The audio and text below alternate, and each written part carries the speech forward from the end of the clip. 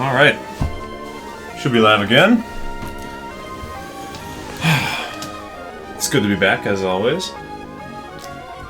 We'll just hop right into it. People can come as they're ready. Let's see. Today...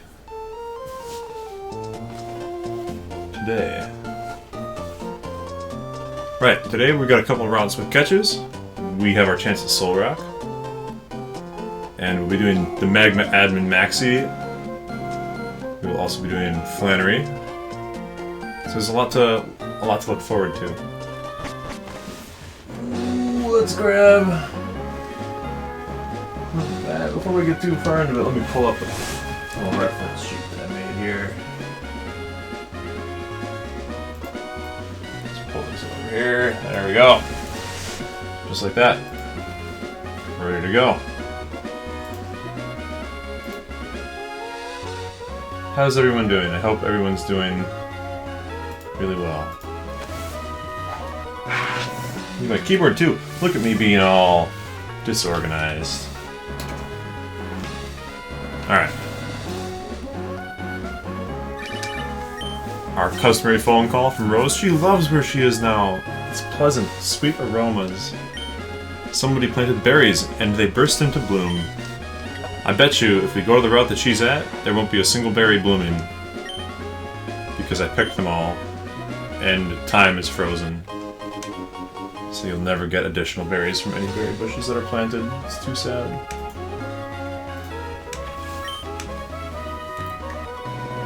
Alright.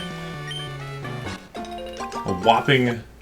You thought this was a Mountain Dew review. Well... It is. I have here Mountain Dew Flamin' Hot. I was gonna crack into it to go with the Magma Maxi Battle and Flannery. You can't be telling me that you only tuned in for the Mountain Dew review, but here comes the first sip. Flamin' Hot with a blast of heat and citrus. I'm so nervous. I don't want to drink it.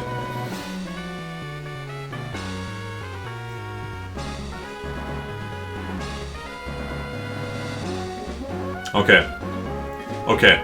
It's awful. You're right. It is. I'll drink it all. I will chug it during Flannery. Yeah, absolutely. Okay, so, the first thing to think about with the Flamin' Hot Mountain Dew. Tastes like Mountain Dew at first. Then it's got a kind of like a chalky mouthfeel. And then it has like heat. And has an aftertaste like the stale part of a Cheeto. So, if you like chalky Cheeto flavored mouthfeel, with a little bit of spice, and then the flavor of regular Mountain Dew Flamin' Hot is for you. I feel like I described it well enough. It's maybe even a little bit more limey. Maybe even a little bit more limey than regular Mountain Dew. Maybe like 20% more limey. To cover for the fact that it tastes like trash.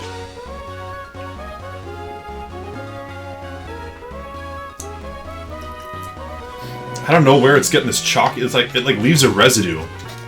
It leaves a residue in the mouth, and the residue is what tastes like Flamin' Hot Cheetos. So it's kind of like they just dumped Cheeto powder. Yeah. I wonder if the chalky is the Cheeto dust. I feel like they accidentally put an entire load of Cheeto powder in a Mountain Dew vat, and they said, "Send it, ship it. We can make money off of this. Get branding on this right now. Get it advertised." Because it's not bad. It leaves your mouth feeling a little warm, but honestly, it could be even spicier. Like it says Flamin' Hot, but it's not anywhere near the level of a Flamin' Hot Cheeto in terms of raw spice. So, from that perspective, it's a failure. It's not actually flaming hot. It's just like mildly spicy and then tastes a little bit like a Cheeto. Nothing wrong with that. Nothing wrong with Cheeto flavoring, but it can't be spicier. It's for white people. It is Mountain Dew. You're right. You are unfortunately correct with that statement there, Squester. Didn't they also make Mountain Dew flavored Cheetos too? Oh man, I need to. If they did, I gotta try those. Gotta dip them in, like. Okay, here.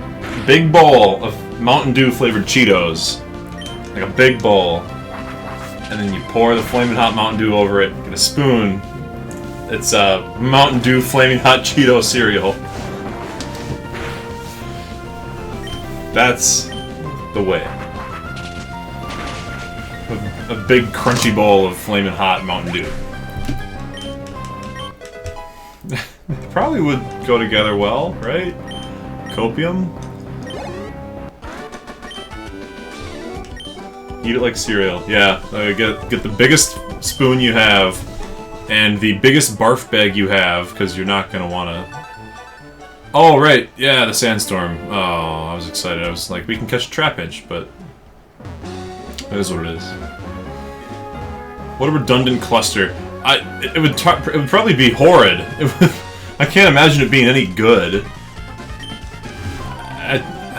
I think it would probably be pretty similar to the soda. I think it would be pretty similar to the soda at the end of the day. Uh-oh. A water type and a flying type. Wingull. Wingull's a beast against our team, honestly. And I foolishly let Gulliver be low health, so I can't just switch in because like a crit wing attack would kill. So otherwise, Gulliver's got Shockwave. Gulliver is like... The Wingull is the Wingull counter. So we'll need to potion Gulliver up here. Or maybe just kill with Gex, because I don't... We don't need to waste healing and switch around a bunch. It'd be like your taste buds got into a car wreck without seatbelt on. Yep. It would be... I struggle to think of... I guess I would need to eat it to really come up with some eloquent phrasing to describe the cluster that would undoubtedly be that flavor profile and texture combination. Because at the base level, we're talking about wet Cheetos. That's like the first thing you'll identify as, I've got a bowl of wet Cheetos here. If you've ever had Cheetos that, like, maybe you spilled something and it got on your Cheeto and then you ate the Cheeto, a wet Cheeto is shockingly disgusting. Like, shockingly bad. So, starting from that baseline, working with the mediocre flavor, and, like, the sliminess, yeah, oh boy. Wet Cheetos. I feel like starting with wet Cheetos and moving forward into Mountain Dew flavoring and Cheeto dust in there, it just would slide down the throat. It would be one of the most disgusting things you could eat. I mean, I just think of it this way, alright? So, Mountain Dew is like a citrusy beverage. And they made that Tropicana orange juice, excuse me, that cereal that's made for orange juice. So, if you start with the cereal that's intended for orange juice and you add a Mountain Dew to it, it'd probably be pretty bad, because you'd have carbonated cereal. But, like, I can't imagine it being good, and that's like the best case scenario, right? There's no way adding Flaming Hot Cheetos improves that mixture. It can only be worse. So the best we can do... the best mouthfeel. The best we can do is Mountain Dew on cereal that's meant for orange juice. That's the best I can imagine. We've got our catch coming up here too. It's probably Spinda, but a Skarmory would make me very happy. Okay, well, you know, Spinda's just like guaranteed on this route. It's like 95% Spinda. Stream trying it. Alright, here's the deal. If I can find Mountain Dew flavored Cheetos, I'll pick them up. And if I subsequently find another serving of Flamin' Hot Mountain Dew, I will also pick that up. We will combine them into one horrifying amalgam. Oh, come on, Numble! Lemon, why? Oh no, we don't have Spinda. I'm not that, like, broken up about this, but what a mighty crit. Lemon was like, yeah, we're gonna try really hard today. We're gonna try really hard today, and we're gonna get the crittingest. That was like a high roll crit, too. That was like, because the first Ember, 2 more of the Embers that were the first power wouldn't have killed, I don't think. Just buy a 12-pack. You're right, I'll just buy a 12-pack of a horrible soda and waste 11 cans of it. Uh-oh! Someone like steamed up my nose there. That was really weird. Ugh. It's growing on me. It's concerning. Maybe it's because it's the only Mountain Dew I've been having for the last 5 minutes. It's like the ginger snapped Mountain Dew, right? That stuff was not great at first blush, but you got used to it, and then it turned into something that was kind of decent.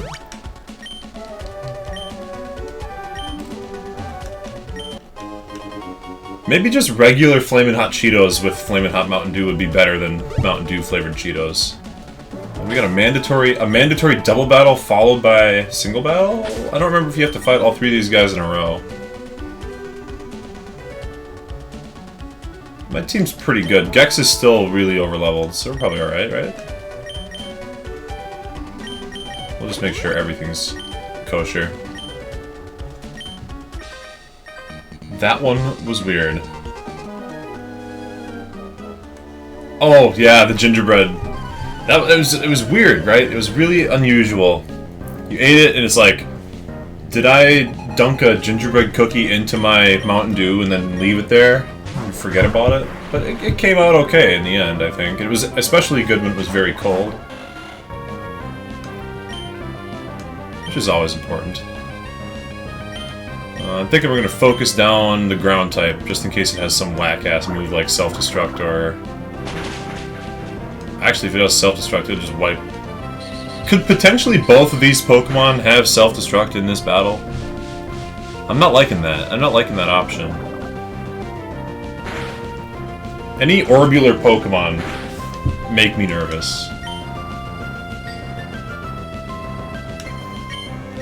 Because at any time they could just decide to blow.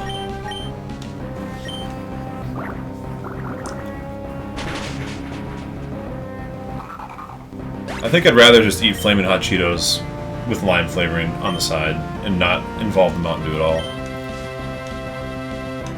That's my opinion. Okay, so now we're gonna focus down Cough. Well, we should focus down Sandshrew so that it's a 1 versus. That's a 1vx. You got my 2 Pokemon against his 1 Pokemon. Got this real quick.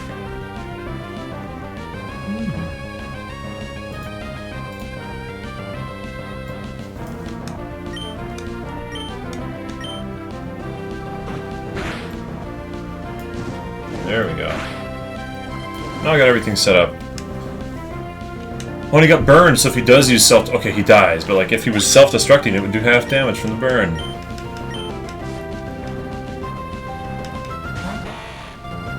Two Pokemon using self-destruct in a double battle. Yeah, every Nuzlocke player becomes happy when that happens.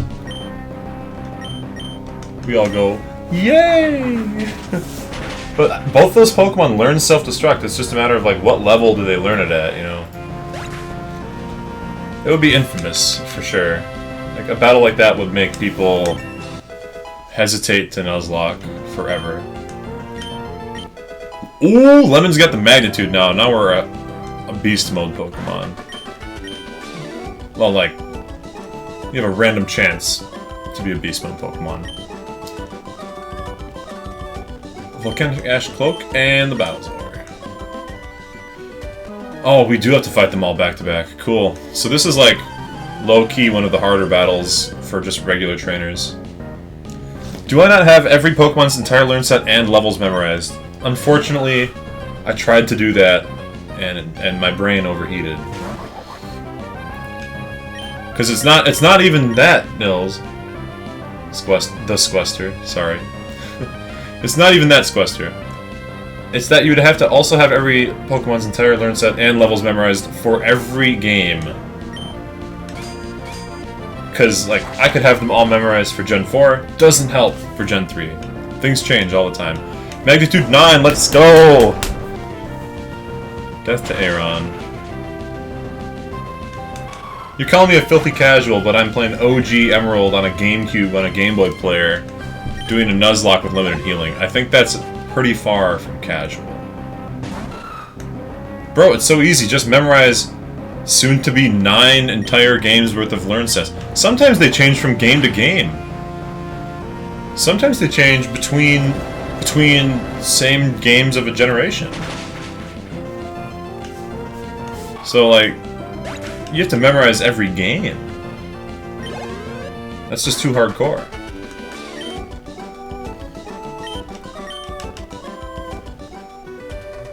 Alright. Oh, and we have to... Do we have to go around this guy? Yeah, so it's not a... It's not... Wait. How do I get that item? There's that secret item up there. Oh, look at that. Okay. A nugget of gold. So how's the Saturday night proceeding for everybody else? I'm assuming that you guys are having a good old time.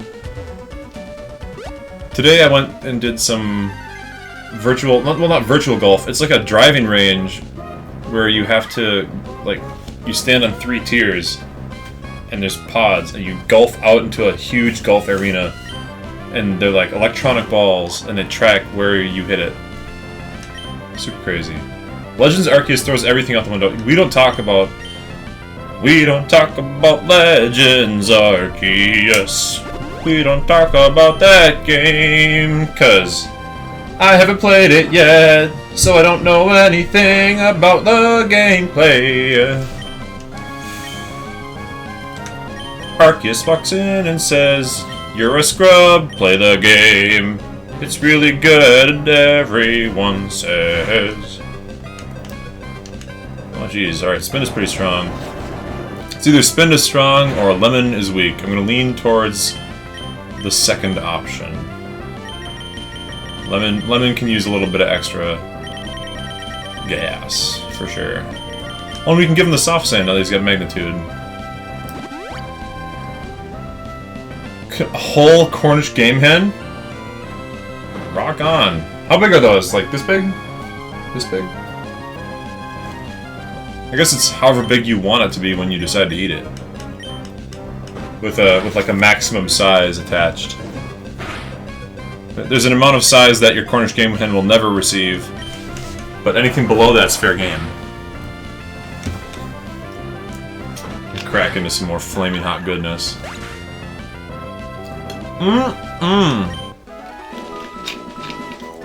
It's like it like forces its way up your nasal passage, like the chalky, like Cheeto dust, you know. The Cheeto just gets up in there, all up in that business.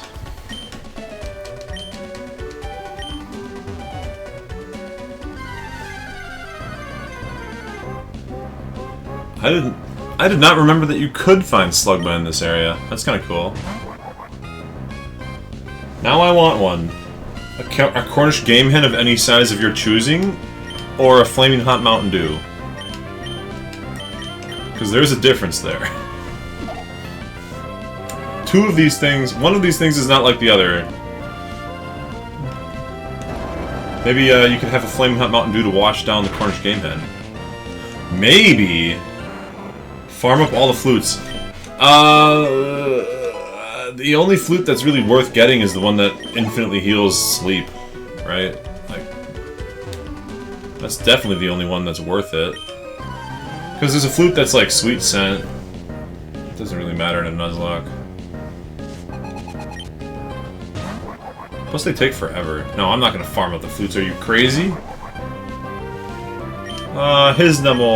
Her Nummel has Magnitude, Ember, Tackle, Growl.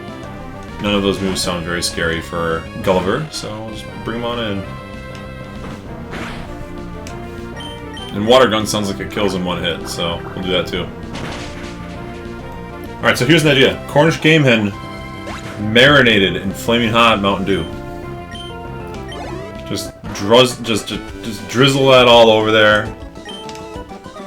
And Mountain Dew flavored Cheetos stuffing. Alright, so you just cram a whole bag of flaming hot Cheetos in there. And you just drizzle the flaming hot Mountain Dew on the top. Oh, I forgot to heal. Oh, you get me talking about Mountain Dew flavor. Yeah, they can be used at any time in combat as a turnstile that doesn't consume an item.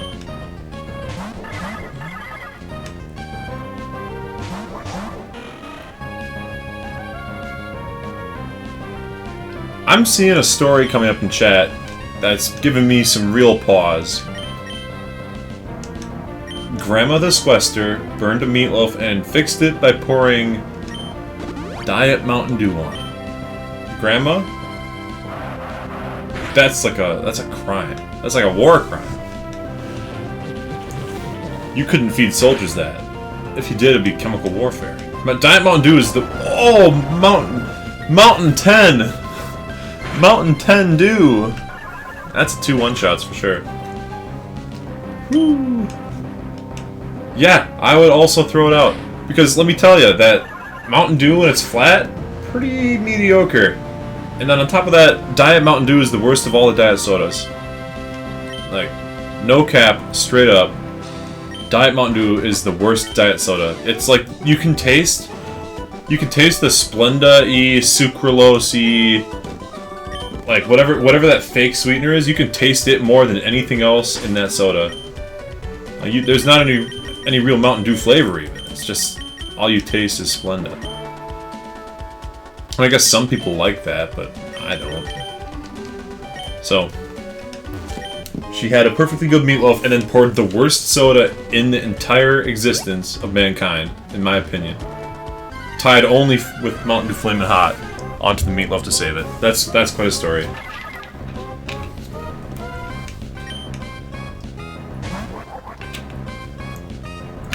Honestly, this is so similar at first blush to regular Mountain Dew that it's not that bad. Like, the first gulp is straight regular Mountain Dew. It's the aftertaste and the weird propensity to blast Mountain Dew flavor or Mountain Dew flavored Flaming Hot Cheeto powder up your sinuses that make it bad. Oh, I'm sorry. Does she still try to make you Mountain Dew meatloaf? So that's like Grandma's specialty, Mountain Dew meatloaf.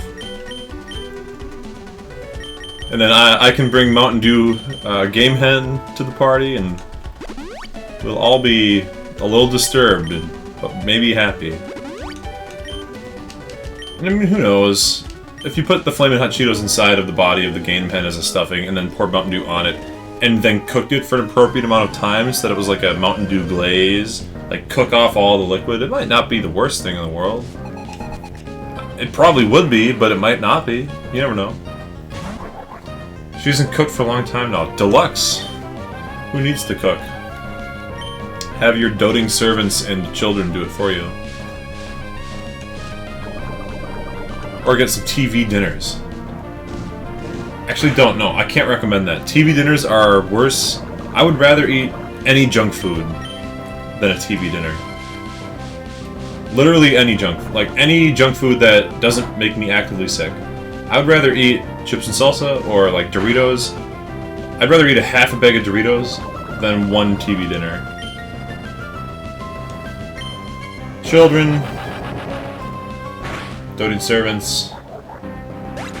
Same thing. What the fuck happened? I look away for 1 second! This motherfucker self-destructed. Pardon my length. I didn't have anything to do for that. I could have switched to Gex and Gex might have died.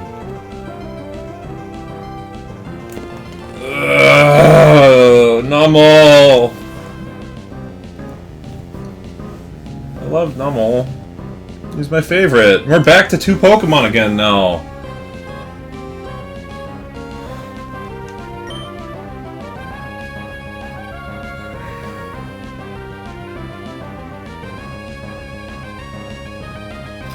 I couldn't have done anything about that.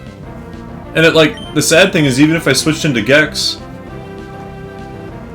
like, Gex could have potentially died of that. And I don't have anyone that can one-shot that coughing, because I got grass-type moves.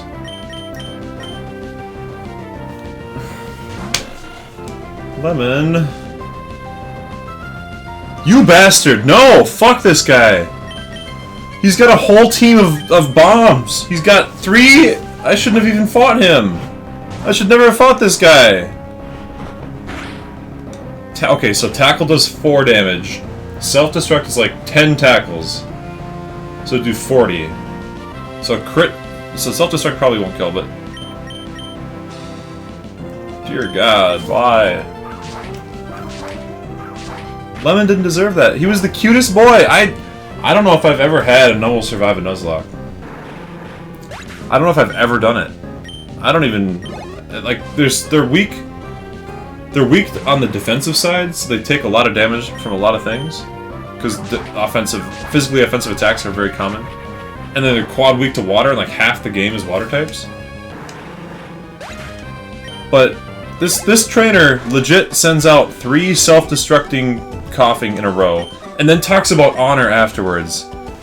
You have some real gall to talk honor to me. He has a kamikaze coughing team. I can't believe this.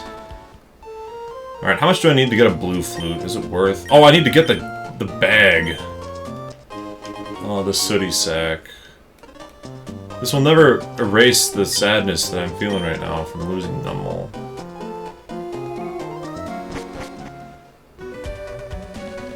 I used to think that you had to talk to this guy to get Ash. Because he says, quote, "Take this volcanic ash here." Like he's giving it to you.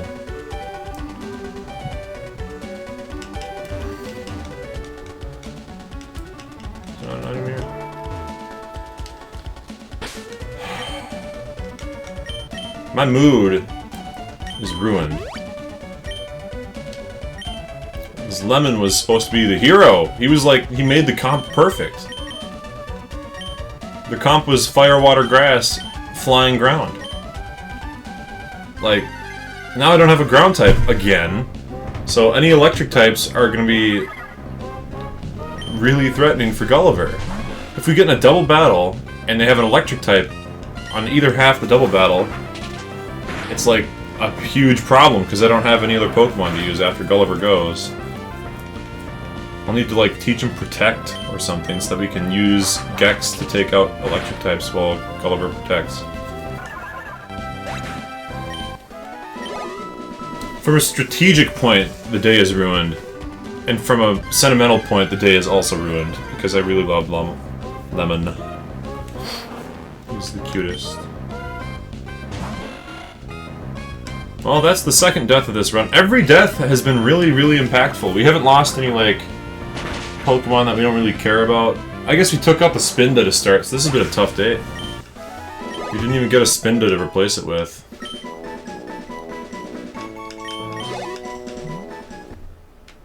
Alright. At least Gulliver's evolving. That's a little... Not even a silver lining, because it would have happened anyways. But it's a nice thing to have happen.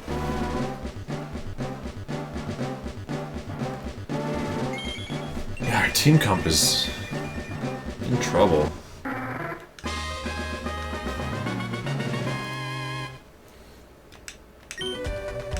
Oh, speak of the devil, Protect. Yeah, I think we gotta learn Protect over Supersonic. It's...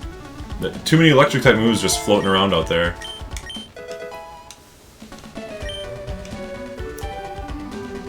I mean, we have a decent catch coming up. Most likely a Zubat, but potentially a Solrock. Coming up in the cave. The Meteor Cave. And we could also get Swablu or Zangoose. Or like Oddish or something. Coming up in the next area as well. So we got a couple more catches coming in, but... And Trapinch and Baltoy are our ground types that we also get as soon as we beat Flannery. It's like, we got options. We certainly have options coming up. The lad. Yes, the Solrock. I got my mascot ready to go back here. He's gonna give me good vibes so we can get a Solrock on the team.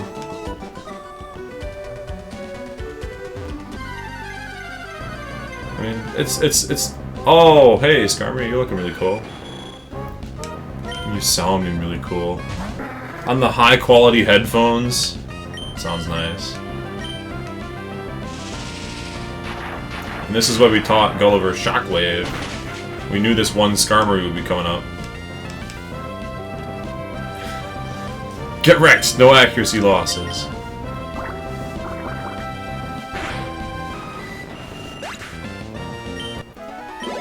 Alright. We only had Nummel for like one route. We caught Nummel, we did the volcano trail, and then we lost him. 2 levels later. Alright, the TM for double team is actually pretty nice to have. And I guess we have a replacement fire type ready to go, don't we? We have Nuzlocke.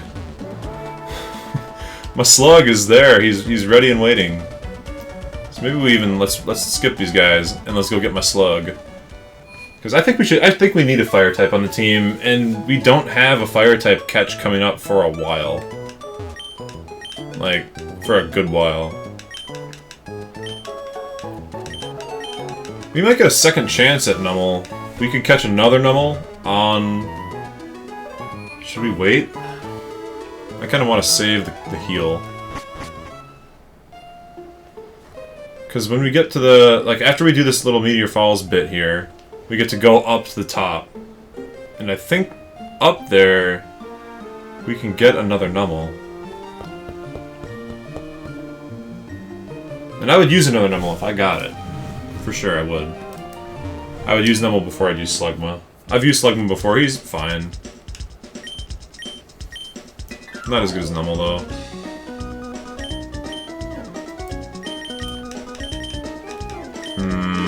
Alright, what's the thought? What do we got from the viewers in chat? Should we grab Nuzlocke, or should we wait and get a second Nummel?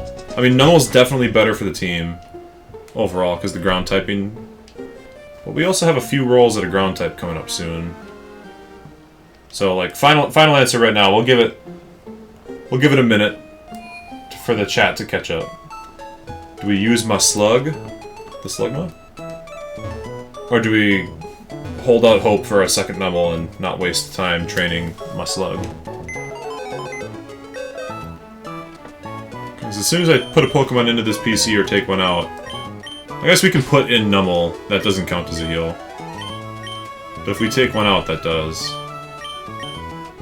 Use Nuzlocke. Oh, Ken the Makahita too.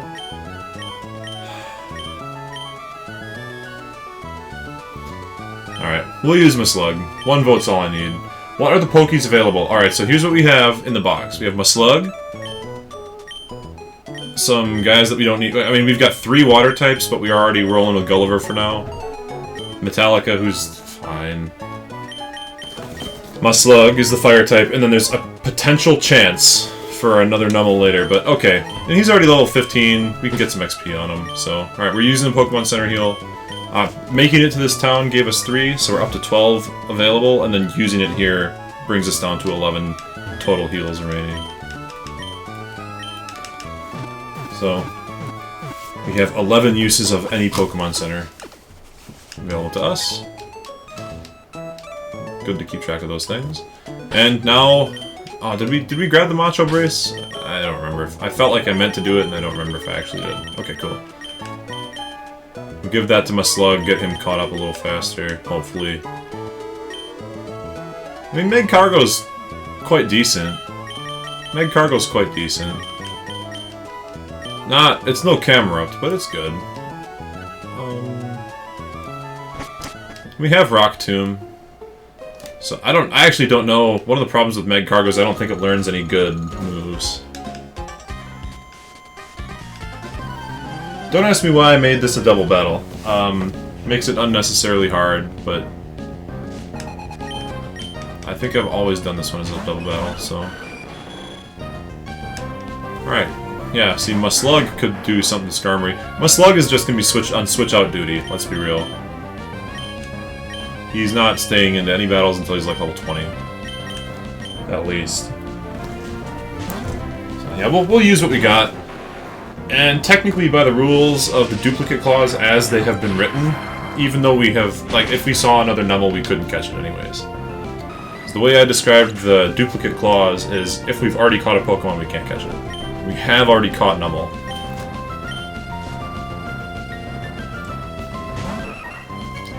So, by that theory, we can't use another Nummel anyways.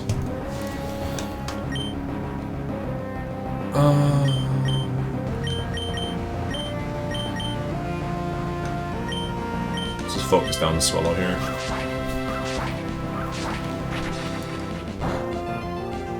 God, Gex is overpowered. Oh ho! Double team? That's how you get shockwaved. Yeah, do you see the Gex Leaf Blade hitting a resisted Swallow for almost a full health bar? Holy moly. Sadly, I think Leaf Blade is the best move Gex will ever have. I don't remember him having any better moves than that. Alright, the Meryl's on rollout duty now, so...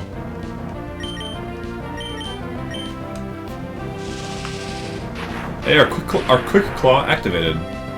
The game doesn't tell you when it happens, but we know that Gulliver is not faster than Gex.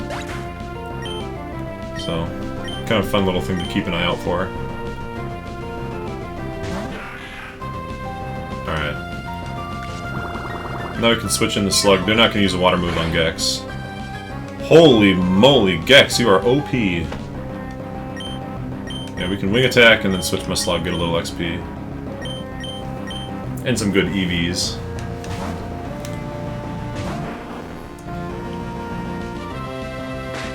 Something I always forget is that Slugma is a Pokemon from Gen 2. Slugma and Magcargo were from Gold and Silver.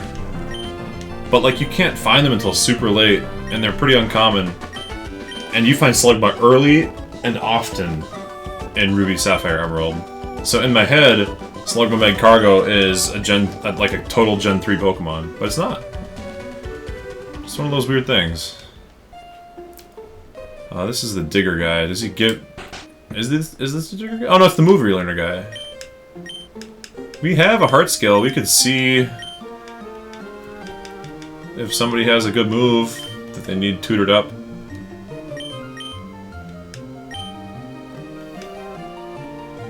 Yeah. There aren't any... Sometimes there's secret moves. Like, Charizard can learn Heat Wave only from the move tutor. Stuff like that.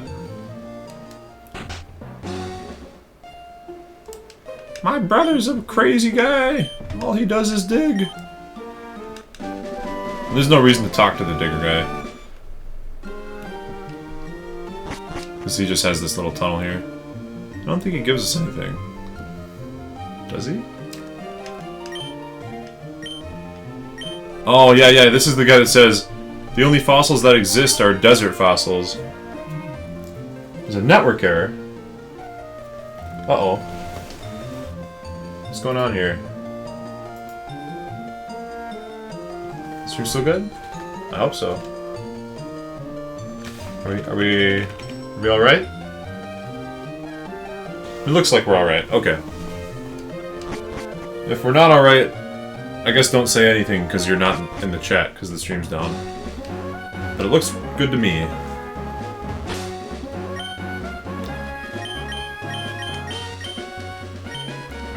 Alright.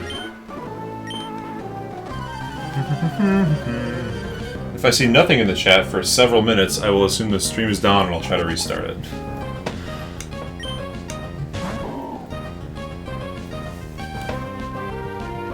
Oh yeah, Barboach is a potential catch up ahead, if we fish for it. I don't think you can get it with the old rod though, so it's actually not a catch. I'm doing a land catch. I want a Soul Rock. Soul Rock's OP. You get Rock Throw, Confusion, Fire Spin. That's it.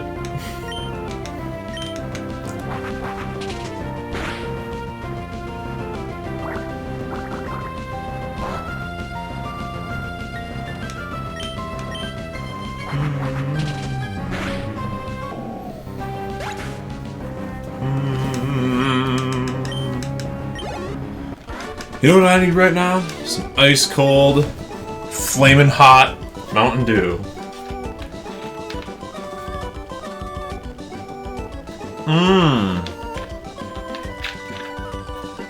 Why does it spark up your sinuses so aggressively? That's crazy. This guy gives you Roar. which we don't need for anything that I can think of. What happens if you roar Groudon or Kyogre or Rayquaza in their respective battles? Like, does the battle end? I don't remember. I don't know. I never have ever tried ever.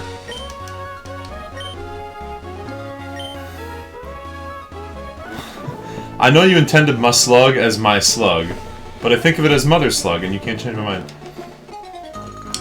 Yeah, I agree with that. It's my mama slug. Actually, is it a boy or a girl? That kind of differentiates things. Yeah, the chat picked out my slug yesterday. I think it's a great name. My slug. We're just gonna go ahead and swap this one right out, though. Is Barboach? Let's find out right now for once and for all if Barboach is ground type or not. 'Cause I don't remember. Okay. I'm pretty sure it was, but it's always good to know in a safe... It's good to learn these things in a safe space and not get surprised by them in a critical battle.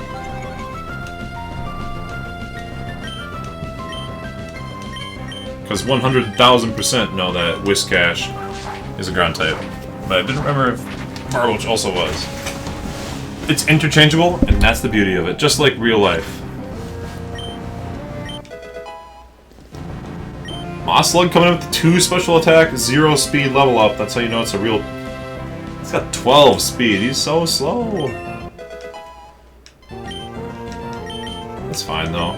We'll give him the Quick Claw eventually. And we still haven't found a suitable bearer for my soft sand. One day we will. One day we will find a suitable wielder of the sand. And not kill them. Because Lemon was like the perfect option, but... Oh yeah, energy powder. In the next town up we can buy the cheap healing items that make our Pokemon hate us.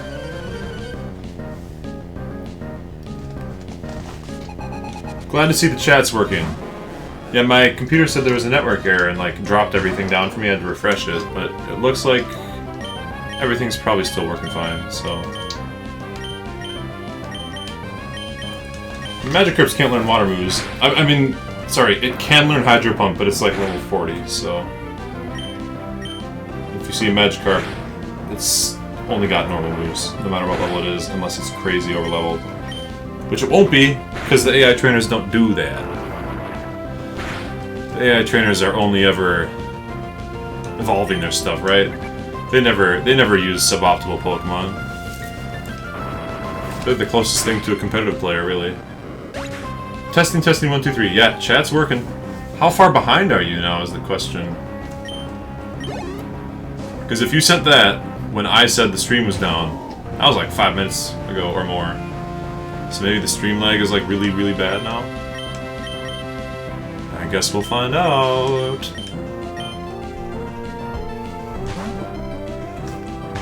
Testing, 1, 2, 3. We're always behind. Yeah, I know. There's like a 30, as far as I can tell, there's like a 30-second delay from the things that I say and do getting broadcast, and then there's a further 30-second delay from the things that you guys type in chat coming back to me. Which might be inherent to Twitch. Maybe it's something that, if I were to get affiliate, would go away. Maybe it's something that's from my software. I haven't really looked into it that much. Ultimately, we're playing Pokemon. Things aren't that down to the wire, you know. It would be nice to have instantaneous chat reacts, though. It would be nice. Maybe if I pulled up a separate window with the internet of my own stream, I could have my chat live and it'd be faster. That would be if it was a software issue. It's an option. Something to think about. Lag's far behind, like 1 to 3 minutes. Yeah, that's fair enough.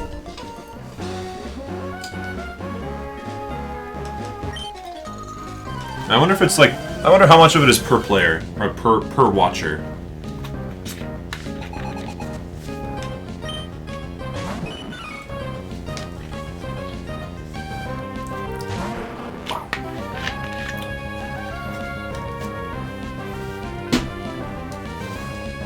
Alright, the final opinion. Alright, we're not done with the bottle yet. We can't come up with a final opinion, but...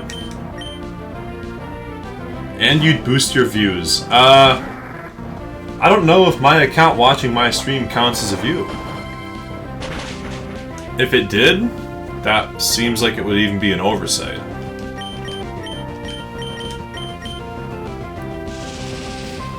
But then again, what's one viewer? You know, in the grand scheme of things, Twitch probably doesn't even care.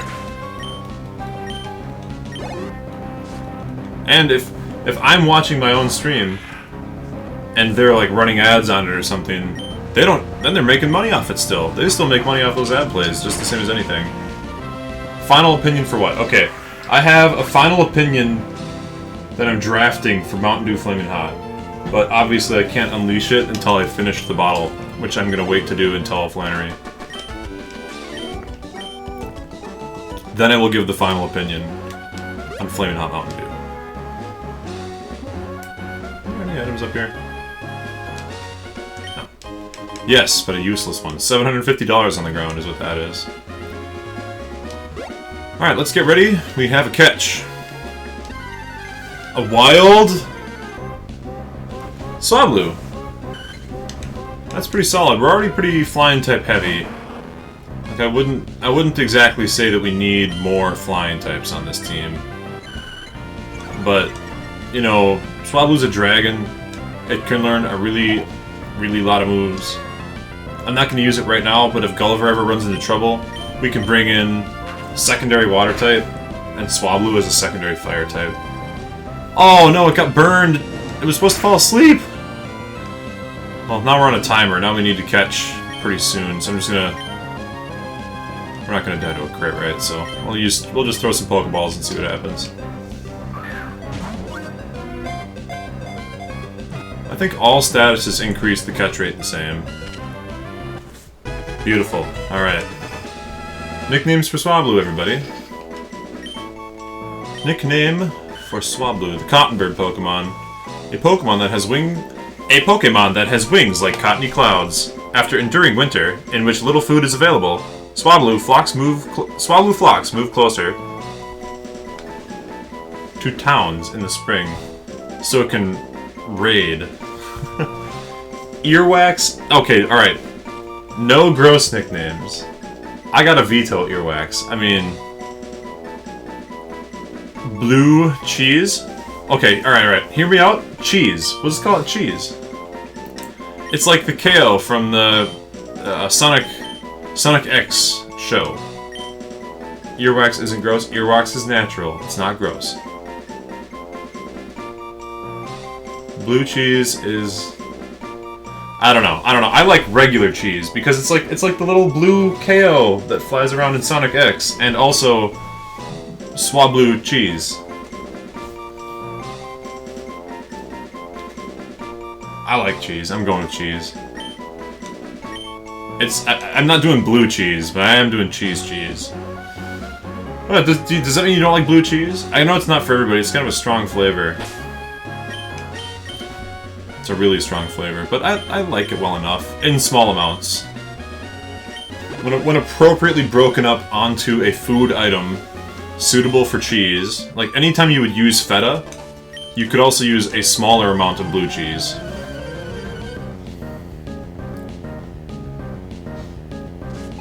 Boo!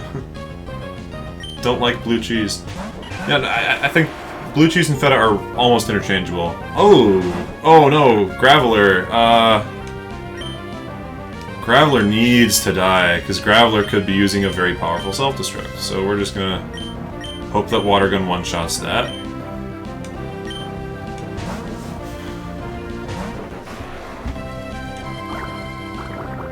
Every orbular Pokemon, every round Pokemon is a threat to just one-shot somebody.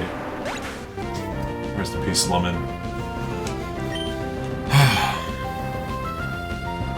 Booing not going all the way with the name.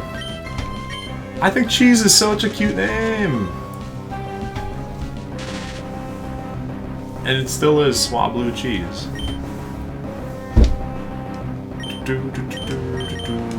Let's find out what a Leaf Blade will do to a Quad Resist Roselia. Oh, we'll never find out, because it'll kill with Wing Attack.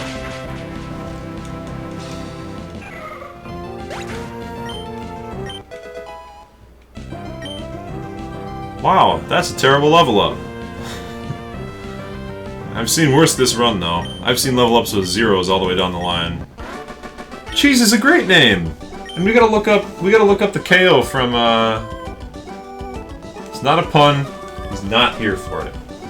Cheese is literally a pun. We have a Swablu named Cheese. Alright, here, check this out though. Cheese Sonic X. You're gonna see the rapid fire Twitch adaptation here. Oh wait, it's not gonna work the way I want to, is it? Okay, it's not that rapid fire.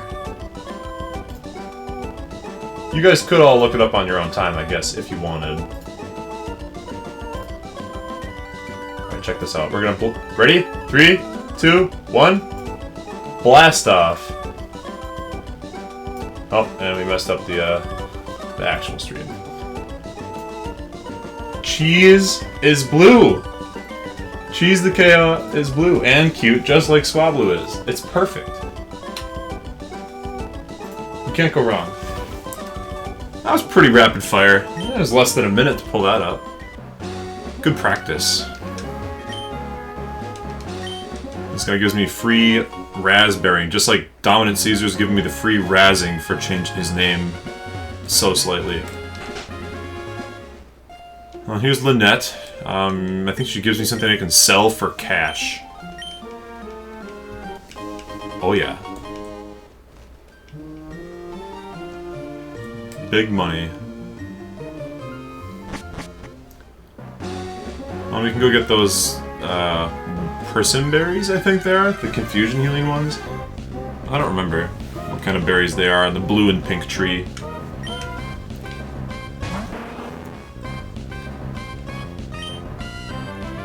A slug can handle this, right? For sure. Rock throws, all the way. Growl, doesn't matter. We're still gonna do... okay, alright. We're gonna use... I think Ember's gonna do more damage now.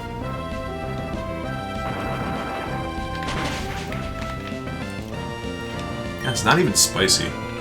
It's like... It's like it just tickles. Tingles. Oh, don't you go pecking my slug. Nice.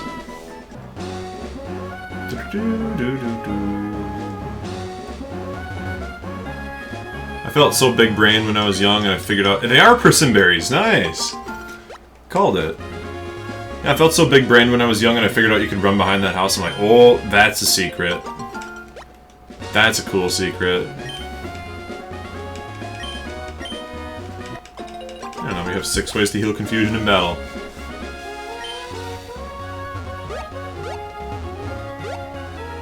And I think we will heal my slug. Just keep feeding him potions.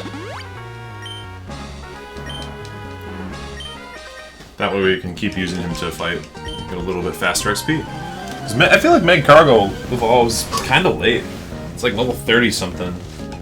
So we're gonna be stuck with just a little slug boy for a while.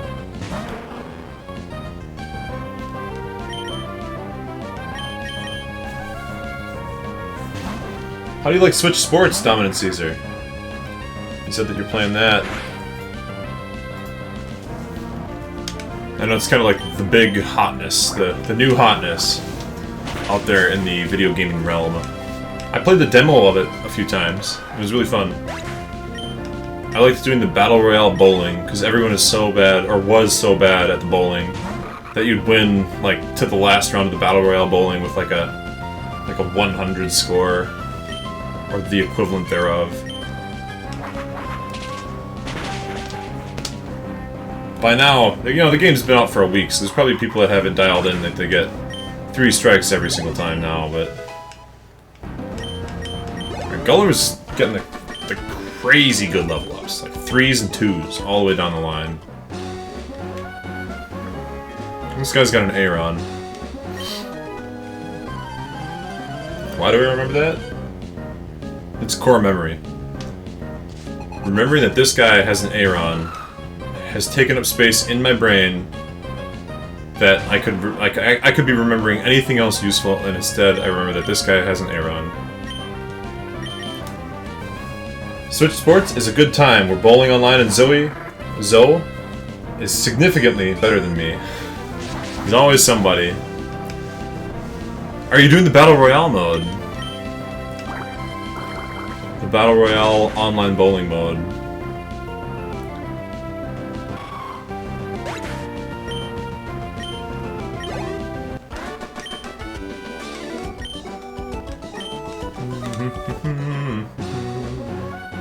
Don't forget what you've done to me! I'll make it so you can't by calling you every couple of times that you load up the game. Carbos is good. You can put more speed on Gulliver at some point here. Definitely needs it.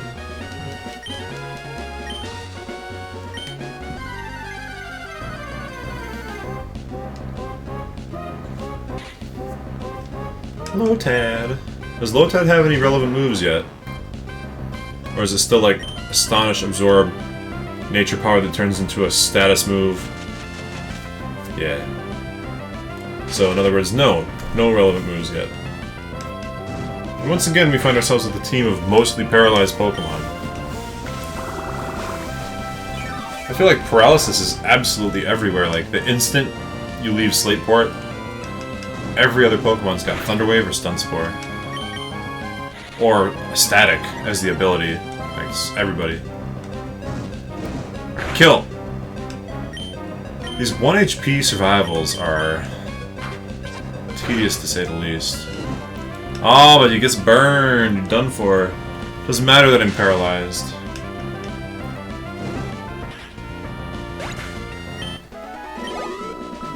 Nice. And we'll just bust out a couple cherry berries here, because I think I'm out. If I'm not out, I'm running low on paralyzed heals. I'll have to buy more. And we got a couple trainer battles up here, so.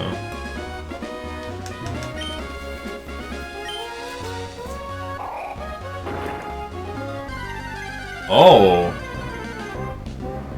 I forgot you can get Rock Smash encounters. We could have used that to try to get an encounter on this route. That's alright. I think Swablu's, I mean, not better than Geodude, because we do, at some point, need a ground type.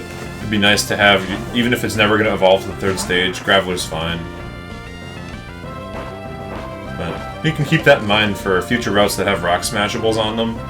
We could try to get those encounters instead.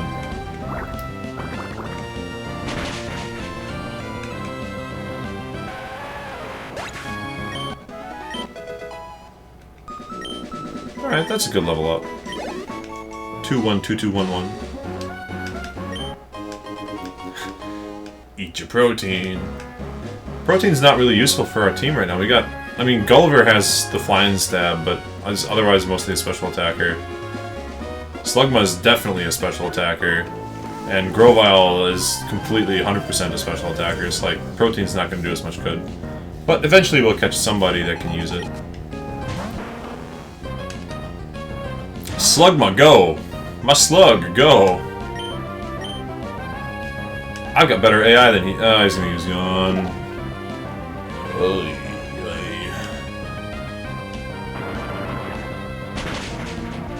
Oh, well, if his Rock Throw does that much damage, I'm not messing around with it. Because his Rock Throw could crit and kill my Rock Throw.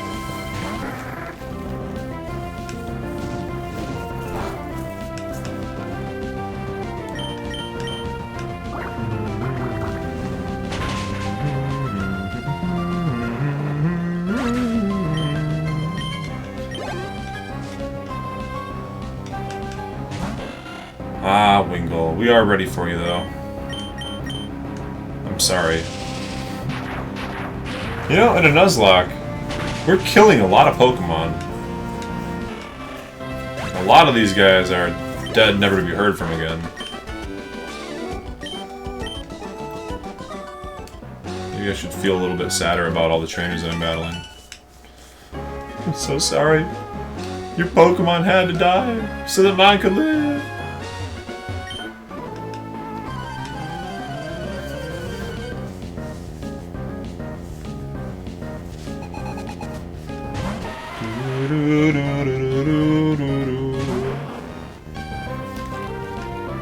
Alright. Just got a couple trainers here. Let's go over kind of what's next. We've got Meteor Falls up ahead, which doesn't include any difficult battles.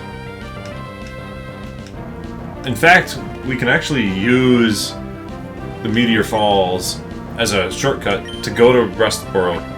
Wait, who died? No one died. No one died, bro. I'm just saying, like, I should feel bad because I'm killing all these Pokemon. Like, every single Pokemon like, these trainers have, I'm just like, no cap. I'm just taking them out. So I think I should feel a little worse. Like, I feel really bad that I lost Ken the Makuhita, and I feel even worse that I lost Lemon the Numel. But that's only 2 Pokemon. I've killed hundreds. Hundreds of Pokemon have been killed so far. Pokemon? Pokemon, yeah. But coming up ahead here, we've got Meteor Falls, which has a catch. And then it's also a shortcut to, like, one of the earlier routes, which brings us back to Rustboro. And we can go to Rustboro and get the XP share. And give the XP share to my slug.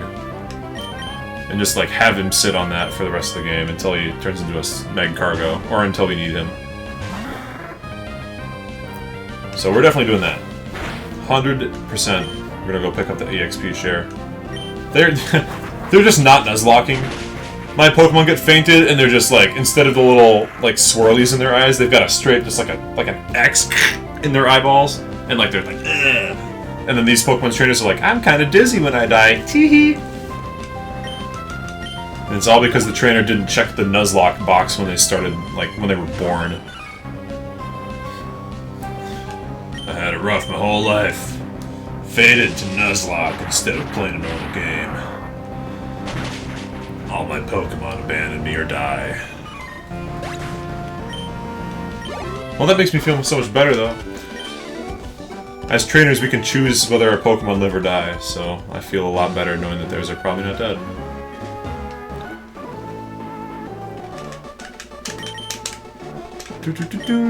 Yodelay-hoo! Yeah, so that's the plan. We're gonna hit up Meteor Falls, get the EXP share, get a catch, and then we'll head our way back to the lava tunnel, the lava path, because we gotta fight Magma Admin Maxi.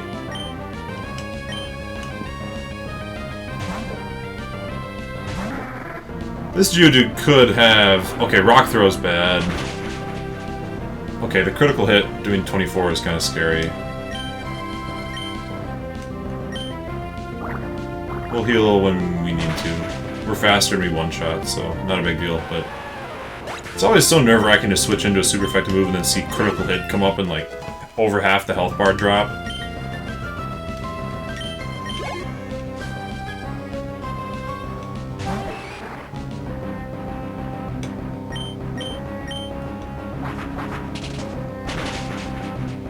Like, Gulliver's turning into quite a beast, so... we don't need to be too concerned. And shortly after we catch... Well, after we fight Maxi, there's a catch where you can get, like, Spoinks and stuff. There's a couple of decent Pokemon we can get on that route. And then it's Flannery, like, right away. And Flannery is... definitely one of the strongest trainers in the game. We'll probably have to use Protect pretty liberally on Gulliver, just to stall out Sun turns. Because Flannery has Sun-boosted overheats that have, in my past Nuzlockes, one-shotted, like a level 32 or 33 Marshtomp, despite the resist. Just one-shotted it with Sun-boosted overheat, so... Also, start thinking of names! Start thinking of names! Names for Pokemon that are in this area. Oh, I guess I haven't seen a Pokemon yet, but I'm trying to get ahead of the chat lag. I'm trying to get ahead of the chat lag here, like... Start thinking of names for Zubat. Zubat names.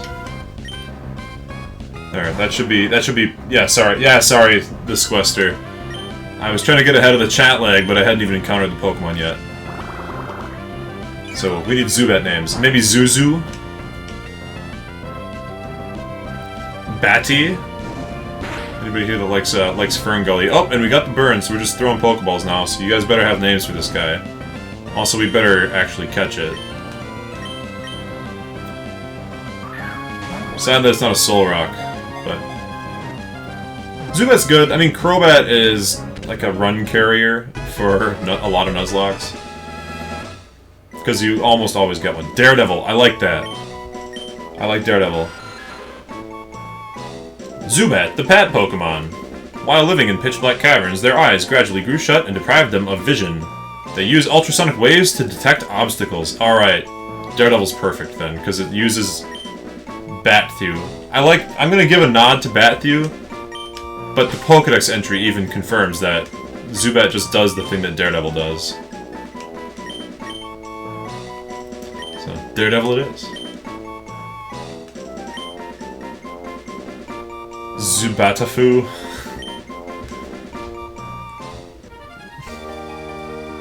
I mean, I like Zubatafu a little less than Bat-Thew, but I respect the TPT Kids Channel 2 All-Star Zabumafu reference. Absolute, nothing but respect for that. And so here we got a little cutscene. I don't think... Do we need to battle these guys? Oh, yeah, we do. Oh, no, we don't, because Team Aqua comes in here and says, yeah, fool. They go to Mount Chimney. We will go to Mount Chimney. Yeah, Bat-Thew. If I was gonna go with anything, I was gonna go with Bat-Thew. But Daredevil was, like, the Pokedex entry just confirmed, so... Boss, we need to chase after Team Magma. There's no telling what they'll do with the meteor. Maybe they'll summon Groudon, which we know, like, for a fact, that Groudon lives in Mount Chimney. Because that's where we find him later, so...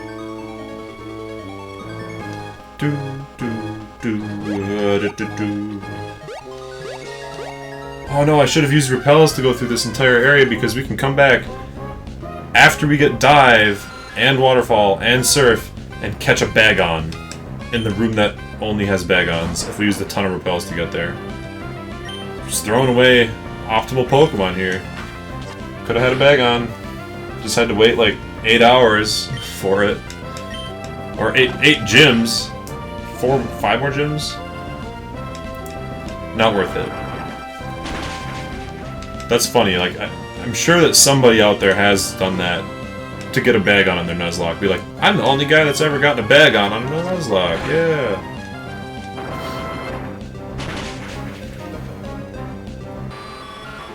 Alright, and then in the very next time we'll get the XP share, we can stop, like, using the slug. So we don't need to. Oh, let's check the map right now. We might have a catch available on this route. I don't think we do. I think this is the route that we caught Tailo on. Beak 2.0. Yeah, we already caught here. But we got a couple trainer battles, some berries, some items.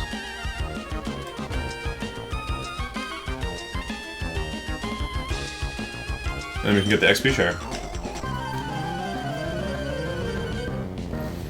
And it's not far to get to Mount Chimney, because we have Rock Smash now.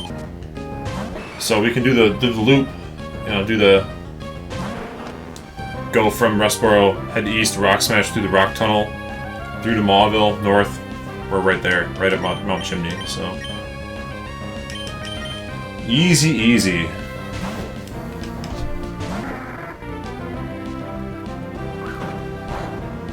My signature karate chop.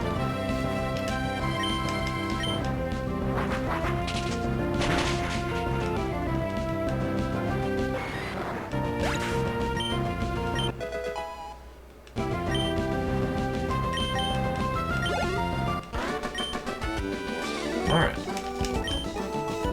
Yeah, it'll be good to not have to subject our weak Pokemon to damage. XP share is super good.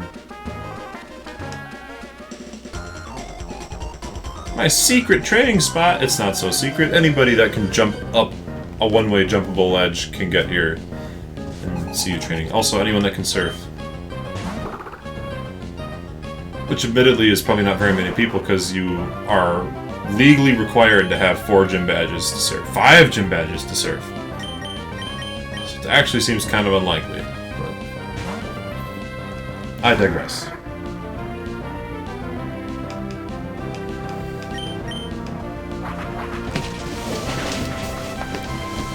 Gonna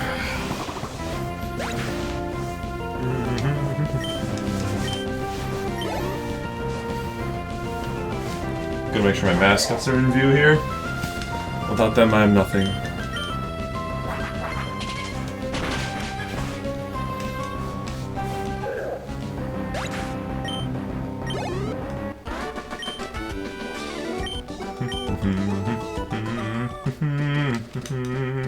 Okay, fine. Since you can beat me, you're free to come here, but I need your number. Is that flirtation, or does she want a powerful trainer partner? We'll never know. Because we're never coming back here, ever.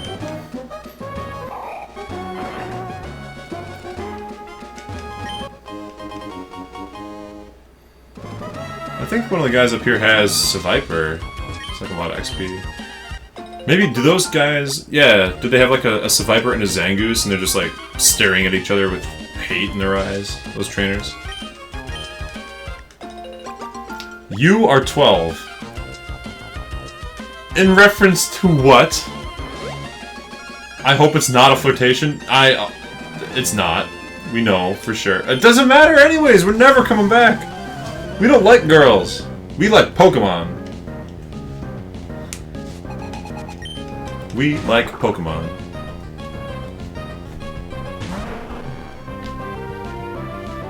Yeah, for reference, I responded to those messages the instant they came through, so that can give you an idea of how long your chat lag is. So whenever you type them, the amount of time after that, before I responded to you, that's the lag. I need some Flamin' Hot Mountain Dew to carry me through the night.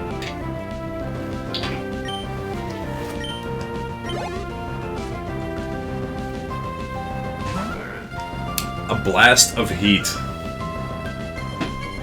And citrus. That's what it says on the package. Their words, not mine.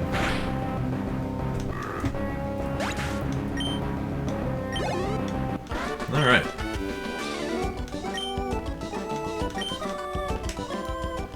This guy's got a Sviper. I have a rare Pokemon. Would you like me to show you? Yes, please. I love that crazy snake. And you can finally collect the item that we've been seeing since the first gym. Oh, he has both of them. Okay, I'm like, I swear you can see both Zangoose and Sviper in the double battle here. But since we didn't do it as a double battle, we see them on the same guy. Zangoose can crit slash. And Gulliver's missing a tiny amount of HP, so we're gonna go with Gex just to make sure that this battle doesn't go poorly. Yeah, yep, glad I did it the way I did, because Leaf Blade should still be overpowered enough to get the one-shot here. With the, technique. Yeah, messing around with a crit spamming slash spamming swords dancing Zangoose is not on my bucket list.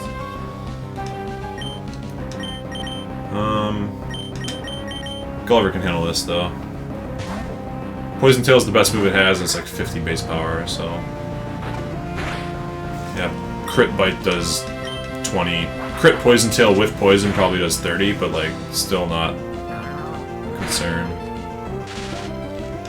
Every Pokemon's gotta have a way to paralyze. It's just not... It's not Pokemon Emerald Gyms 3 through 5 if every Pokemon's not trying to hit you with paralysis. Collector Hector!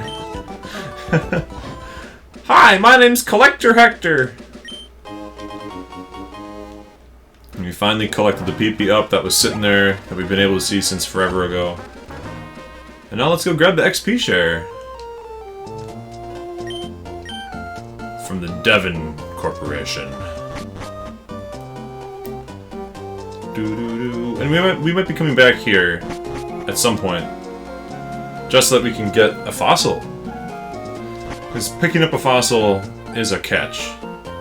I don't think we'll do a fossil. I mean, fossils are cool, but Cradily and Anorith compared to like a chance at a Flygon. On the one hand, Cradily, Anorith. On the other hand, Flygon. Like, it's way better. So. There's the XP share, so we can finally stop... Yeah, it's quite useful for raising weak Pokemon, absolutely. And finally stop subjecting the slug to, like, the risk of death.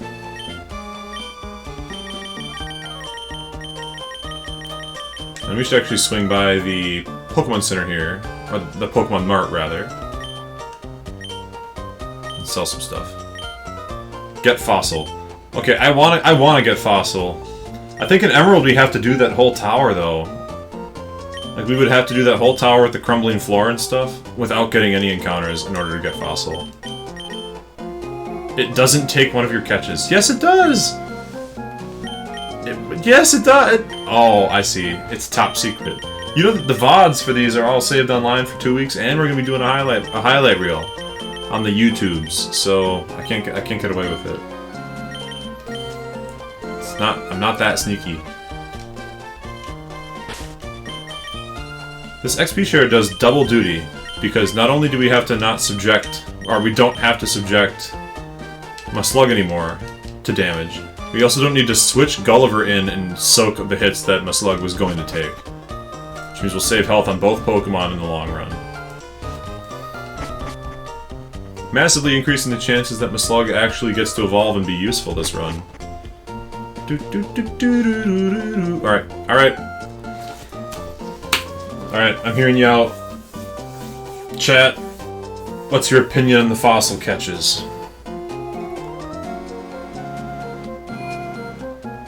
I'm listening. I'm waiting. While I wait for your arguments to come through, I'm going to sell all the random things that I can't use, like the revives and the nuggets.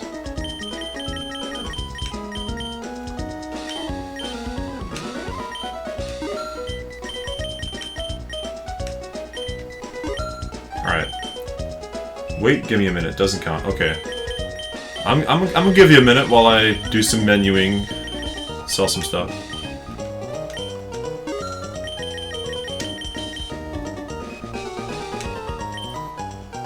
I'm gonna buy some paralyzed heals. We should buy like 5, because it's so necessary. Oh, and 6 because we're gonna use one right now.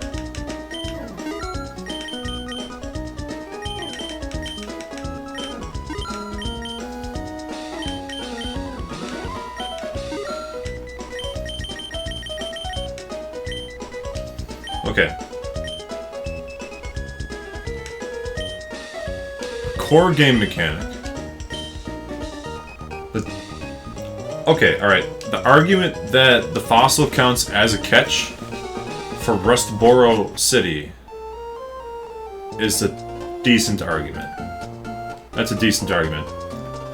Because we haven't caught anything in Rustboro yet. Caught. So I'm willing to consider it. But then the question is, like, which fossil do we get? Because I don't really need... I mean, as long as I've got Gex... we're gonna have Gex and Slugma. So I don't think we need a Rock-type, Grass-type, so we should skip the Cradily. I love Cradily. But I think it's gonna be Anorith, because we don't have a decent bug yet. So I think it's an Anorith pick. Because we're not letting Gex die. That's what my argument was also. Yeah, I can respect it. The argument that it's a Rustboro City catch has convinced me. Because you pick up the fossil and it goes as an item, it's not a Pokemon yet. And then you go to Rustboro City. And then that means by Nuzlocke rules you can only get 1 fossil, but I guess in the game you can only get 1 fossil anyways, but... I think Anorith and/or / Armaldo is the go. That's what we grab. Because Lileep and Cradily double up on our already existing starter. And I personally think Cradily needs Giga Drain. It doesn't learn Giga Drain by level up. So we would need to use... Yeah, Anorith is the bet here. Yeah, it just fits the team better. We don't have a... we don't currently have a bug type. And we'll be doubling up on grass, which just doesn't work. And yeah, we need Giga Drain for Cradily to be, like, really solid, but I also want to teach Giga Drain to Sceptile. So. We got the Strength HM. Nice. Which we can use after we do Flannery.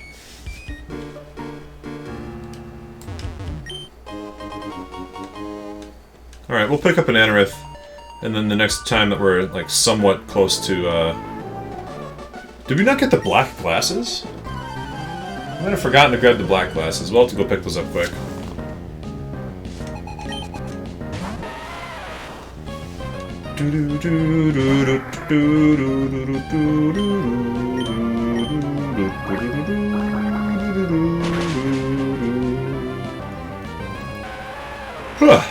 I need more Mountain Dew Flamin' Hot.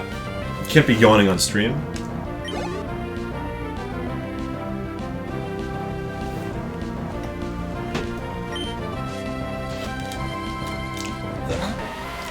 What a waste. $2. $2.19 I spent on that thing.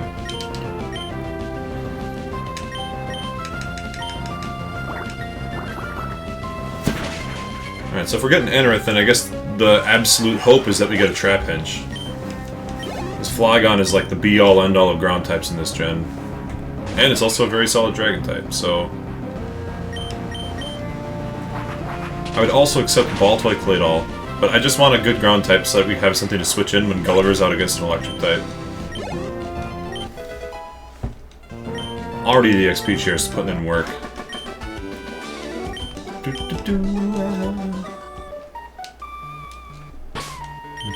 We can switch them up now here though, because it's just a bunch of level 5 Whismers. Not really a problem.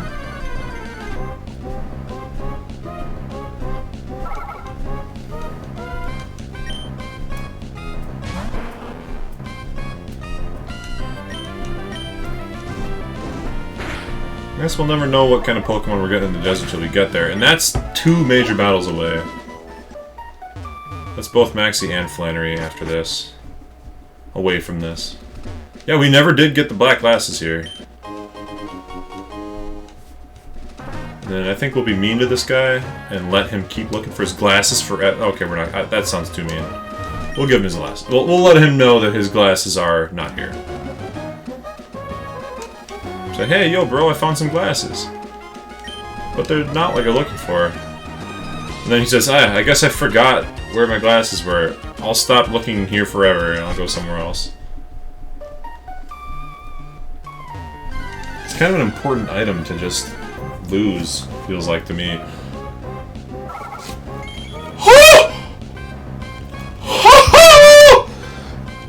A shiny! A shiny! Yes! Oh my god, we need to use them! We need to use this! It's mandatory! It's mandatory!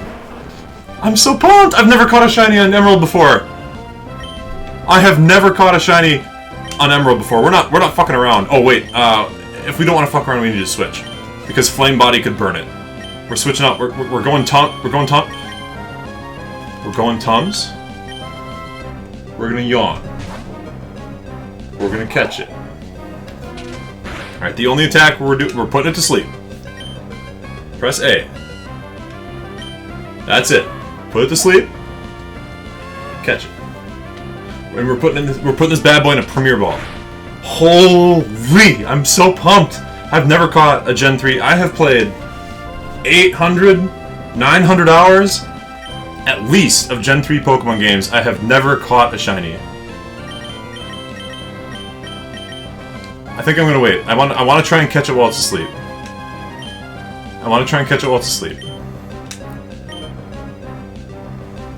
Because I want to catch this in a Premier Ball. I want to catch it in a Premier Ball. Holy moly! I'm so excited!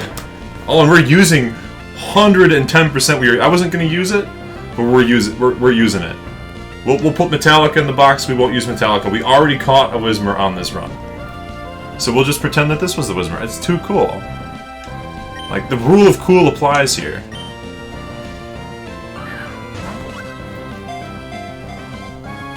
And if we don't get it in a Premier Ball, that'd be pretty sad, but... I mean, we'll Great Ball it anyways. That's like the second option. I am messing around, though. It's okay. We got plenty of Pokeballs. We got plenty. And now that it's not in a Premier Ball, we can go ahead and use Great Balls. When it was coming up on my screen, I was like, There's no way. That looks a little weird. There's no way it's a shiny. Wow, and that's full odds. Full odds wild shiny Whismur. Oh, man. Wow. What am I nicknaming it? Oh my god. Yeah! Yeah! It's a real shiny on real hardware. A real, authentic Pokemon Emerald shiny. I'm so happy. This is my first one ever. A full odds Gen 3 shiny on a Nuzlocke on stream. What do I name it? What do we name it? It's a boy. The girl one that we caught earlier is named Metallica, so we should think of like a metal band name. That's like a screaming, shouting Led Zeppelin. Dude, Nuzlocke shinies? Yeah, I'm using this because I already have a Whismur that I caught. So like this is so authentic. It's got a rule of cool. Rule of cool, I gotta use it. Whiskey. No, we're not doing a pun name. No, it's gotta be something badass. I'm thinking of it. I don't trust you. Led Zeppelin's cool, but I don't want to do the space. I want to have a name that sounds like an actual name. Like a real name. We're not doing whiskey. I mean, if this was a regular Whismur, I would use whiskey for sure.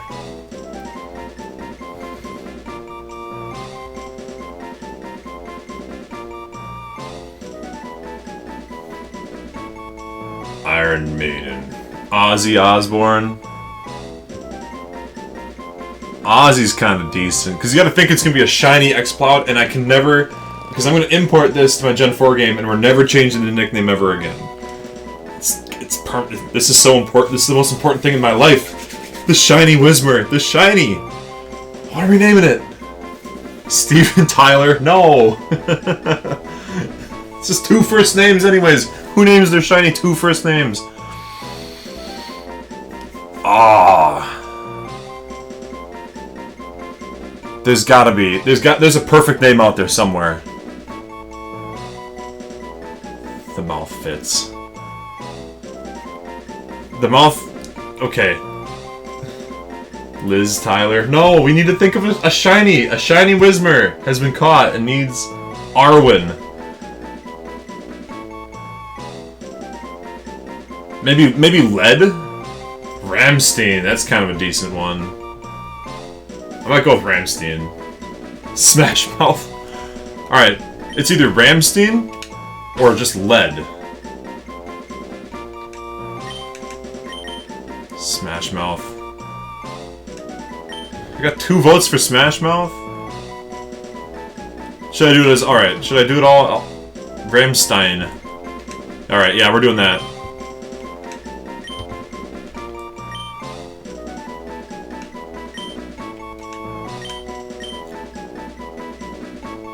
Ramstein. I don't know what you're trying to get with the capitalized E there. But I think this is good. I think this is good.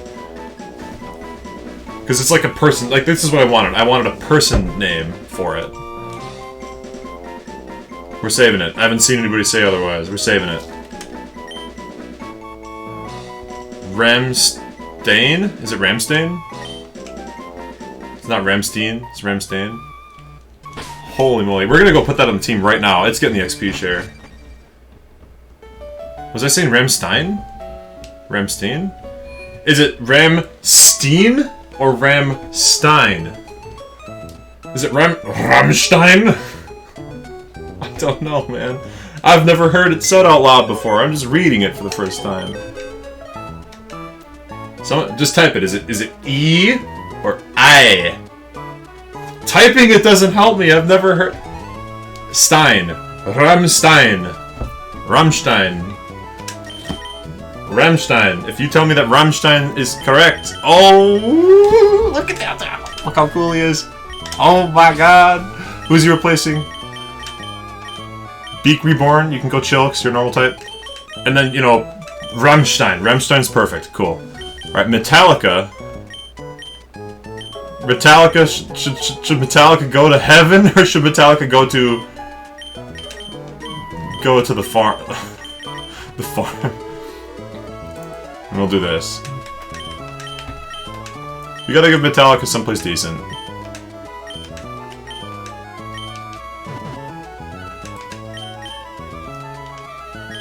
Yeah, box 2 is fine. Box 2 is fine. Do I have to type it again? Come on.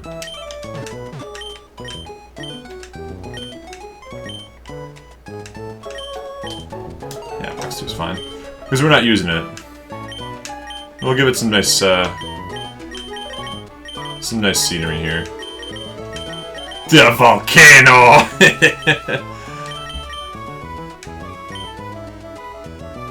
No, it was not a legit catch. It was not a legit catch. But I have already caught a Whismer.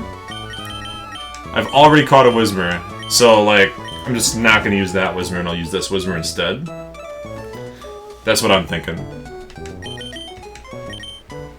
Oh, my bag's full. Okay, that's good to know. What do we have in the bag that has to get used up here? We can probably put a couple of these things in the box. Oh, and he's an... Alright. Yeah, Rammstein. Rammstein. We just crank it full of all... Just fully crank all the items into him. Yeah, let's just go full crank on Rammstein. Give it the XP share. We're never using it in a battle. We're using this. I can't pass this up. If I hadn't already caught a Whismer, I would not use it. If I hadn't caught a Whismer, I wouldn't. But I can bend that rule just a little bit to get to use the shiny. That's so cool! Oh, and I guess we're using a Pokemon Center heal. That puts us down to 10. That is something to think of. Because I did swap Pokemon, so we may as well go and heal. We were getting a little low on PP anyways.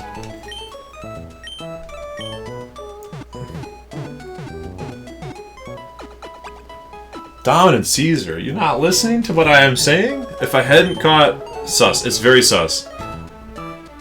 It is sus? But we already had... Like, look, we already had a level 7 Whismer that we caught on that route. It's like the same Pokemon. We already had this guy. This gal, Metallica. And now we have the level 7 guy. I'm using it. You can't tell me I'm not. You can't say that you wouldn't use it. And I wouldn't use it if I didn't already have a Whismer that I can take out of Rule of Cool. Yeah, 100%. If I didn't already have a Whismer, I wouldn't use it, because then I would be using a Pokemon I didn't have access to. But I have an identical Pokemon that I had access to that I can swap. Clean swap, easy. The gameplay is not affected. Oh my god, we need to save. Holy save game, save game, save game, save game, save game. Gotta save twice. You always save twice. Because this is a real cartridge. I can take this cartridge out, put it in my Nintendo DS, and port this shiny up to Platinum version. Oh my goodness. Oh, and we have to give him the XP share now. So Maslug only had the XP share for like a minute.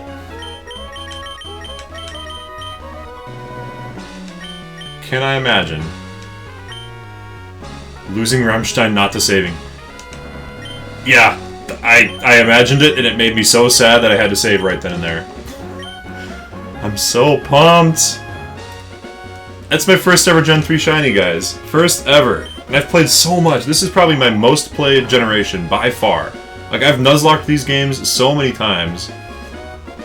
And the Fire Red and Leaf Green games, I've never had a shiny until now. So, we're gonna get X-Pod. We are playing extra. If we were playing safe before, we're playing extra safe now. Because we got the shiny on the team. We are not losing it. We are not losing this run. This run just got solidified. We are doing everything in our power to win, no matter what. He's gonna take quite some time. He's gonna be leeching XP for a long time, though. He's only level 7.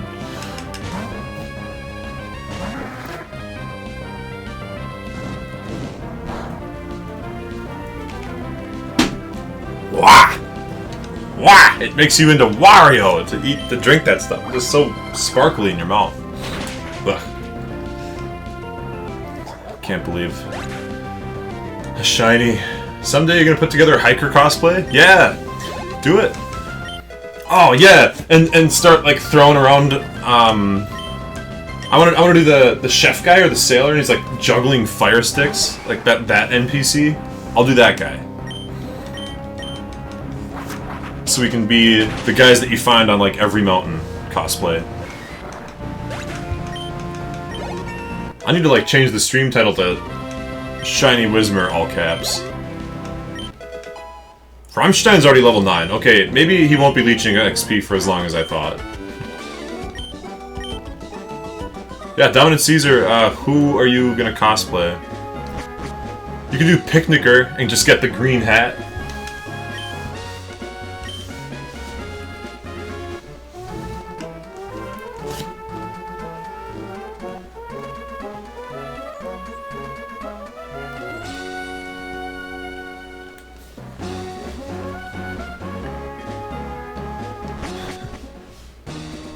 Pikachu!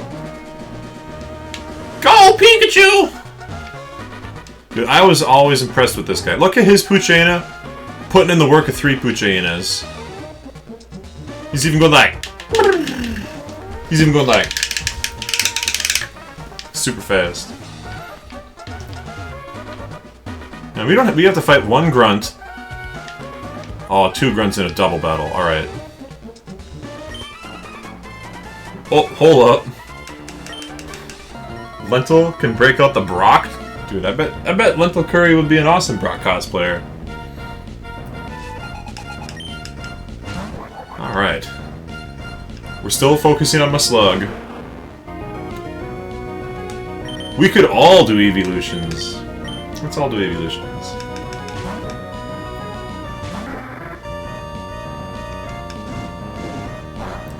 Yeah, this is pretty much going to be the Gulliver show here. Welcome everybody to the Gulliver Show, where we water gun everything. Rammstein! Rammstein! We're gonna have a shiny freaking X-Cloud.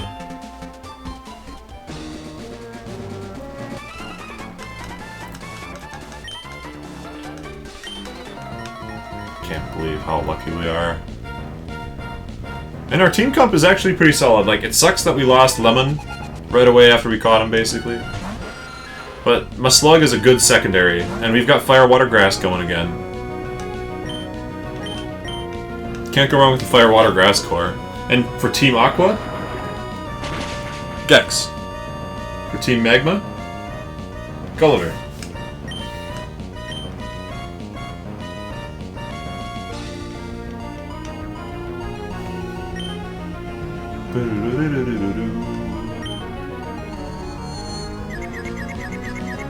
Actually, kind of surprising that the Supersonic missed last turn. The AI never misses a Supersonic. And then I wasn't confused? What are the odds of that? Slim to none. Rammstein. Learns Astonish, which is what I was when I caught a Shiny Whismer. That was probably just like I was due for it, you know? Like with the number of encounters I've had in these games, I've probably had my whatever, how many 8,000 or 16,000 encounters you need for the odds, like 1 in 8,600 something. Full odds. I've probably seen that many Pokemon in these games. I was just due.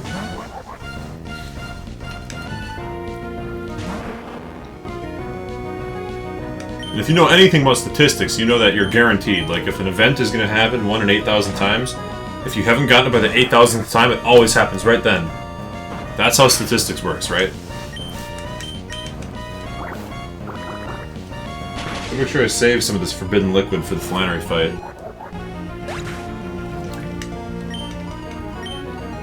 Oh my god. Sometimes it just works its way in there. Wow, wow, wow. Can recommend. 10 out of 10. Sponsor me, PepsiCo. I need money.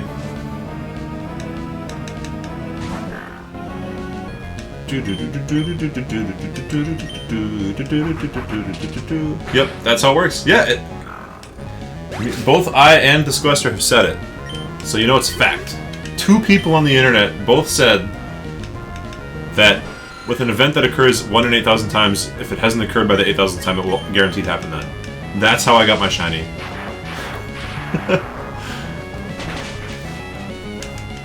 I got my shiny. I'm so happy. And I really like X-Cloud. He's like probably just in the top 10 of normal types that I like, but because I like a lot of normal types. Snorlax is up there, Ditto's up there, Tauros. I'm not just a dirty Gen 1er, I promise.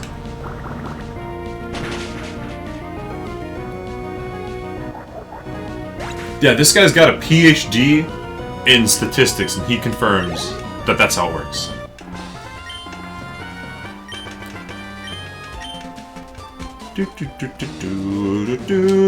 Oh, we gotta save here. And we gotta heal. Well, we don't have to save, but we should heal.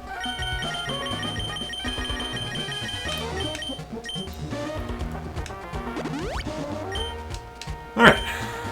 Then you save because you never know what'll happen. Like some crazy power surge or something. Doesn't have a PhD yet. Well, a PhD candidate? Doctorate program, graduate student, at the very least, says that statistics work the way that I say they work. If you flip a coin and the first one's heads, the second one's tails. Guaranteed. Because it's a 1 out of 2. Just a graduate student? Master's program? Not even a candidate. Alright, I'm sorry. I'm not trying to, like, misrepresent your intelligence. We know you're a smart guy. I've heard Archie bemoaning a child who's been meddling in Team Aqua's affairs and stopping them by beating their level 8 Puchainas. Also, the big threat here... Oh, I shouldn't have led off with... It's probably not gonna matter. But I shouldn't not... How dare you not know the political titles of graduate studies? I'm sorry that I'm not a graduate student. I shouldn't have led Meg Cargo. Slugma, my slug. It probably won't matter because of how strong Gulliver's gonna be. But right now we have to switch in Gulliver on a Maedita using probably Bite. Which is less than ideal.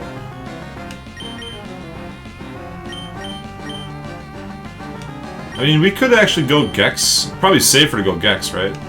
Yeah, go Gex, kill this, and then if he brings in Camerupt, you can expect Camerupt to be using a Fire-type move. Then you bring in... Yeah, because Gulliver would have taken too much from that. So Camerupt comes in, hits a Fire-type move, swap to Gulliver, eat the Fire-type move, it'll do less damage. Oh, and we're gonna have a Sceptile after this, too. And Rammstein's gonna be like level 50. It's like our years of friendship mean nothing? How dare I insult you? That was the opposite, the very opposite. I said that you were better than you actually are, I think. I think a PhD candidate's like the next best thing to beat an actual PhD, right? Like, candidate just means that you're up for review. Like, people are looking at your dissertation and going, yes, no. Oh, it's just like I drew it up. There goes the Ember. There goes my Ember. Watch him as he burns. Then one shot with the... Yep, everything as I drew it up. Everything as I drew it up. And then the Rammstein pulling down 470 XP. Working on your dissertation. Okay. And that takes years, so...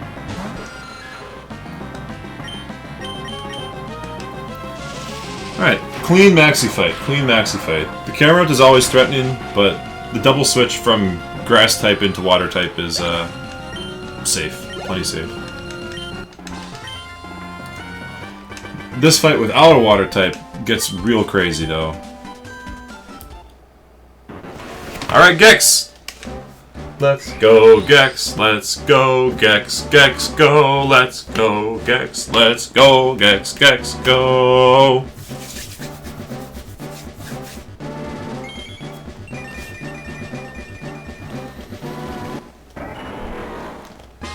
Sounds so cool. It's actually really similar to the Murkrow call. Murkrow. Yeah, I think the team's looking pretty good now. I mean, looking good. Like, we got a bunch of cool-ass Pokemon.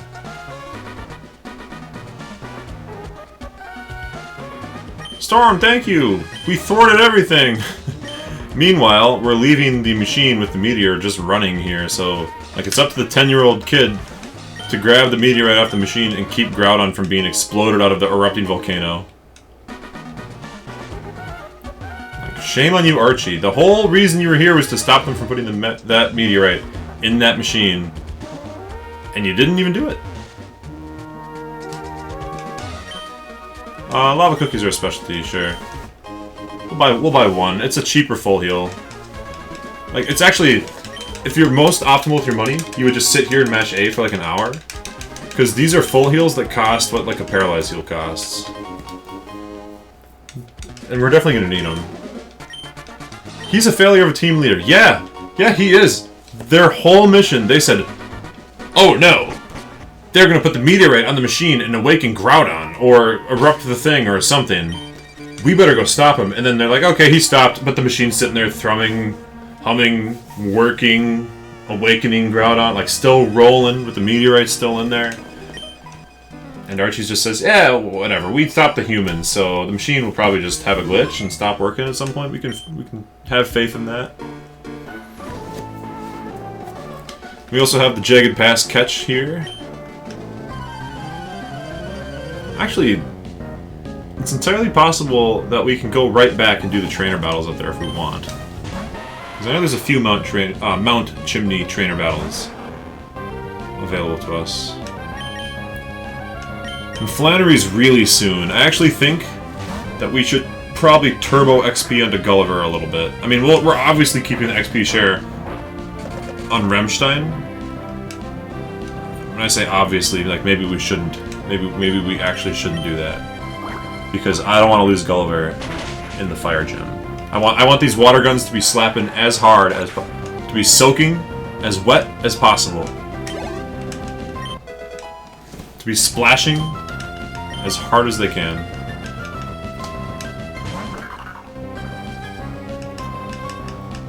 Because I think Flannery's Torkoal is like level 30 somethings. Like 30, maybe exactly 30. Very frightening. We have Protect, it'll stall the sun turns, so we won't be at an immediate risk of absolute one-shot, but it's still scary. Let's get thinking about what our catch is going to be here. Let's start thinking of nicknames for... Spoink! I love Spoink. No, yeah, let's think of a nickname for a Spoink.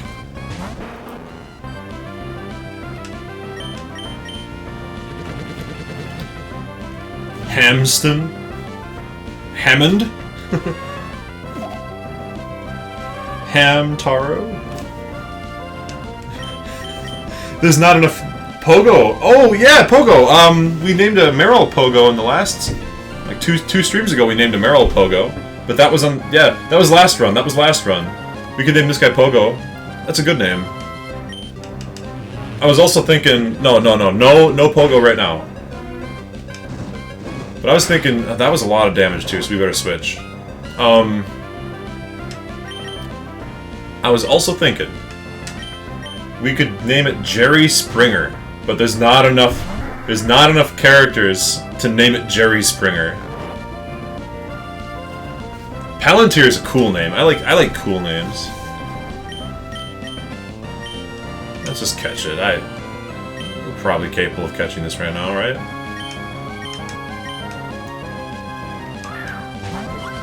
I like cool names like Palantir. Or like the crystal balls from Lord of the Rings. Yep. Some pig. Ah, did you hear Jerry Springer? A Pokemon that manipulates psychic power at will. It doesn't stop bouncing even when it's asleep. It loves eating mushrooms that grow underground. The bounce Pokemon. Alright. It's to Palantir? Or Pogo? Palantir? Pogo. give it about a couple seconds. We'll get the name ready to go with the P in the lowercase. And we'll put the thing right between the A and the O. First one that comes in chat's what's getting used. Palantir Pogo. If we don't get one, I'll probably do Palantir. I like that name the best. But Pogo's cute, and I'm down for cute or cool names. Some pig is funny too.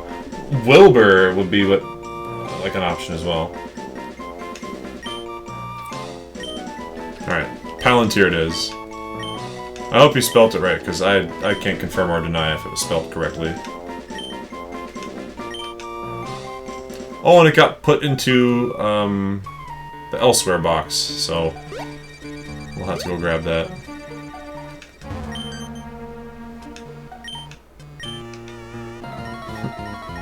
This Team Magma guy's trying to hide his top secret base.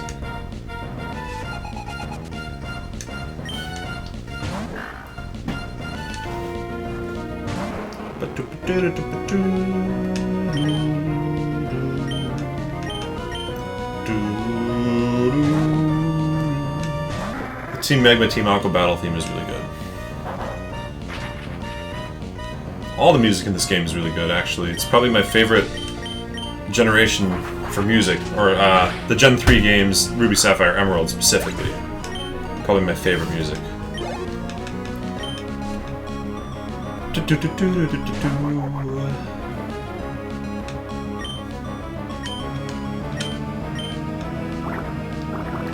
So what do we got left? We got like a few trainer battles.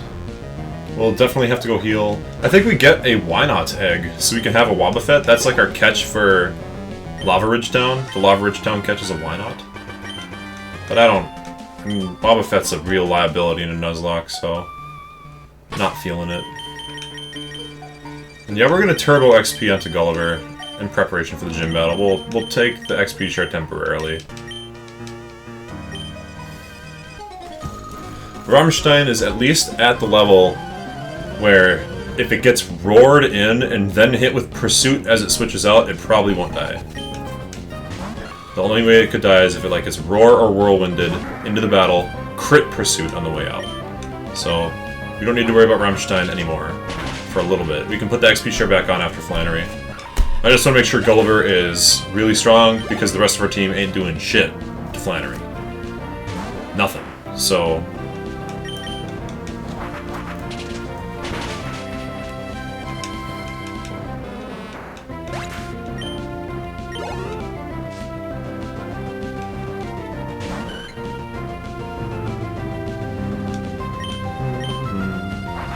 oh, we could have used Shockwave to one-shot it instead of risking getting hit with Sing.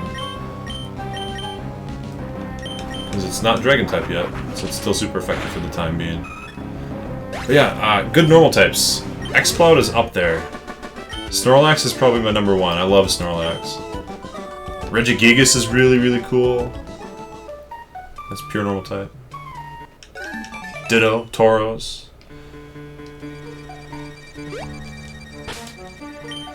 I'm just trying to think of, like, other normal types. That aren't flying types. Normal types that aren't flying types. Like, mono-normal. Chansey Blissey is pretty sweet. Lickitung, Licky, not so much.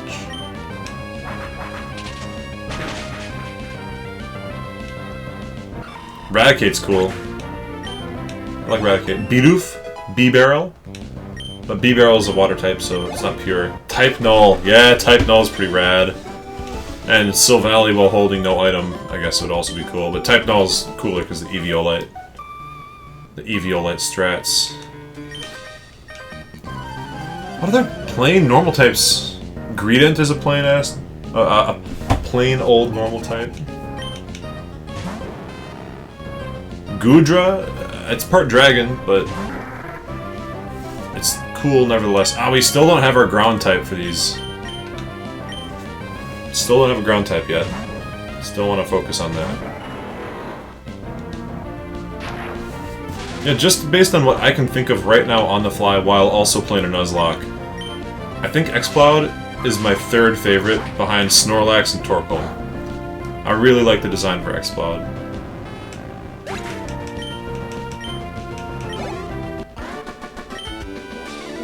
Just above Regigigas. A couple of slots above, like Ditto and Blissey. Linoon's one of them. Linoon's really cool.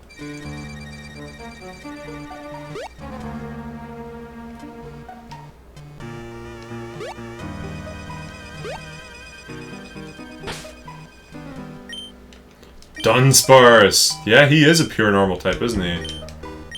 It's too bad, honestly, that he's not, he's not like normal flying or something. There's a lot of normal flying, so it's not that big of a deal if he's not, but... Slacking! Oh, I don't know if I'd put Slacking above or below X-Cloud.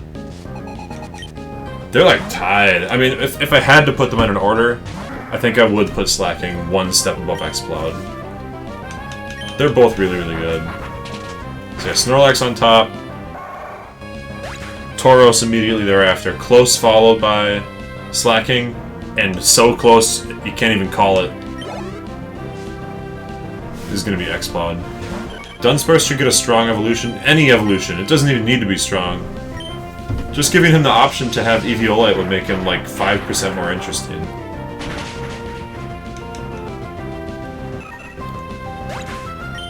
Now, he's one of the weirdest Pokemon because he's like incredibly weak. He's so weak, but he's got a good move pool. But he's so weak, it's ridiculous. So an evolution wouldn't help Dunsparce, but it would make him a little tankier. He's actually got a really funny stall set that you can do, because he's got Serene Grace, Stab Body Slam, and he's got Stab Headbutt as well.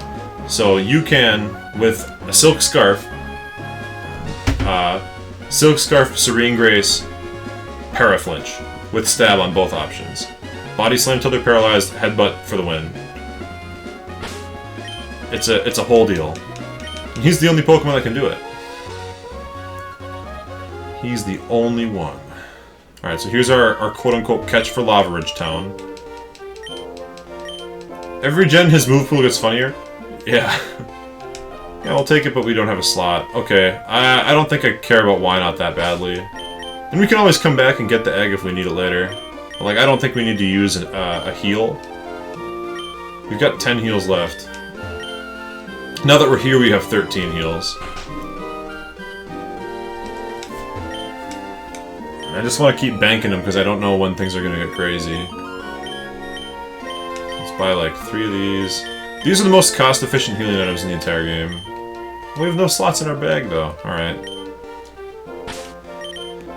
For real? We don't got any slots here. I guess we can go to the PC and hand out some stuff.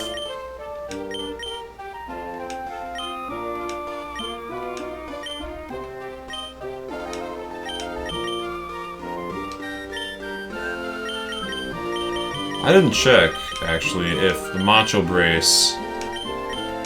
Alright, rather not the Macho Brace. I didn't check if the XP share gives EVs in this gen. I think it always has, so...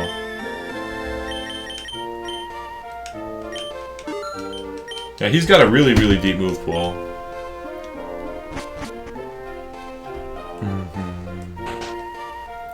And this guy's got a charcoal or something, right? Someone's got a charcoal around here.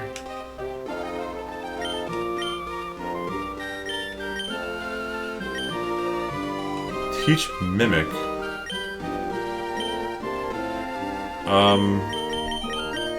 Rammstein, would you like to mimic? Because you're mimicking Metallica and pretending that you're a legal catch?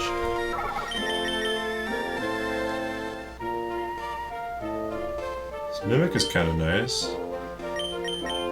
I don't know if it's better than any of the other moves that... Oh, look at how cool he is! That pink and green! It's so cool. Yeah, we'll remember Mimic for later if the move pool looks really bad. But, like, he can learn Thunderbolt and Fire Blast and stuff. And Strength. Strength is probably the best move he's got. I don't remember where I'm thinking you get Charcoal here.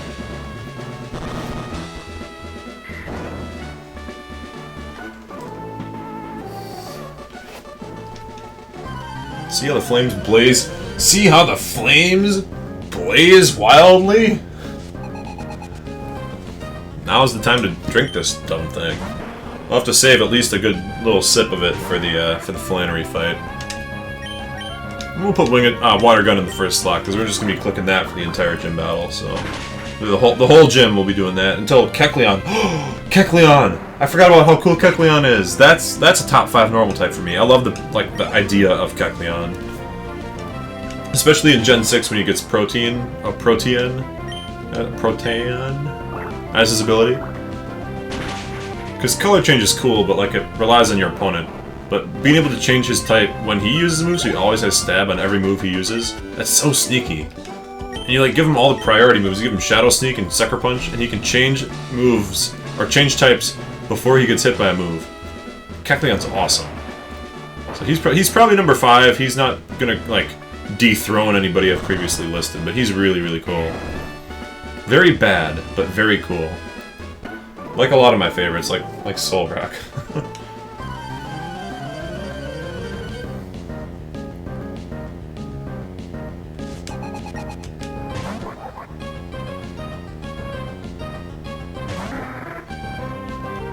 Alright. Yeah, we should... like, 10 water guns and we should be at Flannery. And we probably don't even need to go to the Pokemon Center. In between, we can just...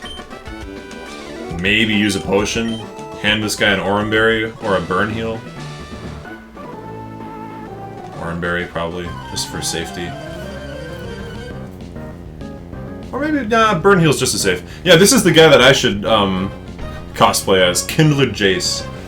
And Jace is even, like, my nickname, right? So, I get a bandana, and a blue apron, and 2 flaming torches, and walk around in flip-flops, and just, like, wave the torches at stuff.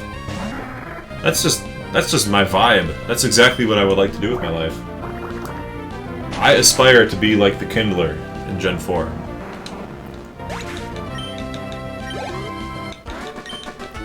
I aspire to you. Khaki shorts, white t-shirt, bandana, blue apron for some reason. Reasons that nobody knows. Oh, and this is a forced double battle. Alright. I didn't really position my team for a forced double, unfortunately.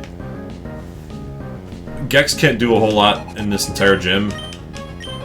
So, hey, speak of Kecleon. Speaking of Kecleon, there's one here. We should be good to clear this with a water gun there, and a rock throw there. And this is what we gave the XP share to Gulliver. Is for double battles or anytime I need to switch, we'll still max out XP on Gulliver.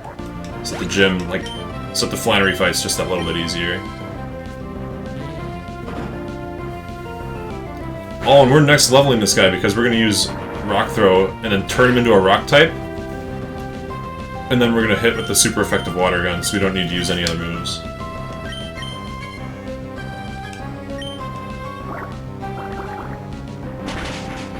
Although the crit feint attack... a crit feint attack on my slug... Oh no, please. Okay, I messed up there. I messed up, but no one got hurt by it, so it's okay. Well, we're definitely gonna switch out now. Yeah, I wasn't even thinking about crits. I was just mashing my way through happily, but that's how people die. That is how people die. Stop thinking about crits for 1 second, and that's when you're gonna get crit. I can't wait till we can use Rammstein. A shiny and a Nuzlocke. Even if it wasn't the first encounter, I still want to use it. But, like, that's gotta wait. That's gotta wait. We gotta focus on Flannery. Eyes on the prize. We've got sun-boosted Torkoal overheats to think about for the next few minutes.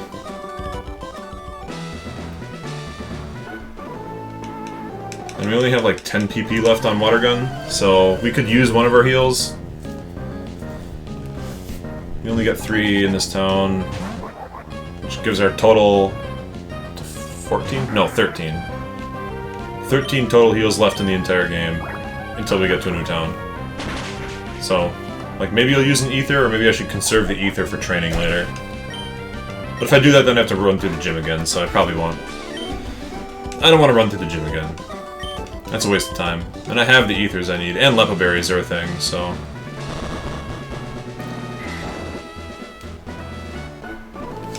So yeah, we'll get to Flannery, we'll ether up. Water gun? Hopefully we'll just kill it. We'll use Protect to stall out the Sun turns. All according to Keikaku. Editor's note, Keikaku means plan.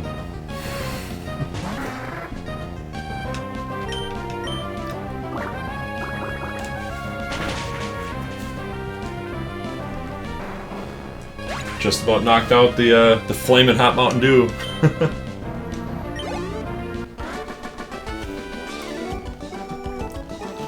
That is truly the weirdest beverage I've ever had. Wow. We'll save it for a celebratory guzzle when we survive a Flannery overheat.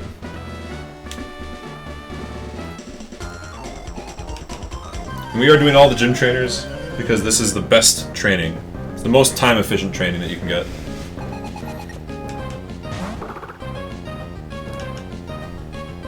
Gulliver really is, like, the best suited Pokemon for this entire gym. We got really lucky. It was the first catch, too. Gulliver was the first catch we ever got. Level 2, second route of the game. And he has been with us the whole time. Oh, I went through the wrong sand pit. No big deal.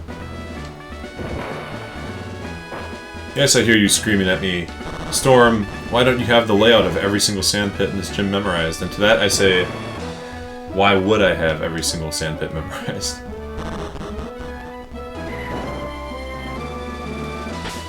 Do we need to use any potions or anything? I don't think so. Well, maybe on my slug in case there's another... I don't think that there's another surprise double battle anywhere in this gym. I think we already got the only one, but better safe than sorry. It's a Nuzlocke. You literally can never be too careful. Okay, that's how we get to Flannery. I think there's trainer battles up in the next area here, so we'll go hit that.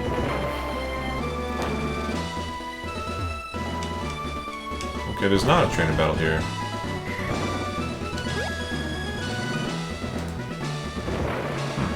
Oh, that was the correct way. Okay, cool. Save quick. Save quick. We're actually on a really good timeline, too. 7 hours and we're already at the 4th gym. So the whole run could take as little as like 14, 20 hours. Probably more towards 20, I would say, because we're going to want to play it safe as the later battles come up. Okay, Dig is good. We'll teach Dig to somebody. Gex, maybe? Oh, but we can't replace... Okay, we've got Leaf Blade not losing that. Pursuit. Probably not going to ditch Pursuit. Probably not. But Dig would give us a move to use against this gym. And we have Rock Tomb available as well. I want to save Rock Tomb for when Magcargo evolves. Alright, we're going to give Dig to Grovyle, or Sceptile. Because if worst comes to absolute goddamn worst, we need to have a move that is effective against these Pokemon. And Pursuit's not that good anyways. Pursuit's not that good anyways. Alright. Oh, and we have Strength. It's very strong. Who can learn it? Okay, Ramsheen has to evolve to learn it, I know that. We'll teach it to Tums. Tums is like turning into our little HM buddy. It's got Rock Smash already.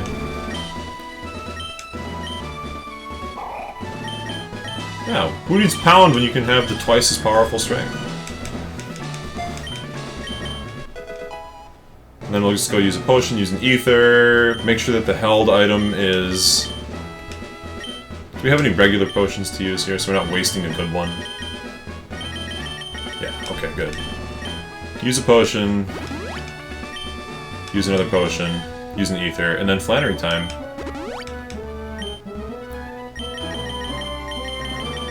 doesn't need to be a max ether, right? Do we have a regular one? Did I miss it? Yeah, okay. Use an ether on water gun. Oh, not leaf blade. Water gun. Make sure the held item is a relevant berry. Burn heal's probably more relevant than 10 health from Orin, so we'll just go ahead and give that to Gulliver. Oh, the Pokemon's item's gonna be swapped because the bag's full. Oh, that's funny. We'll just give this to somebody to hold so we have a spot in the bag. Tums, you can hold this soft sand. You can be the wielder of the sand. Someone has to carry it. Got the Rossberry. Don't want our wing attacks to be weaker. And then we'll give Rammstein the XP share, right? Check this out. Shiny. Shiny. Want to sparkle like a diamond on a wealthy woman's neck. Something like that. I'm so shiny. Okay, now we save. Even though, like, if we die, we're not resetting. We're just saving in case of emergencies happening to the actual console. Let's go. Cheers, Flannery. Hope you're feeling flamin' today.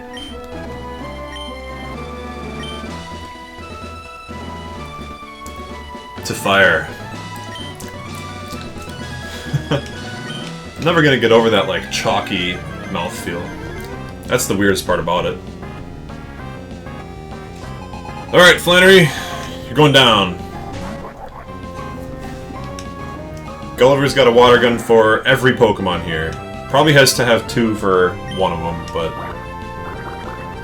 Because I know you got Numel, you got Slugma, and you got the Torkoal, and Torkoal will probably live one move because it's got freakishly high level. Get the Rammstein some XP.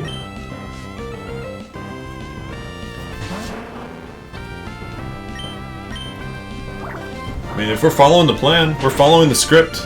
Water gun every time should just handle it, right?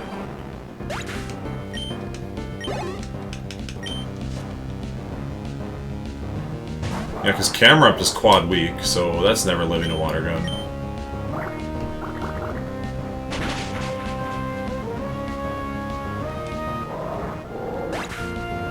Why me? He says. Alright, here's the moment of truth. The moment of fear. The moment we've all been crying about. Torkoal.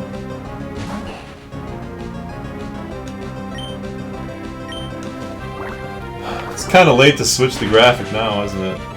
Oh well, Storm. That.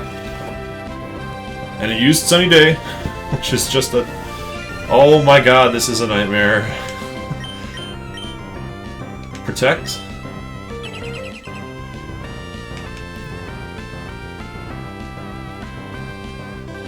Okay. Okay. Just because I know Sun Boosted Overheat has one-shot resists before... Do we have any X special defense? There isn't one yet, right?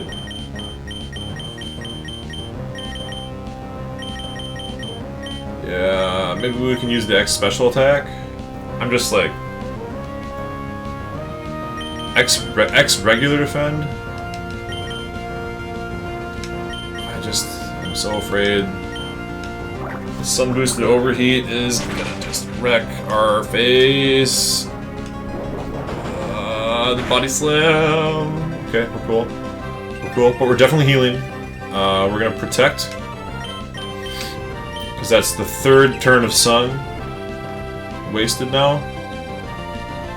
And then we'll heal this turn. And it'll be the last turn of Sunlight, and then we can kill it with Water Gun. Yup. That's the plan. Yup. Play it safe. Attract? Are you kidding me? I don't have a switch in. I don't have a free switch to this Attract. Hopefully it'll spend the turn using Sunny Day again so I can take 2 attempts at using Water Gun. Please, Gulliver, love me more!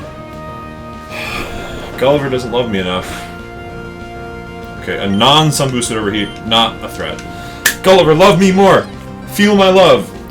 Yes! Okay. We made it. Torkel's done.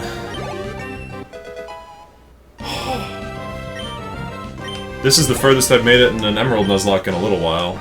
We've had runs fail at Watson, and then before that I had, like a year or more ago, I had a run fail at Flannery. Whew!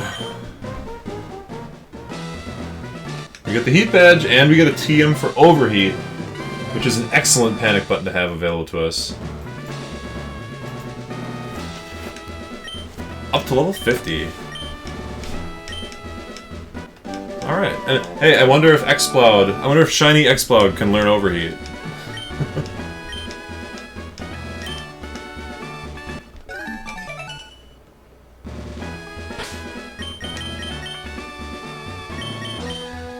Probably not.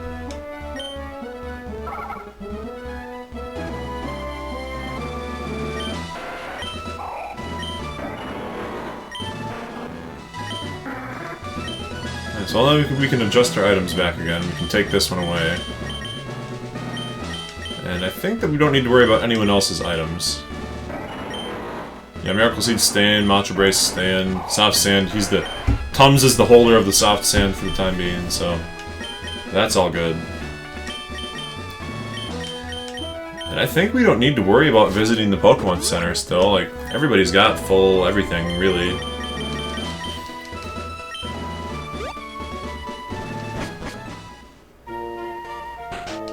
May! Our eyes meet. Are you gonna battle me after fighting one of the hardest gyms? No? Okay, good.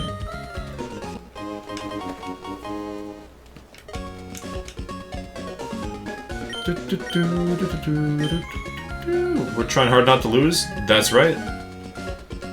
I'm never gonna lose to you. The hardest version of May has already been dealt with. Oh, we'll shop before we leave, you never know.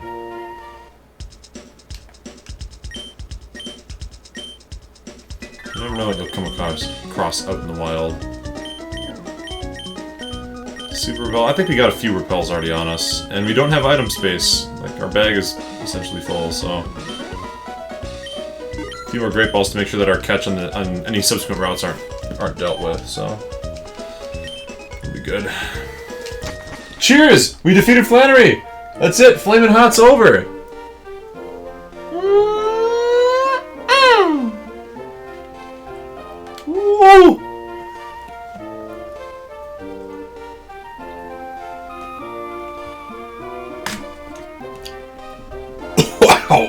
Wow! Can't recommend. But I can recommend beating Flannery. Holy moly! Yeah, Flannery defeat with no deaths. That's rare, like disappointingly rare.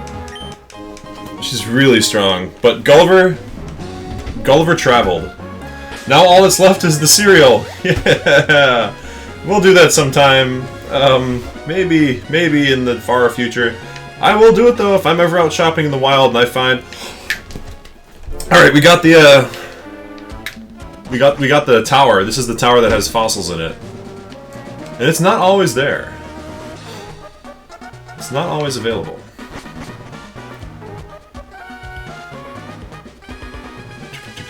Oh, we need the bike, don't we?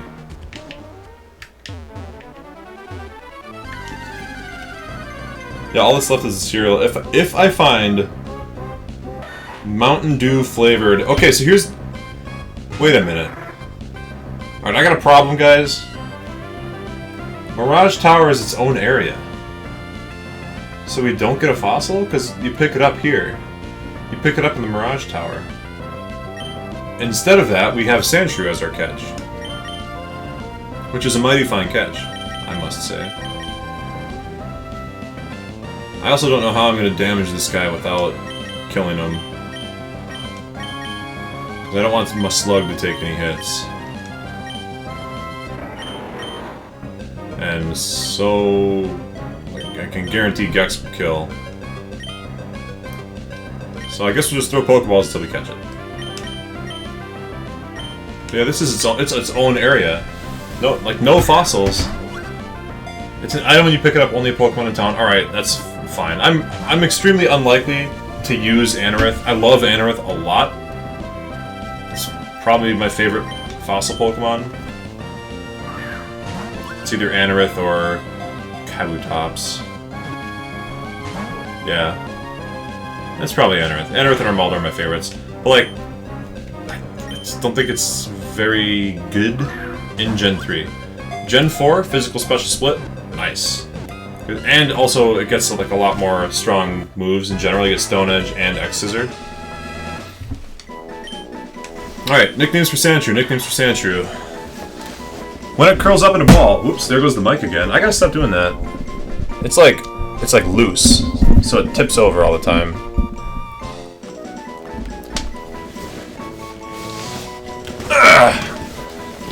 When Sandshrew curls up in a ball, it can make any attack bounce off harmlessly. Its hide has turned tough and solid as a result of living in the desert. And it's a ground type. And Sandslash is fucking cool. And it's a... and it's a girl! Sandy. Yeah, I was just thinking Sandy. I was even considering if I could type Sandy Cheeks. But I think Sandy alone is good enough. And we can't even type Sandy Cheeks in here anyways, so... yeah, Sandy's perfect. Sandy Sandshrew. It's a pun on multiple levels. It's perfect. Yeah, we'll go pick up the item. Pick up the item at the top of the Mirage Tower. No harm.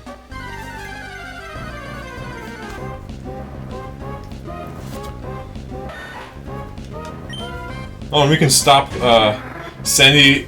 well, there's only 5 slots left, so it would have to be Sandy Cheek or Sandy CHCKS. Those are the only possible ways to do Sandy. This is great, though. Mirage Tower gets you a catch. Then you get the fossil. Who knows if we're ever going to use that. But we'll have it. And then we can also get the catch from the desert, too.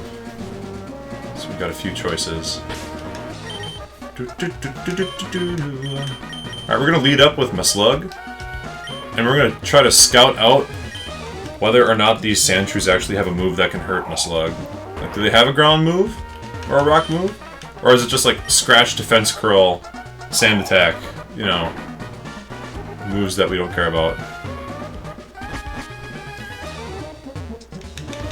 Alright. Left is best? Or right means might? Right means might.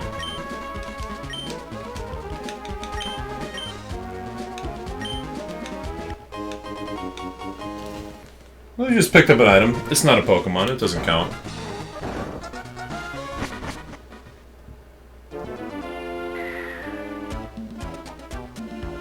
And there goes the tower. All 3 floors of it. And it's like, quick! Grab the claw fossil! Grab the root fossil, quick! Oh, there it goes. Alright, now we get a catch for this route as well.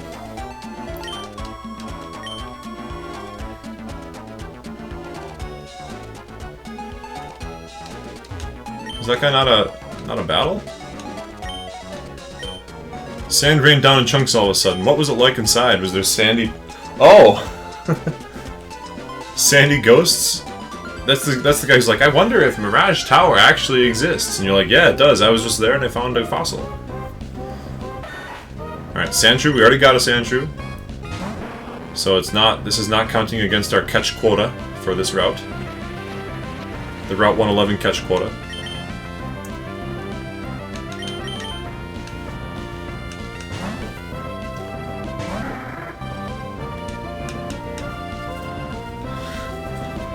So I think because we already have Sandshrew, Baltoy, Trapinch, Cacnea. I've always wanted to use a Cacnea on this run. I've never been able to get a Cacnea on a Nuzlocke. And now if I got one, I wouldn't use it because I already have Sceptile. It's like, that's a thing to consider. Alright, the bag's full. Ugh. Do we have any items I can just use and get rid of? Alright, we'll give some really cool glasses to Calamari. That'll make a little space. Oh, and we can give the Quick Claw to Gulliver as well. There we go. There we go. That's 2 item slots opened up. And we'll have to visit the PC and deposit some stuff. Alright, Baltoy. I will take Baltoy. Now the question is, do we use Baltoy Claydol? Or do we instead use Sandshrew Sandslash? I think Baltoy Claydol has a little bit more of a diverse move pool, and you get the Psychic type coverage there. We better play it safe here. I don't know what kind of moves this guy's got. It might have a ground type move. Oh my god! No! No! No! Okay.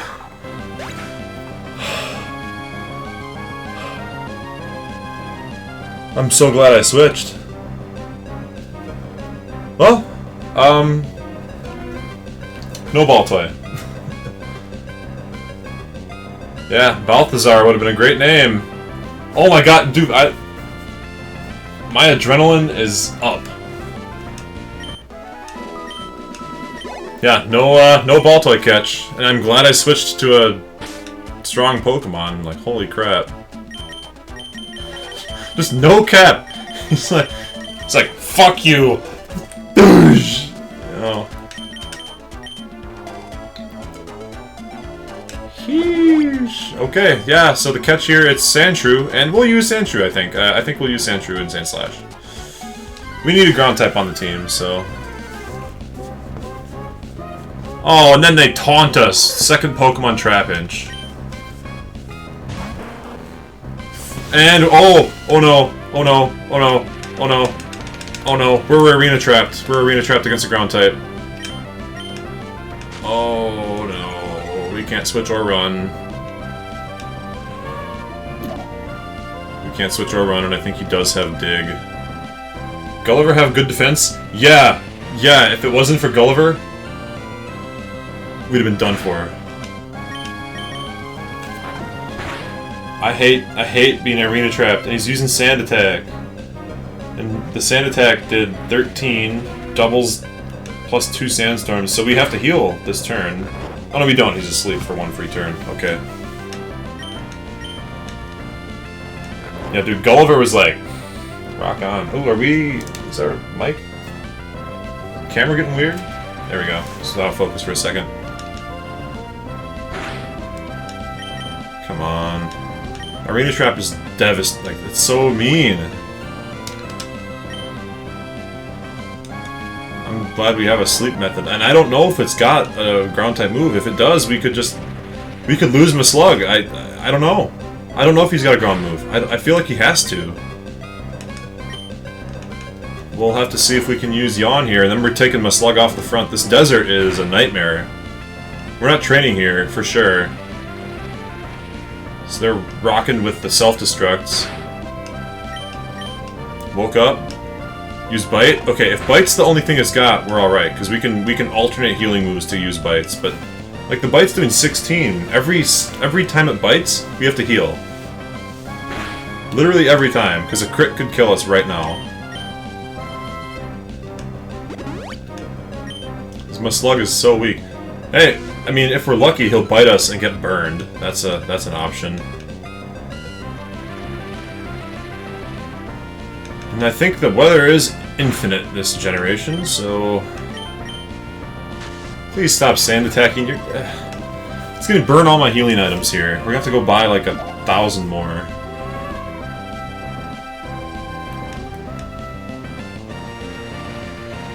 It would be cool if it would get burned. I mean, I would take it because then we can just pump healing items every single turn. And okay, Feint Attack is just as strong as Bite. So we got Feint Attack with a crit. That's fine. Yeah, Feint Attack, Bite, Sand Attack.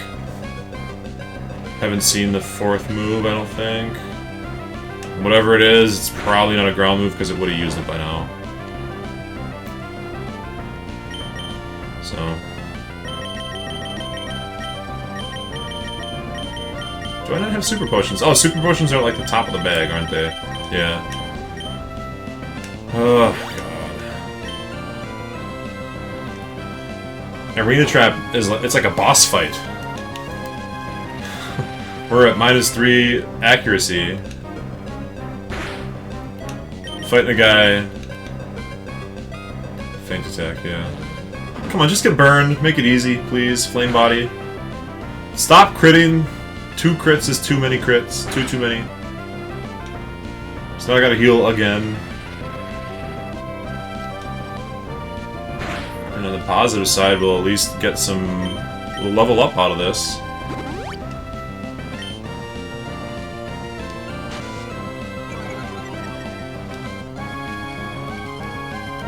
Something positive. Gulliver has Protect, so the Norman gym battle is easy as pie.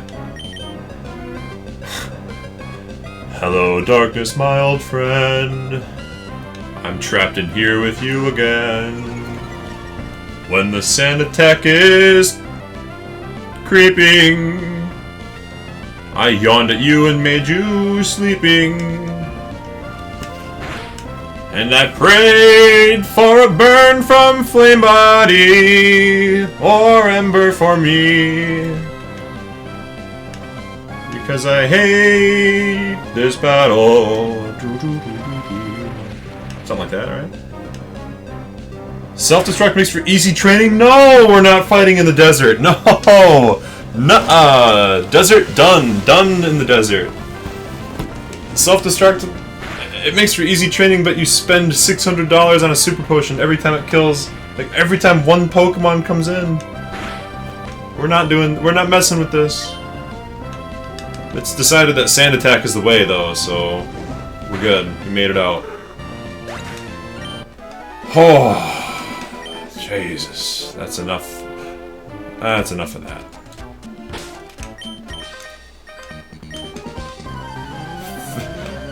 Fast training, yes, it does make for fast training, that is correct. Oh no! No! Get away! This is a nightmare. We're switching to Gex and we're whooping this guy's Patukas.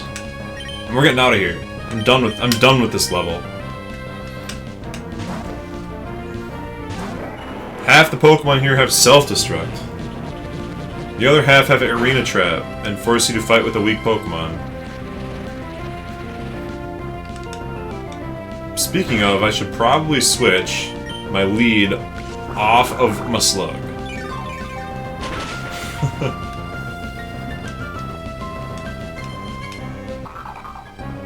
Just so that it doesn't come up again. Which, that really sucks. Run, bitch! Get out the desert! Get out the desert! It's very dangerous. Yeah, it's sad because this is the highest level wild Pokemon we can find anywhere for a little while. Like until we can surf, these are the strongest wild Pokemon we can fight.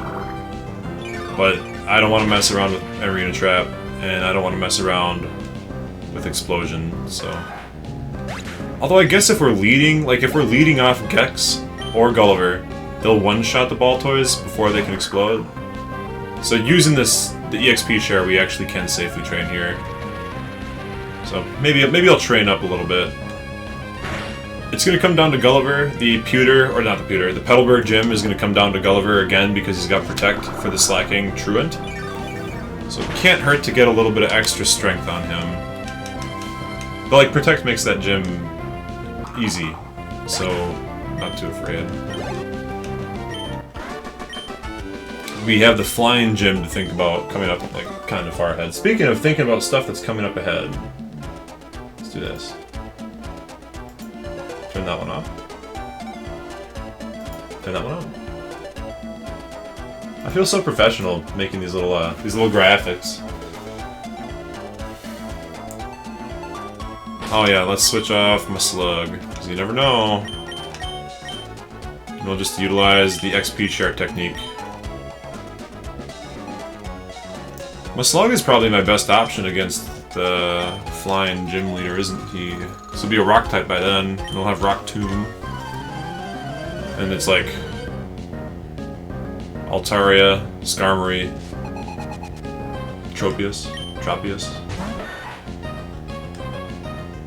Nothing that really threatens a Meg Cargo. Oh! The Altaria has Earthquake, I remember that. So that threatens a Meg Cargo pretty decently.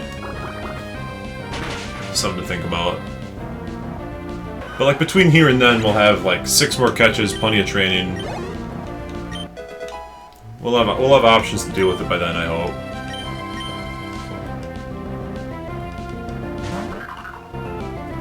Yeah, Earthquake Altaria is gonna be... Oh, we'll have Surf, so we can have Ice Beam. We'll just teach Ice Beam to Gulliver.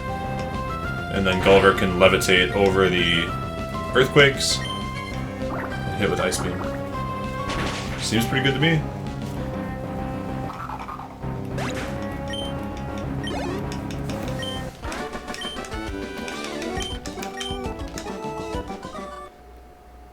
Oh! I've never seen a shiny Loudred. It's been my first time. I hope he's still gloriously neon pink and green.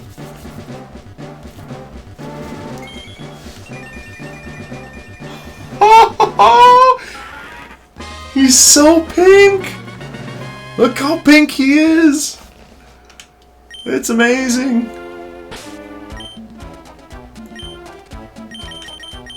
What kind of stats are we looking at? 38 attack? Oh, really well-rounded. Really, yeah, he's so pink. He's the pinkest man you ever seen. Look at him. Pink Floyd! Oh, we could have named it Floyd! We could have named him Floyd! Remstein is perfect, though. Remstein is a perfect name. It's fine. And it's already grown on me, so... And I already learned how to pronounce it correctly.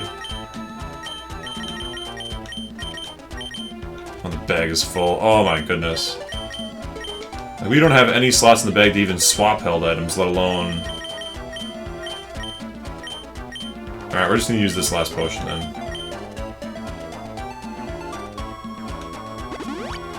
That'll make us have a bag slot. So I'm gonna get the XP share on my Slug. I think he's gonna be an important Pokemon for a while here.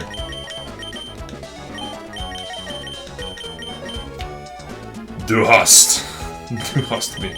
Just get this man a microphone! And get my Slug an XP share. As soon as we get to the next town, we can sell the Nugget and Stardust and get a couple of bag slots that way. It's not the end of the world. Yazir Walker, welcome to the stream chat. It's my first time seeing you chat. It's always good to see new faces. Hast, du hast mich. I'm Loudred. Explode! He's got a real raw vocal performance coming up. How did I miss? Oh, he's got the sand evasion ability, I think. That's how I missed.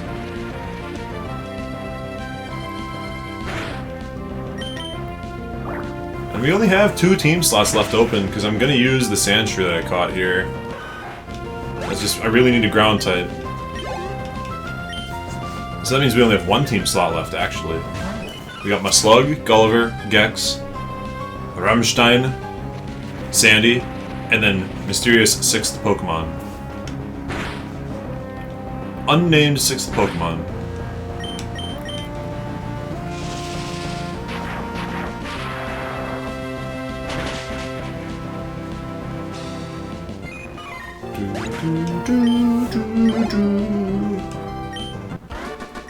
Goodbye, Becky. It was a nice try, but you are very short. We're running a little low on PP for Water Gun.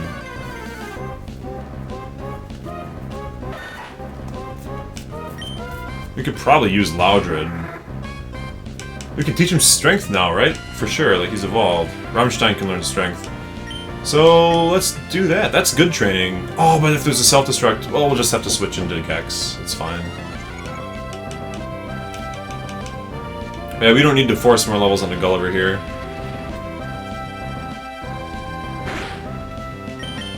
Not necessary.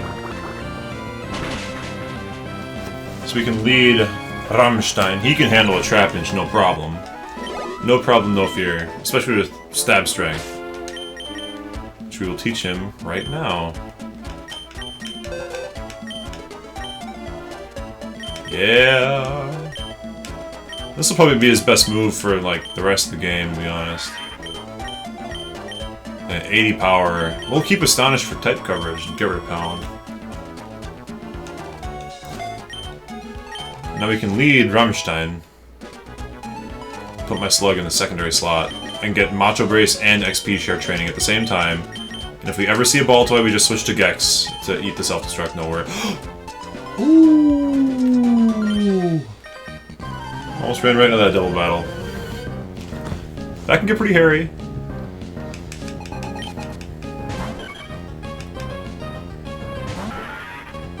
We get the little swoop of sparkles. Alright. Oh, you bastard. Don't make me bring in Gulliver and Shockwave you. Don't make me do it. Oh, yeah, baby! Rammstein! Du hast strength! That was a non-crit one-shot on that Talo.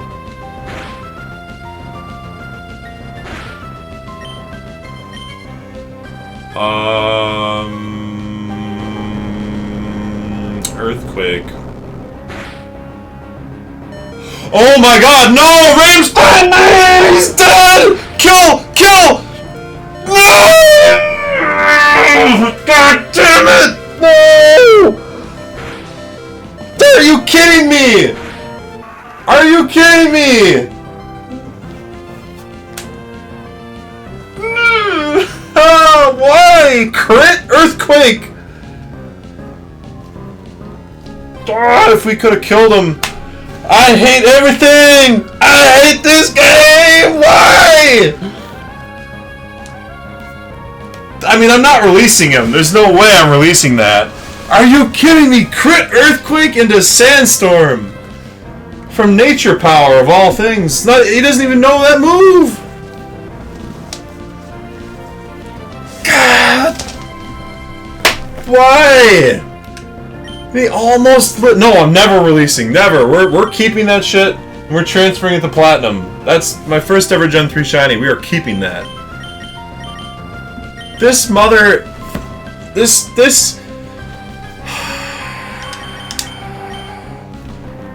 Just a minute.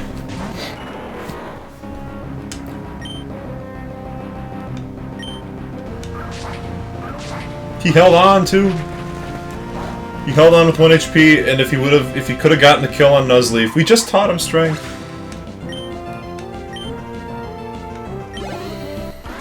Moment of silence.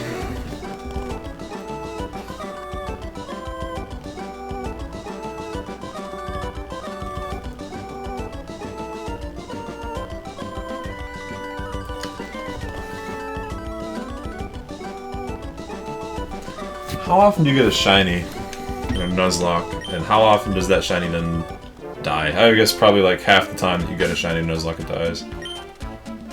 He just evolved 1 second ago. Oh, this rock is Rare Candy Rock?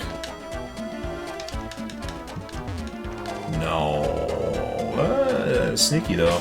Oh, that ruins my entire training idea. I was gonna use Rammstein to train, and now we can't. Oh, I think, is it this rock? One of these rocks has a rare candy. You're right. I just don't remember which one it is. Yeah, there we go. There it is. Some Nuzlocke rules allow you to go pop the rare candy on a Pokemon that's fainted and get it revived. By, you know, it levels up and it gets like 1 HP or 2 HP. But we're not doing that as much as I would really, really want to. Because this is a challenge run. Limited healing. Limited healing. No! No! I already know it's on the stream. Everybody will know if I do that. It'd be cheating. It'd be an inauthentic run. I want to use Rammstein so badly, but I couldn't keep him alive. I didn't respect that it could have an Earthquake on that Pokemon. Like, I just didn't even think about it. It's not a move that it can learn, so it just felt like We won't tell. I know you won't. But at the same time, when I go on the YouTube version of this and I take all this content and I cut it and I put it together into a compilation and narrate it and all the bells and whistles, I'm including that time that Remstein died. I'm including that so that I can't be using them later in the video. Like, the whole point of this is to have it be a perfect challenge run. Like, God, he was so strong. His strength one-shot to level 20 right before that. And it was almost a one-shot on that guy, even though he's 2 levels higher.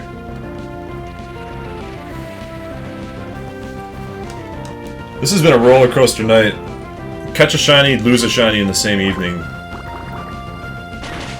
That's something else. And just like that, the team is down to 4 members again. Because we got Maslug, Gulliver, Gex, and Sandy. And then we got 2 slots. Trying to learn Harden. Is that better than... No, it's not. Okay.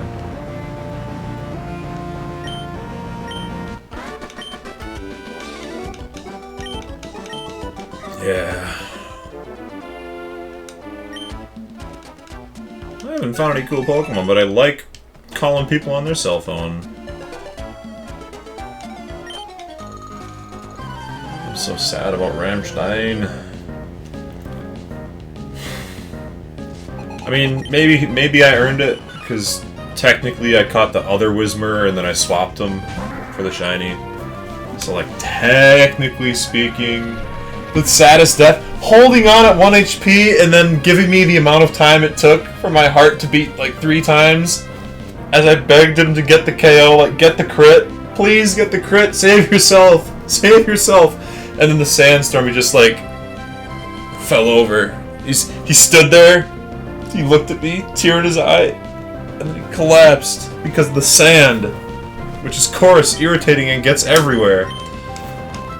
Even in my heart. My heart. Yeah, like I gotta use that. That's great content for the compilation. I gotta keep it. So, which means I can't use Rammstein anymore. It would remove the emotional impact. You gotta have some integrity, you know.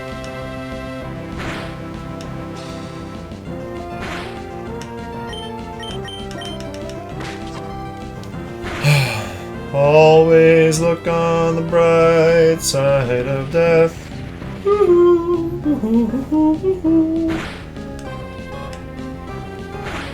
Even as you draw your terminal breath.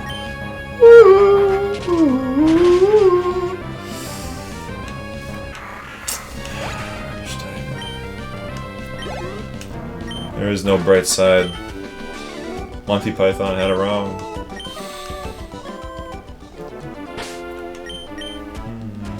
We gotta keep looking at him. He's still just sitting there. Yeah, we gotta go for a big shopping spree next time, though. We've used so many potions in the desert.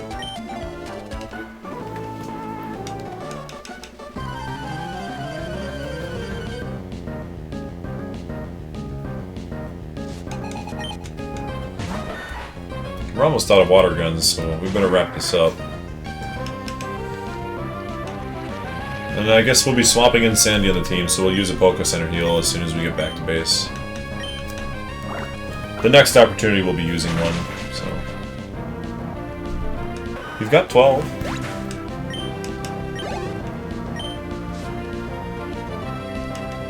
So we'll go down to 11. 11 total heals left for the portion of the playthrough that we're in. It hasn't come up as much as I thought. 3 Pokemon Center heals per town is honestly kind of generous, at least so far.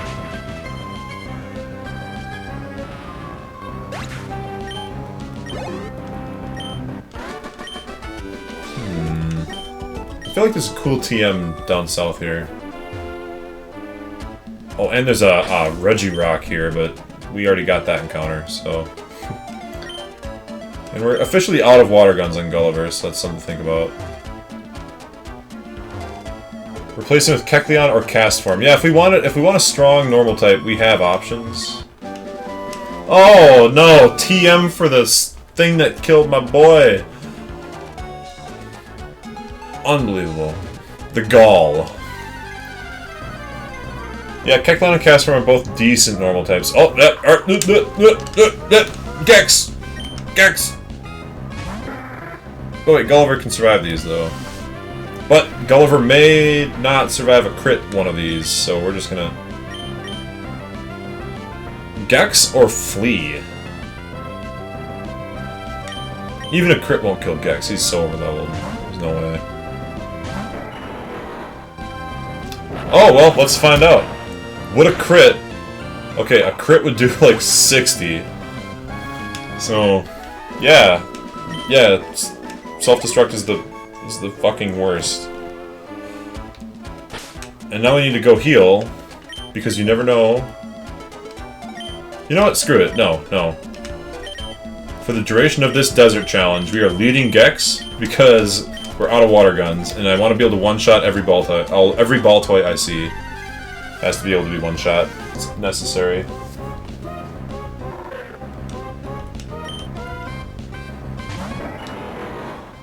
It is necessary. Oh no, Gex, you're arena trapped. Please, no. Ball toys be like, yeah. Yeah, they do be like... We haven't seen a wild one use a move that wasn't self-destruct yet. They want to blow. Yeah, we'll run up here. I feel like there might be one trainer battle we didn't pick. Oh, we got them all, Alright. Oh, there's items up here though, right? Northeast corner has something. Alright. We'll never find out if this guy's gonna blow up or not, because we're gonna cut him in half with a leaf. And if he does use it, even a crit won't kill, so it's all good.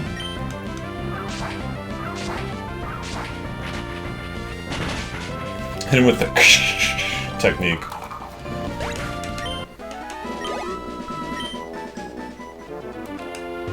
Oh yeah, there is a trainer I didn't do. Like, I feel like I missed something. We'll just wrap him up with Gex, just to take care of it. We don't have to come back to the desert anymore.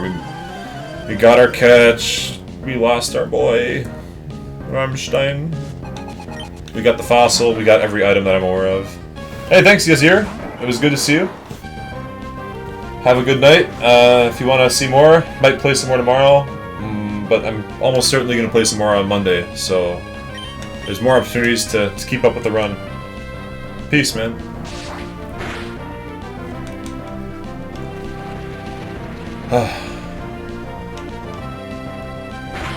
Yeah, it's been a good Nuzlocke so far. I would say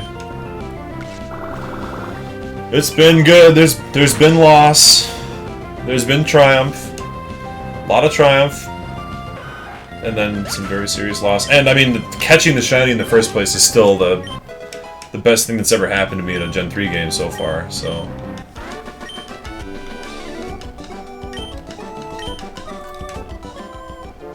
Alright, and that is it for the desert. There's no more... Yeah, there's no more stuff here, so...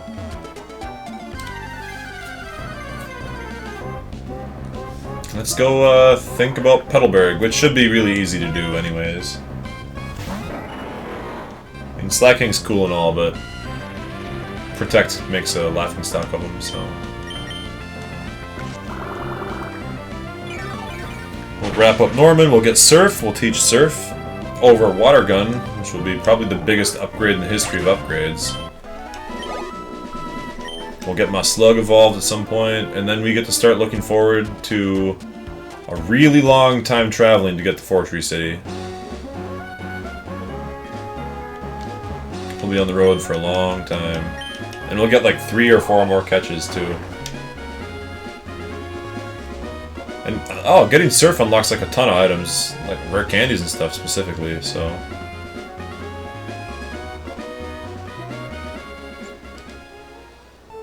We're going to... What's the fastest way to Petalburg? It's gotta be going to Restboro and then south. So we don't have to do any encounters that way. Oh, well, let's go shopping. accidentally go in the mart and go buy some stuff. Did we buy some of these already? Let's buy like 3. You never know when you'll find a weak Pokemon. But they're kind of expensive for what they do. And we gotta buy like a lot of Super Potions. I don't have to buy them for a while. Yeah, we're good, we're good. Oh, we should buy... we don't really have a lot of item space, bag space left, but...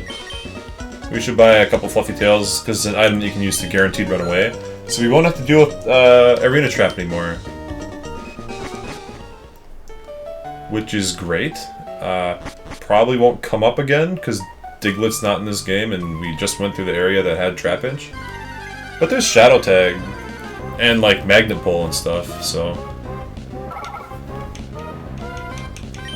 so yeah, probably for the best not to have to deal with wild Pokemon battles unless we really want to. If we ever get stuck in something crazy, we can Fluffy Tail our way out. It's like an item that was made for Nuzlocke, because normally, even if a battle's going really poorly, you just white out and you lose a little bit of money, and you know, kind of, who cares, but... yeah, let's go to Petalburg, we'll use one of our heals, and drop us down to 10 remaining total heals.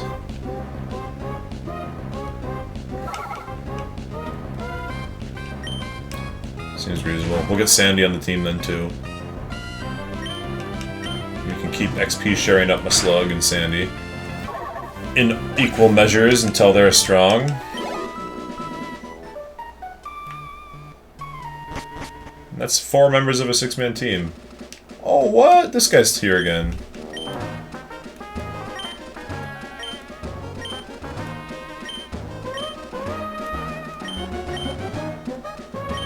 Recently, our company developed a new kind of Pokeball.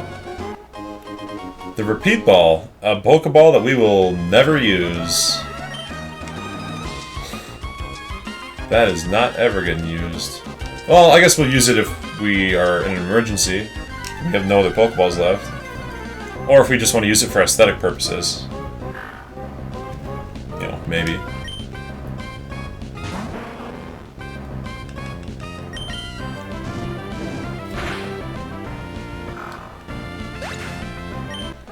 And we'll stop it when we go to the PC here. We'll drop off a bunch of items, like a bunch of the X attack, X speeds type stuff that we're only going to use against hard gym battles. Because this shouldn't be a hard gym battle. It shouldn't be on paper. So he got like 2 Pokemon. He's got Linoon, Vigoroth, Spinda, and 2 Slackings, I think. So the Slackings aren't a threat. The Vigoroth isn't fully evolved. Spinda's weak. Linoon is probably the biggest threat he's got. If I remember correctly, his Linoon can use Belly Drum, which is kind of spooky, but again, nothing that's gonna like... oh, we gotta buy 10 more Pokeballs. You never know if you'll find another another shiny and need another Premier Ball.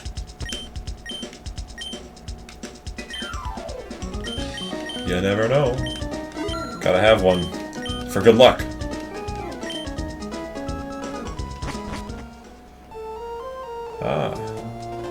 On to Petalburg. Just a quick little walk down south. Oops. And then we may as well just do the gym battle right away. We'll go heal, use one of our heals. Just gotta stick to the plan, stick to the plan. We have 11 heal vouchers left. Go use one of them, go to 10. Swap party. Make sure the moves are all set up. Fight my dad, beat him. And then progress.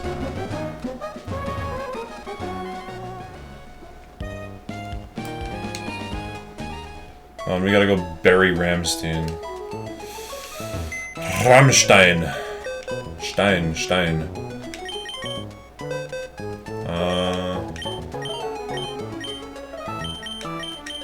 I like Palantir, but I think we'll not use it. We will use Sandy. Everybody, say hello and then subsequently goodbye to Ramstein.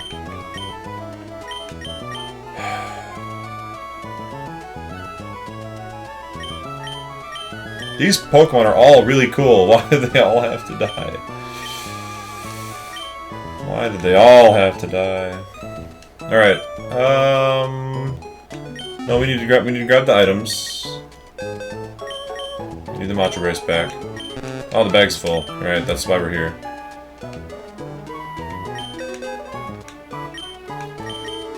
And then it's immediately Norman after this. Let's go ahead and deposit the PP ups because we're not using those for a while. All this mail we should have just sold. I don't know why we still have that. Heart skill we'll only take out if we need it. We can sell those.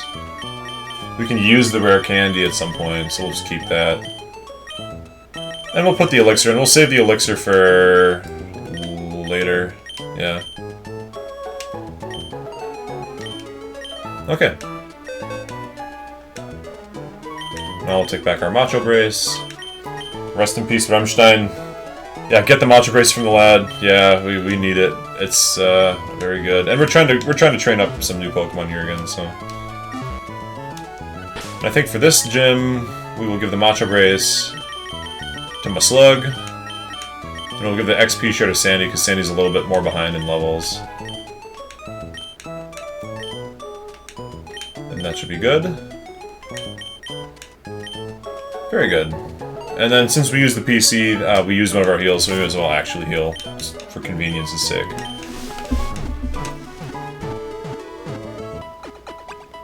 Alright. Time for the normal gym. With my dad. And we're just gonna turbo Gulliver some more. Give Gulliver all the XP in the gym. Because he's got to deal with the... He's ultimately going to be the one dealing with the entire boss fight. I guess we could use Sceptile a little bit if we wanted. This gym has like 8 gym trainers. You don't have to fight them all, but I'm going to. I am going to.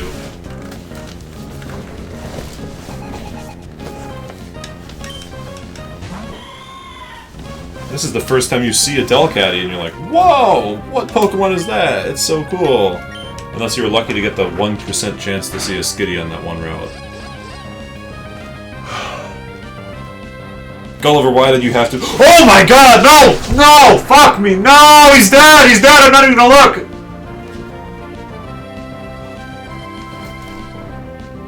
Okay.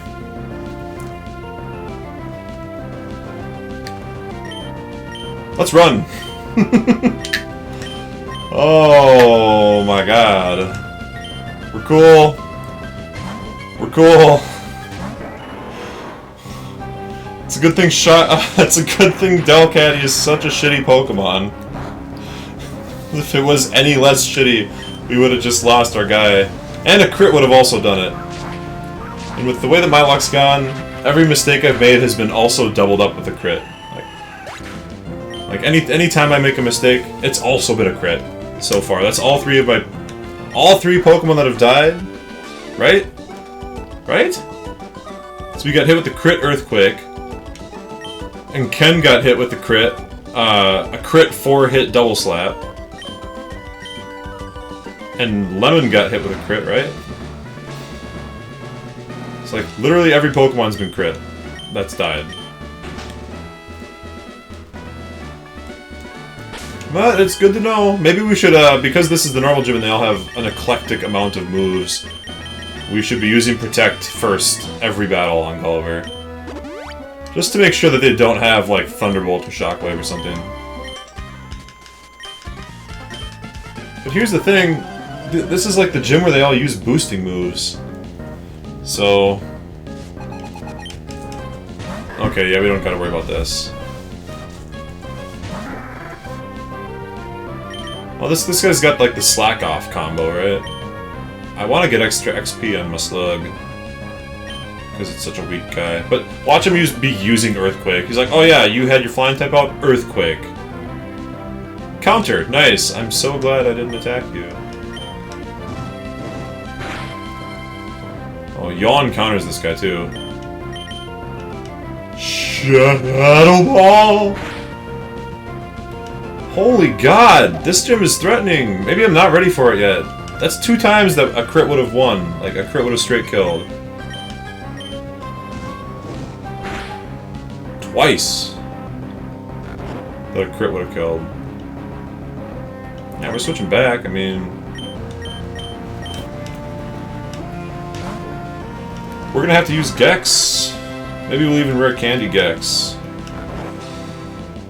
and just like guarantee we win this. And then yeah, when the Slacking comes up and is using the Truant every other turn, we'll fight him for one turn with Gex, and then we'll switch on the Truant turn to Gulliver. I was thinking this would be an easy gym, but apparently these Pokemon are absolute monsters. So...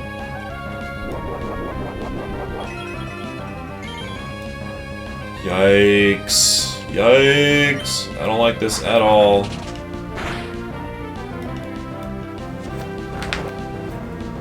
Yikes. Okay, bro. Enough of that. We get it, your Pokemon's cool. And let's use Shockwave because we know he's got counter. Or Water Gun, doesn't matter. They're both the same. Same strength.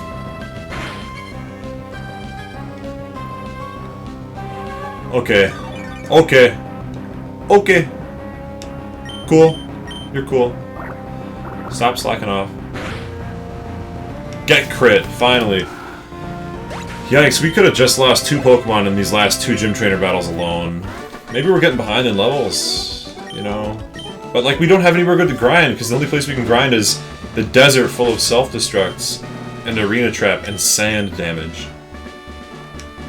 Like, I definitely don't want to be grinding there.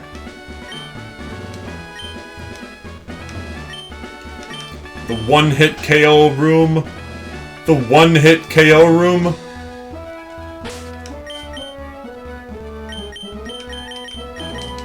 Yeah, we're gonna one-hit KO you. Yeah, I think we need to use Gex except against Slackoth. Oh, actually, Gex has Dig, so he can also kill Slackoth because he can dig on the attacking turns and come up on the Truant turns. So let's just do that. This is the Gex show. The rest of the team's not ready for this. Oh my God! Please don't crit. All right, we're cool. And of course, he's gonna use a Hyper Potion. Why wouldn't he use a Hyper Potion? This gym is giving me anxiety. This gym is giving me anxiety.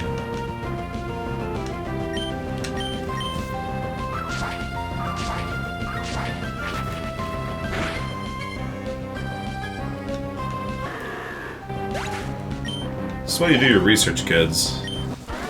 That Delcatty having Shockwave is...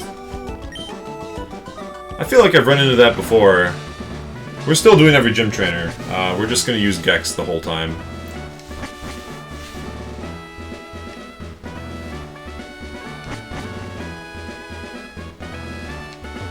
All Gex.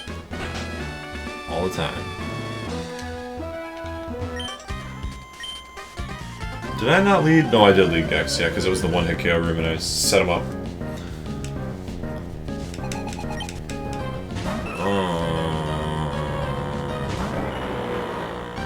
Guess we're not using Gex.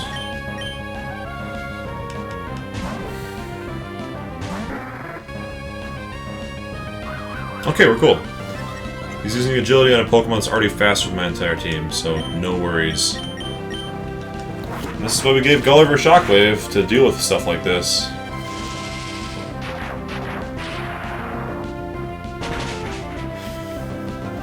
And we got the crit.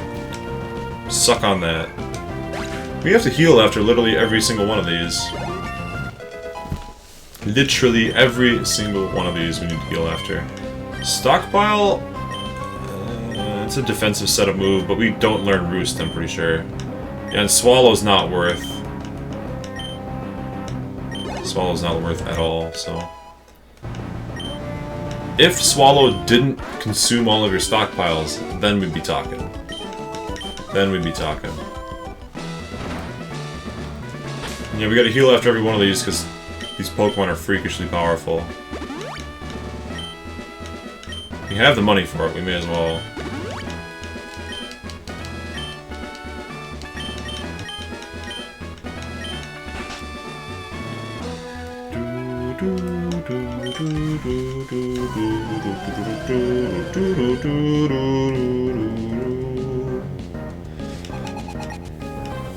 Wigglytuff is in the game? What? Jigglypuff and Wigglytuff are just naturally in the Hoenn Pokedex? Didn't know that. Also, if it's got Mirror Coat, I'm gonna throw my controller at the wall. Alright. A crit double edge would have done 33? Are we even gonna be able to beat this guy? Like, straight up? Are we even gonna be able to beat the Slackings? Like, are his attacks gonna be like, oh, slash, critical hit, 100? You better use an X defend on the first turn. That's what I'm thinking. Unless it's Linoon. I know the Linoon has Belly Drum. And I don't want to get Belly Drummed for free. So, we will... If it's Linoon, we'll Leaf Blade, so that it is either dead after Belly Drum, or can't Belly Drum, then we'll X Defend. And then we'll be good.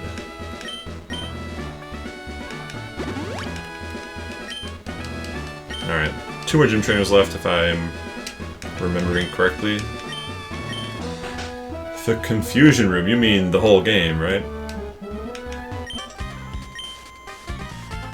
How well bonded am I? I don't know. Bonded enough to hopefully just not have to deal with you and use Leaf Blade. Hopefully just get a critical hit. It's Spinda, so... Oh, he's going for Focus Punch. He says Confusion? No, how about Focus effing Punch? That confuses me. But we got the critical hit, so we're all cool. It's all good, we all cool. Me and the dog good, Snoop, we got you. And we're probably gonna have to leave the gym and go... Oh, we can't, there's like nowhere to train. But we're not gonna get the level up. We'll take the XP share off, I guess, so that we can maybe get the level up here and then use a rare candy. I'd feel a lot safer with a level 38 Sceptile on this thing. Zangoose gives good XP. Might be alright. We only have 8 Leaf Blades left, so... We'll be using Dig against every Slacking. So, there's that.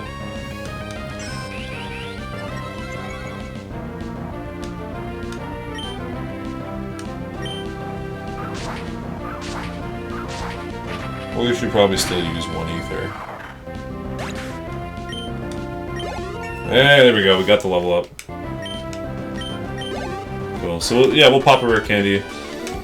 Just to make Gex that little bit safer. This is a really scary boss fight here, so... I wasn't afraid of it, and then I came in and nearly got one shot. Or like, was at risk of having a Pokemon die to a crit, not once, but twice, back to back. So, better safe than sorry. Now we can give Sandy the XP share again, though. Yeah, we'll use an Ether. So we have a couple of those regular ones left still.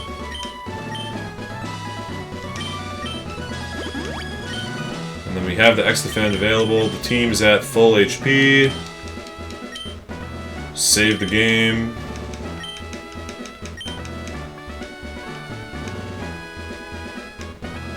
It's all going good. Everything's coming up Millhouse.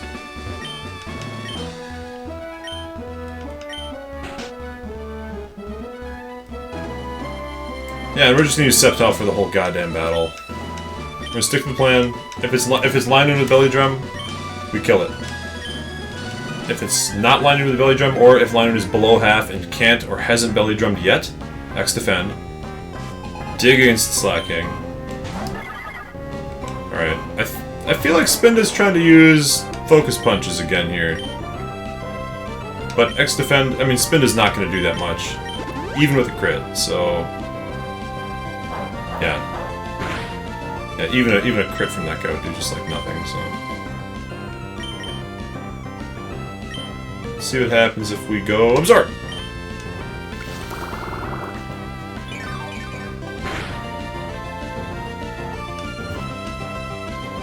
Oh, we're confused.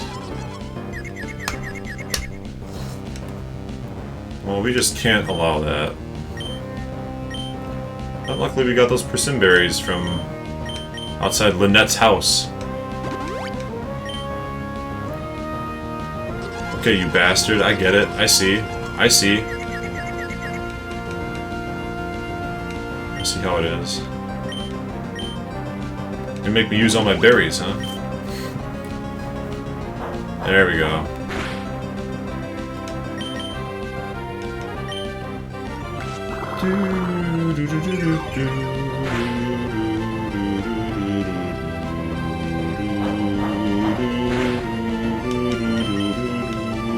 Alright, and we made it out of the Spinda with full HP plus 1 defense. Wait. Somehow we did not kill it with that absorb. I'm wrong. But we made it out of... Oh, we're still gonna make it out with nearly full HP. Because we used the Hyper Potion, we can use Leaf Blade after this. So we'll have almost but not quite full HP. And plus 1 defense. So it really couldn't have gone any better. And now we just Leaf Blade our way to hopefully victory.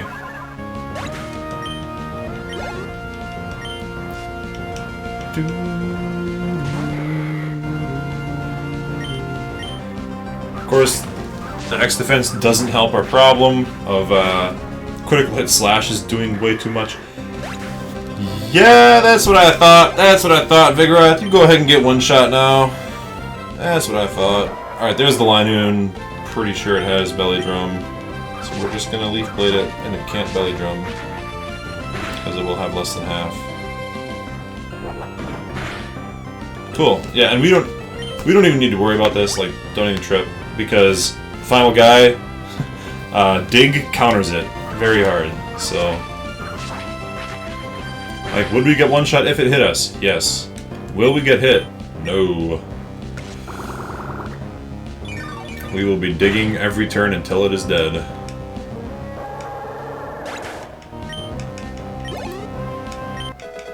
And Sandy's gonna get a bunch of XP too. We're kind of cruising through these critical battles, honestly. Like, it's been hair-raising in parts, but the more threatening stuff has been just statuses and, you know, regular trainers having...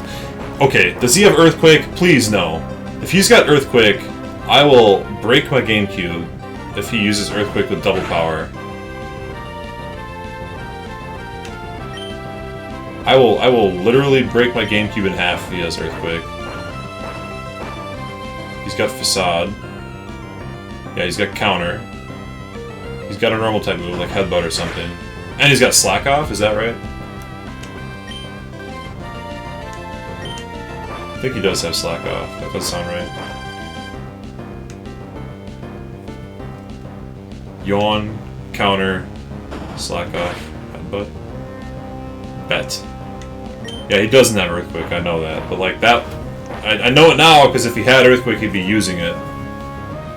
Facade, okay. Okay. Alright, come on, Grovyle. Alright, this turn... He's got a Citrus Berry, alright.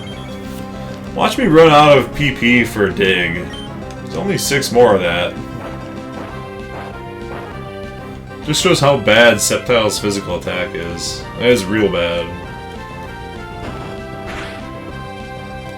Alright, this turn... I think we gotta dig one more time. He's probably gonna heal it. Oh, he didn't. Okay. So we're gonna dig. And then we're gonna Leaf Blade the next turn. No, you know what? No, no. Playbook. Stick to the playbook. If I Leaf Blade and by some absolute ridiculous miracle, it lives. I don't even know how that would be possible. I don't want to get hit by an attack. Stick to the playbook, my man. Whew! Alright. That gym... The gym leader? All according to Keikaku. The gym? Almost wrecked my day twice. Not once, but twice. Like, a crit or a shockwave crit. A shockwave crit or like a... Headbutt crit or whatever, I forget what it was. Could have gotten KOs twice in this gym. Rules are rules. Even though I'm your dad and I don't want to give you the gym badge because I'm a jerk, I'm going to anyways. Sandy! I'm so proud of you, Sandy. You haven't even stepped foot in a battle yet, and you're already evolving. The power of the sharing of the XP. Would have been nice to teach that guy dig, but... you know.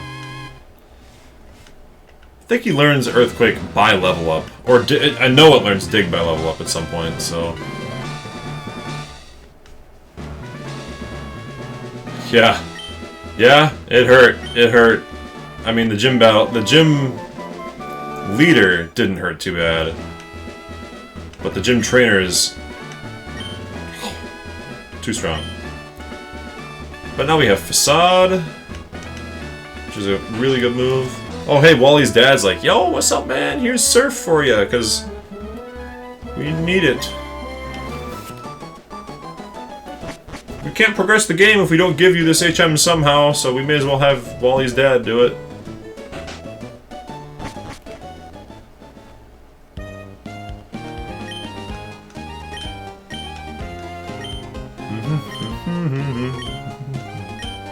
This isn't a bribe or anything. Dude, the time to bribe me was before I met your son. Now we're already rivals. So it's that has flown the coop. Alright, let's sit down and take a second and feel really good about ourselves. We'll teach Surf to Gulliver. It's about time that he didn't have Water Gun and instead had a move that is much better than Water Gun. And in Gen 3, Surf does not hit your allies, it only hits the enemies. We'll go ahead and teach it to Calamari as well. Cool. I don't see any need to use any of these immediately. Whew. I'm getting tired. The Flamin' Hot Mountain Dew is wearing off and I'm all out. I don't have any more Flamin' Hot Mountain Dew. Where do we go next? Back to Mauville? Yo, let's take the ultra shortcut. The mega super ultra shortcut. Oh, and there's a couple of free items we can get. Hey, we can get our Slateberg, our Petalburg catch right now. Because we haven't caught anything in this town yet, we can get a surfing catch. Which I feel like is almost always just Meryl, and we already have one of those, but... grab another rare candy. I like how they reward the player. It's like, oh, you just got Surf? Good for you. Now if you use it, you know, practice with it, you can get some cool items. Max Revive. Well, that's, we're selling that. Ooh, that's a good reminder. We gotta go sell things at the Pokemart. So we have item slot space. Okay, get back out there.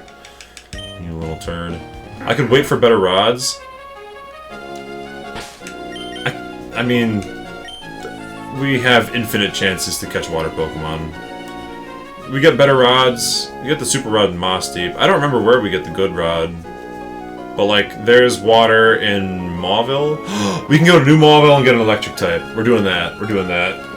And let's update the graphic here. Since right now we're just doing some traveling, we'll do this. Yeah, we could get better rods, but I'm also like, there's a lot of places that have water catches. Let's go sell our shit. And we'll go to New Mauville, catch ourselves an electric type. Maybe that'll be like our next Pokemon on the team. We'll sell. Sell.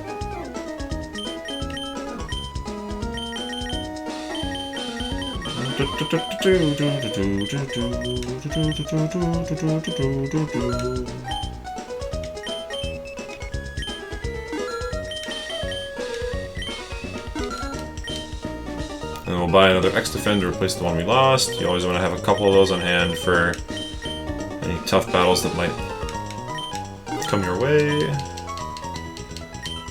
Alright. We could get a Voltorb. I hope we get a Magnemite. Or Magneton.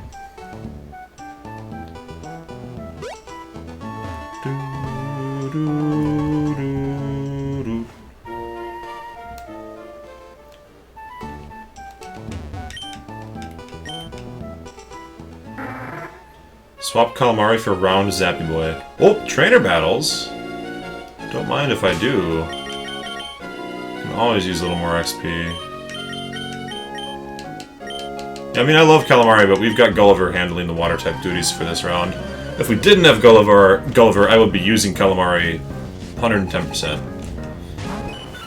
Only level 15? We're surfing now. We just beat a guy with level 32 or 36 or whatever that guy was. Like, we are shown to be capable of defeating level 30 plus slacking. So why are we fighting level 15 Merrills? Yeah, let's go catch the Electric Boy, and then we'll take him on a surfing spree, because we have to go to the abandoned ship and get Ice Beam. Ice Beam is very, very important. This guy calls me out for surfing like 20 feet. It's a really short surf. Yeah, we'll go get our Electric type. Assuming it's not Voltorb. I mean, nothing wrong with Voltorb, but I don't think I would use it. I don't think I would use Voltorb or Electric over one of our other options. But then we gotta go to the abandoned ship. There's a ton of items and trainers along that way. That's like our big surfing trip that we have to do.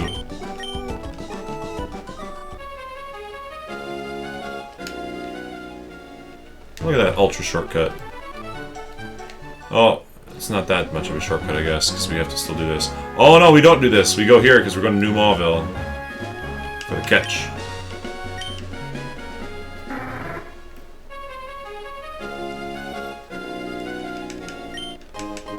Hey, rare candies all around. Yeah, it's a dead end, so.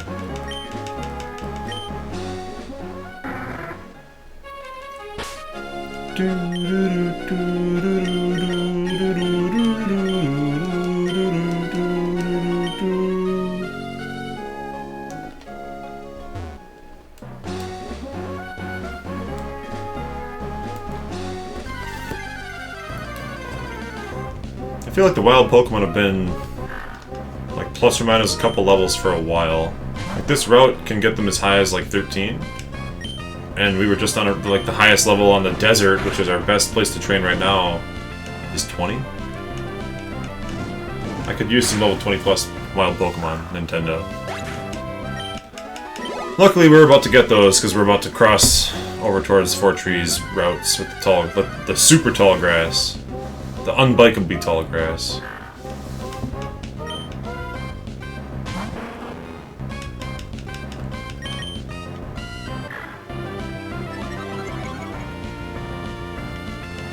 Yeah, let's catch our Electric type.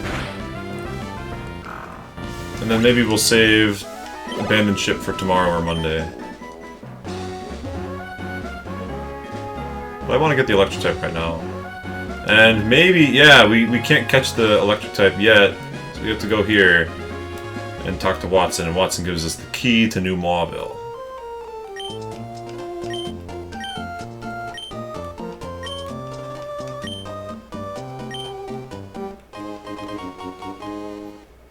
Basement key. And now, surfing time.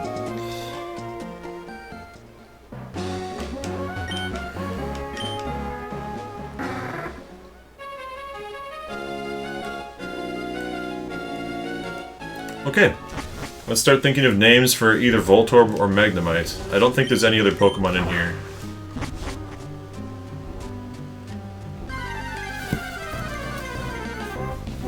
And it's Voltorb. Great. It's probably got self-destruct. My luck. So we might just not even catch a Pokemon here. We'll switch in Gex in case it does have self-destruct.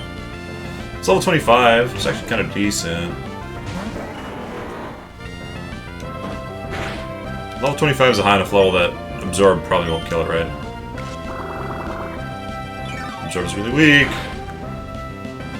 Hey, even a crit didn't kill it. Perfect. Okay, And it's gonna Screech us and self-destruct and crit and kill Gex.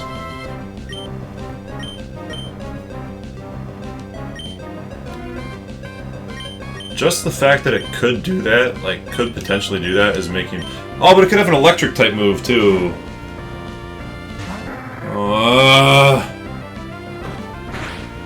Let's find out if it has one of those moves. Pokeball. That's a good name. Okay, it doesn't seem to have an electric type move.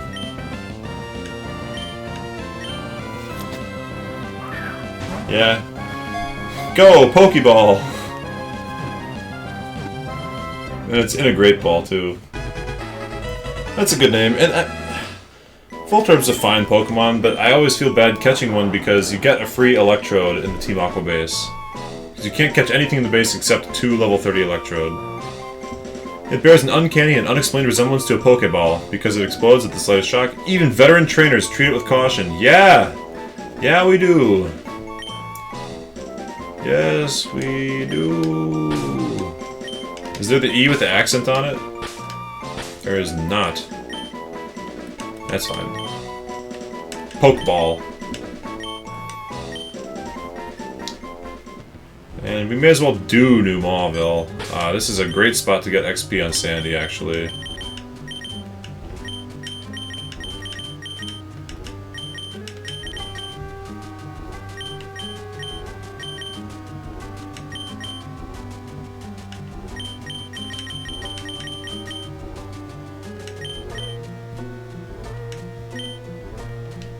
This is a banger of a tune. A banger.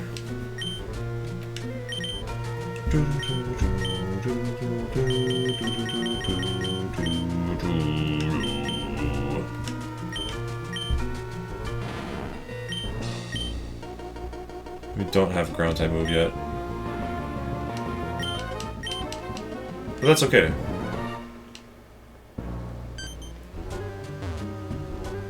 Actually, if we see a Magnemite, we probably can't kill it with anything.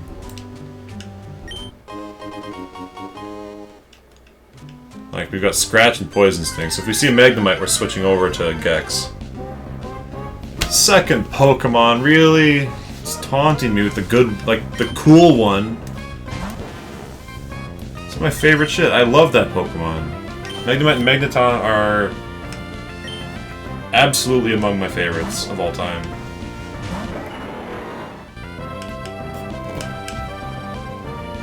Does my Slug even have 40 HP? He does.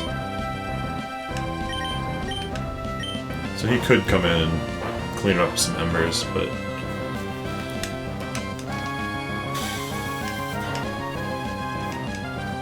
Maybe I'll catch a bunch of Voltorbs. Like, I'll catch this Voltorb and I'll get the Electrode later. And I'll teach them both self-destruct and I'll throw them at Team Aqua later. Like, the champion, just like, bring them in to the Elite Four and just whip them out and blow them up. Oh, it's such a sad-looking Voltorb.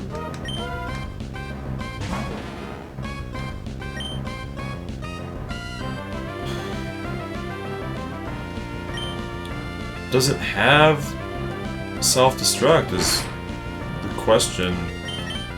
I don't feel safe fighting anything here. I mean, I feel safe fighting Magneton, or Magnemites. But if it's Voltorb, okay, we got Spark, Screech, Sonic Boom, Tackle. Spark, Screech, something Tackle. Spark, not Sonic Boom. A move that we're not familiar with. Sonic Boom, okay. Spark, Screech, Sonic Boom, Tackle, not self-destruct. So the fact that Watson's Voltorb has self-destruct and rollout, it's just cruel. For no reason, put a murderer on his team.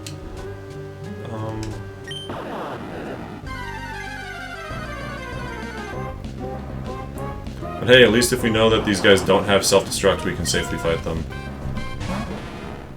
Thank God for that. Screech into Tackle's annoying. Spark and Sonic Boom we're immune to, so... Well, it's not, we're not immune to Sonic Boom, but Sonic Boom's not affected by Screech, so it's kind of pointless. Thank goodness. I didn't remember in the old days getting blown up by these guys. So I'm glad that that memory was not lying to me. But all it takes is a single time getting exploded and losing the game against Watson's Voltorb to just be afraid of Voltorb forever. And that's happened to me more than once. Whoops. For real. I should use repels. It's getting tedious already. Oh, why? We could have caught a straight Magneton. But instead we have to go to Gex and dig it, because that's a bit stronger than what Sandy can handle.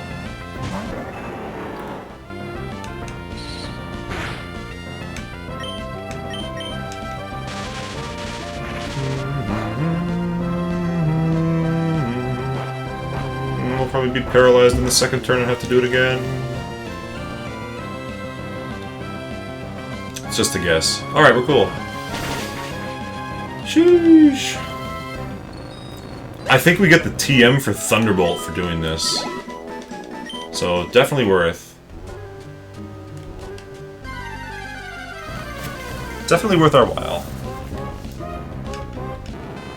Regular Magnemites we can probably fight with my Slug. And Sonic Boom's a pain, but he's got a fire move, and Gex is paralyzed. Hey, Dark Chicken, you're back! Good to see you again, man. Were you streaming Coliseum again tonight? Is that what you were doing yesterday? I feel like I remember that. It's good to see you. I hope you're having a good Saturday night. Man, you missed a real roller coaster so far. Wait, was I just talking and I mashed and I could get crit? Yeah, I gotta stop doing that. I gotta stop chatting in situations where a crit could kill me. Yeah.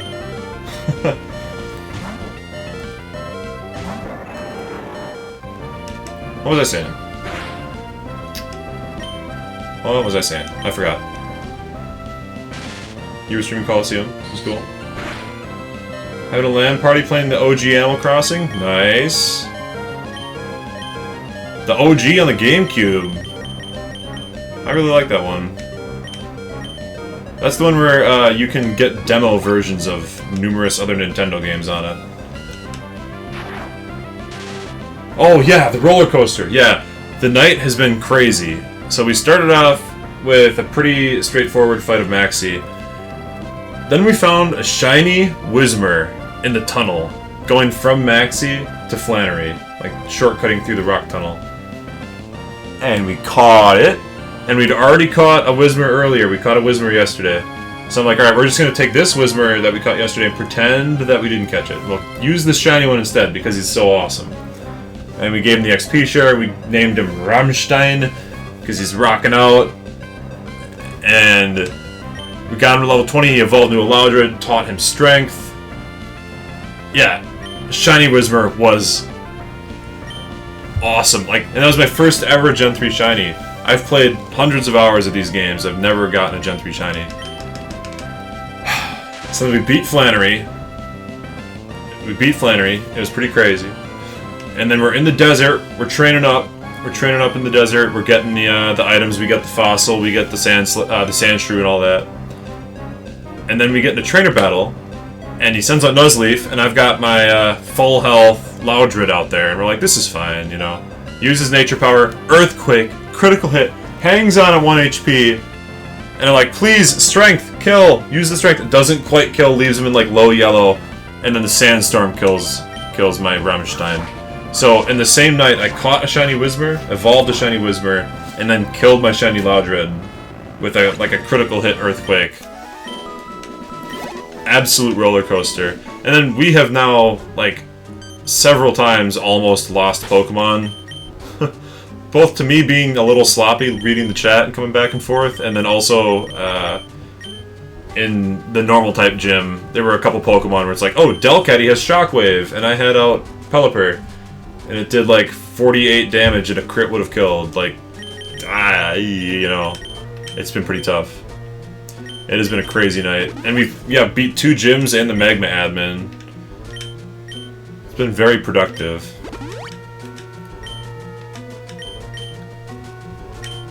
So, yeah, that's the story. Yeah, not demo full NES games. You're right. You're right. It just gave you full games and they were easy to get. I think they tried to do it in the DS titles, but you couldn't actually access any of them. Like, you weren't allowed to get them, but you could use an action replay and get the full NES titles in the DS game. Like, they were coded in, you just couldn't get them. Like, Nintendo decided last minute, we're not going to be nice to our players.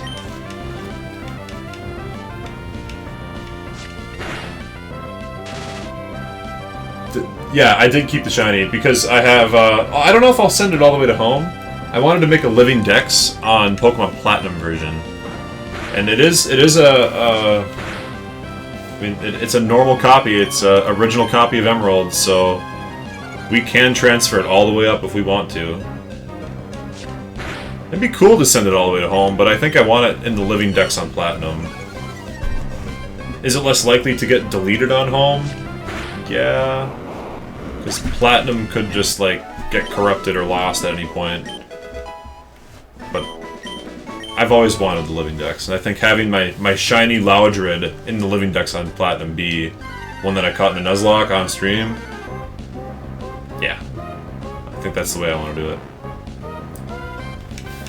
Yeah, definitely not releasing any shinies. I'm definitely catching any shinies and not releasing them. The only reason I used it was because I already had another Whismur. If that wasn't the case, I wouldn't have used it. I would have just had it as a shiny level 7 Whismur in my box. But since I already had another non-shiny level 7 Whismur, it made it an easy switch. Easy decision.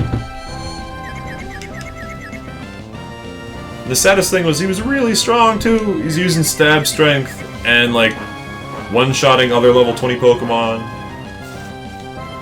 But it wasn't strong enough in the end. The damn sandstorm is really what it did it. Alright, let's get out of this stupid thing. You can tell you're on the... Yeah, Game Boy Player for the win. Yep, because we can do this. We can... Actually, maybe we should do that just for the better resolution. I don't know. Ooh, frame 20... Yeah, frame 20 for life. Oh, Galaxy frame! Let's do that. Ah, that's actually pretty cool. Yeah, let's do that. Yeah, I love the OG hardware. It just feels right. And then that one's a Voltorb. We're just gonna stay away from that. We don't need more encounters here. I'm already annoyed. We already have 3 Pokemon paralyzed, and we're out of PP on digs. It's like... Let's get the Thunderbolt TM. Shut the power, escape rope out of here.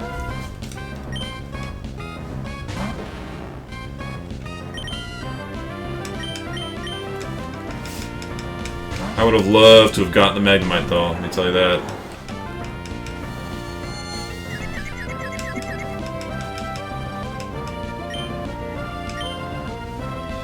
Yeah. Confused and paralyzed. Let's see if we make it.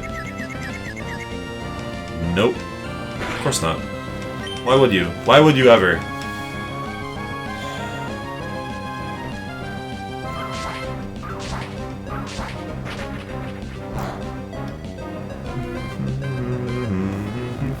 So the next, like, big event is the flying type gym in Fortree.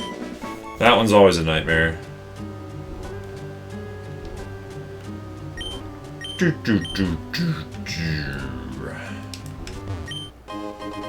Oh, and we get the Thunderstone. I don't have any Pokemon that need that, but maybe someday I will.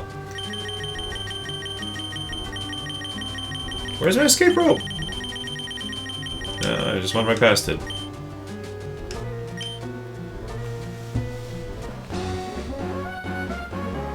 Yeah, so the plan for the flying gym, I might skip it for a little bit. You don't have to do it, because fly, like, you can wait to get fly until the end of the entire game if you want.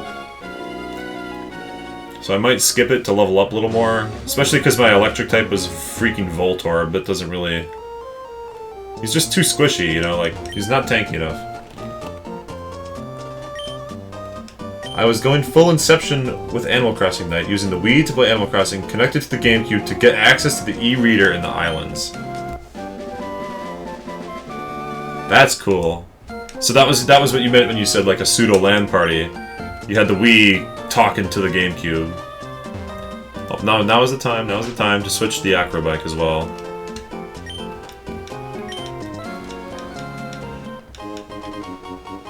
Because the next area's got some Acrobike stuff. And we should probably heal. I think we need to heal. And we'll put the Voltorb on the team anyways. I mean... may as well. Calamari's not doing us a lot of good.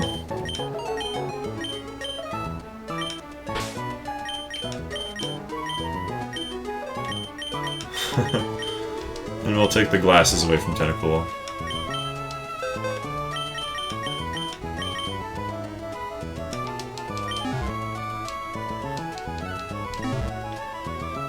I seem to recall that the original Animal Crossing had some real whack music. It had like...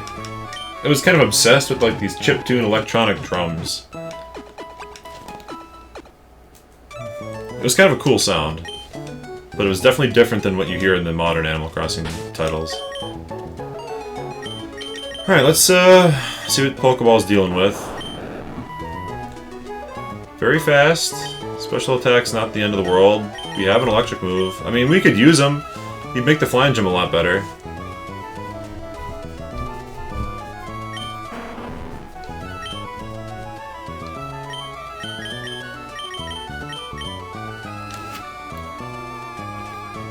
Two copies of Animal Crossing, 4 memory cards, and traveled to everyone's town. Oh, so you're just like zipping around to towns, and that's great. That's got to be a lot of cables all set up everywhere. Ooh, we should take out the second. Yo, let's go and get Ice Beam quick. Let's get Ice Beam. What attacks does Slugma have? Slugma has Ember, Smog, Rock Throw, and Yawn. It's like the same moves that we caught him with. They're not really doing a whole lot of good. But I want to go grab the Ice Beam TM because the Altaria that has Earthquake is kind of crazy at the Flying Gym, but Ice Beam just handles it. I think the only person that can learn Ice Beam is Gulliver, so the Pelipper is like making this run possible. I think the Slugma will learn... I think it can learn Rock Tomb when you evolve it, and I hope it learns a better fire move at some point. We could teach it Overheat. But I'm hesitant to invest in Overheat. You know, because only level 24 and it could get one shot at like any point, so... yeah, Yawn, Rock Throw are good, Ember's good. Oh, and I'm leading Sandslash against all these... well, these guys don't have water Pokemon, but the Swimmer's coming up will, so... oh, she does have water-type Pokemon, but not necessarily guaranteed. Yeah, Rock Throw's good. I mean, if we get Magcargo... the problem is, Magcargo gets one-shot by Earthquake, and Altaria has Earthquake. It's like, what are we gonna do? I'm gonna hold off on Train Pokeball. I mean, Voltorb and Electrode are fine. They just... their move pool is terrible. It's just... it's an electric type that only gets electric type moves, really. And they're kind of squishy. Like, I don't need frail Pokemon. I need Pokemon that can take a hit in case an emergency happens. So, I'm gonna have them on my team. You never know, you might need an electric type, but... yeah, it has freaking Earthquake. I remember running into that on a previous run. Like, over a year ago at least. I ran into the Earthquake on the Altaria. Because it'll one-shot Magcargo. And it'll one-shot most electric types, so... yeah, I think I had a Magneton. And I was like, cool. Flying Gym's over, no problem. And then Earthquake came out, and I was like... never forgetting that. Oh, I gotta switch my order on my party. Yeesh. So the plan is literally like... once again, Gulliver. It's like... Shockwave Ice Beam should be enough to handle it. It's gotta be enough to handle it. I do think that Magcargo will do nicely against her until Altaria comes out.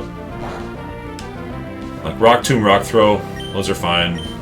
Altaria comes out, you gotta switch to Gulliver. That's just the way it is. We've gotten some good utility out of Protect. Protect stalled Sun turns, and Protect blocked Facade. I mean, we didn't need to use it for that, we used Dig for that, but could have blocked Facade.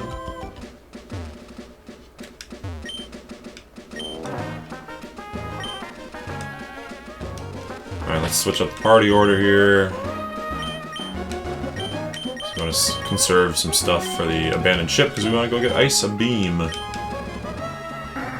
is probably faster to do so from Dewford, but... Yeah, Pelipper can't learn Thunder. Dude, if Pelipper could learn Thunder Rain Dance, then do Rain Dance boosted Surf and Thunder that never misses, that'd be the way.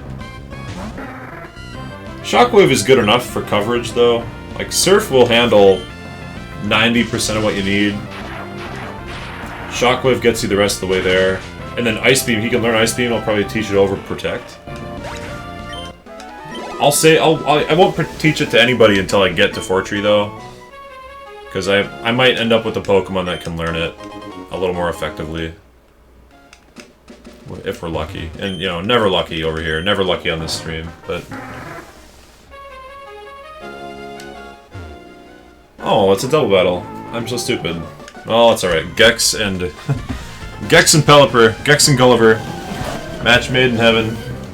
Never fails. Or rarely fails.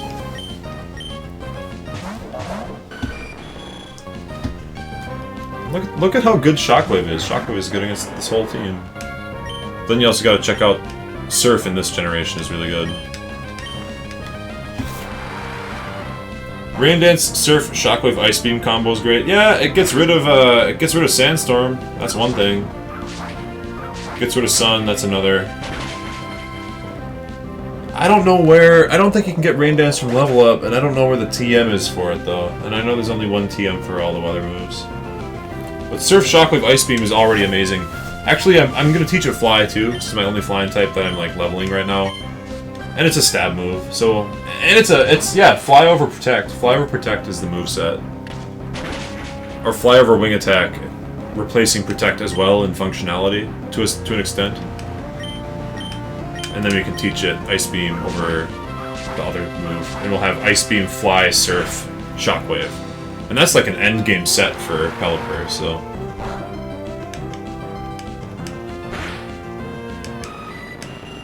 And in this game, Surf hits only the enemies, doesn't hit your allies. It's good stuff.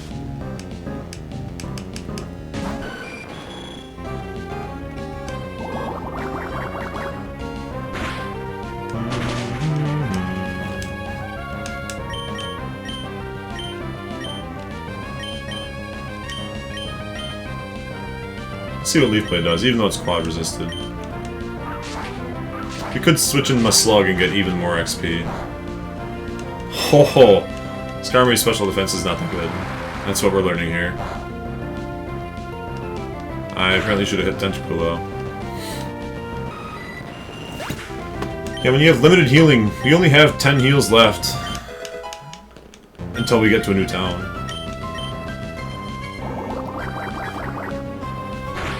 New town gets us back up to 13.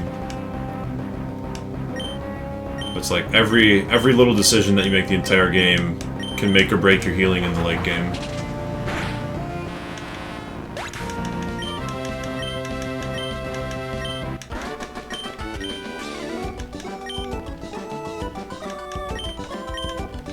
I wonder what route... Oh no, we already did our catch on the route that Regice is on. We caught Magikarp or a Tentacle. I think we caught Calamari there. I was just thinking, like, did we technically not catch anything on the route that Regice is on? Because then we could get Regice for that catch, but... TM18 is also... Is that Rain Dance? Oh! Is that in the... Isn't that in the part where you have to do Dive to get to it, though? I think I remember seeing that. You need Dive to get Rain Dance, and you also need Dive to get the Blue Shard. And the Blue Shard's what you need to evolve Lombre. Because last round, I had a Lombre, and I was like, well, when did we get Waterstone? Because I know you need Dive to get, You have to get a blue shard to get a water stone, but like, where's the actual water stone? And dive is needed to get the water stone in the abandoned ship, and you can't buy it anywhere either. So, Regice is in a separate cave and thus totally legit. So by that logic, so are Regirock and Registeel. But like, they're legendaries. They're legendaries. That feels like cheating on a Nuzlocke, you know? Especially like, all right, if you can use repels to get to the spot that they are. Maybe. But it feels like cheating. Especially if I get Rayquaza. That just, like, completely nullifies my team at the point that I get it. It's level 70.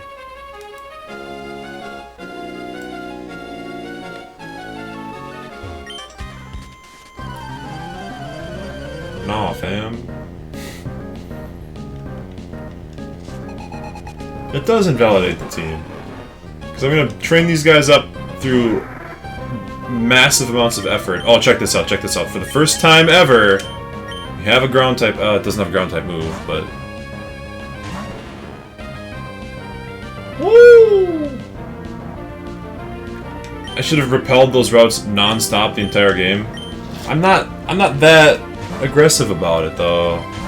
I'd rather have the early catch than the late game catch. The early catch is much more important. It's like, what if I didn't have Gulliver? Then the fact that I was able to catch Tentacool, I would have been able to use it for the entire game by now. It's way more valuable. The one exception would be Rayquaza, because it comes so, like, you can only get to it so late. But then I've got a level 70 dragon that can legitimately one-shot, like, half of the Elite Four with Outrage. One or two-shot the Elite Four entirely by itself, so... I could go around and I could catch them, and then just say I'm not going to use them. That's an option.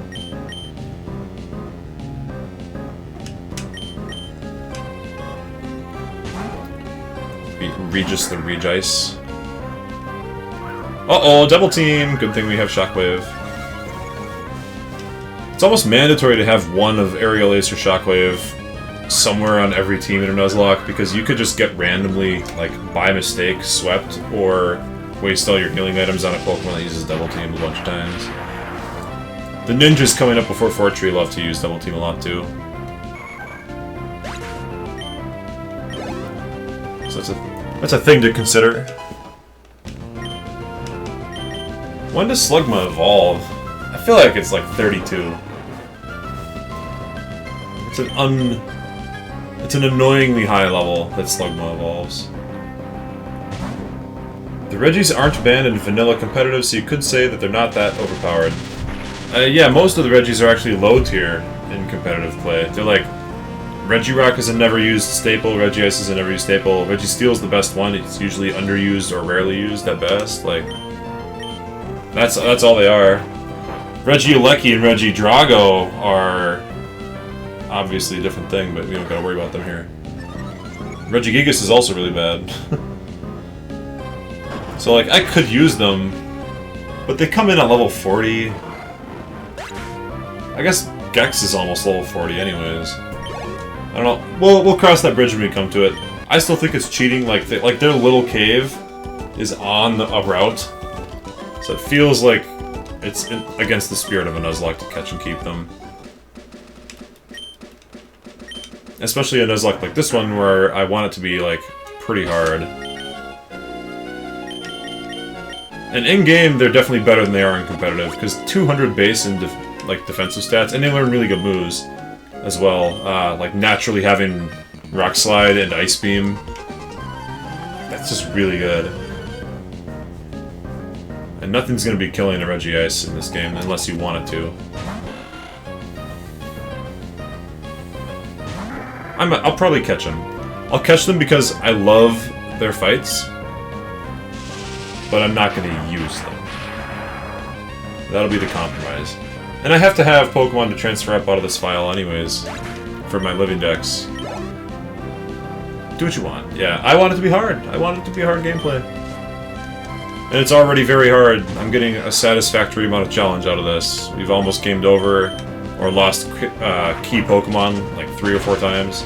Today, we almost lost Gulliver. Shockwave crit from that Delcatty that had Shockwave for some reason. Would have taken out Gulliver. We were, a crit was gonna do like exactly as much health as he had, so the odds were very high. It's like a 6.25% or 12.5%. I forget what the odds for a crit are. 6 point something.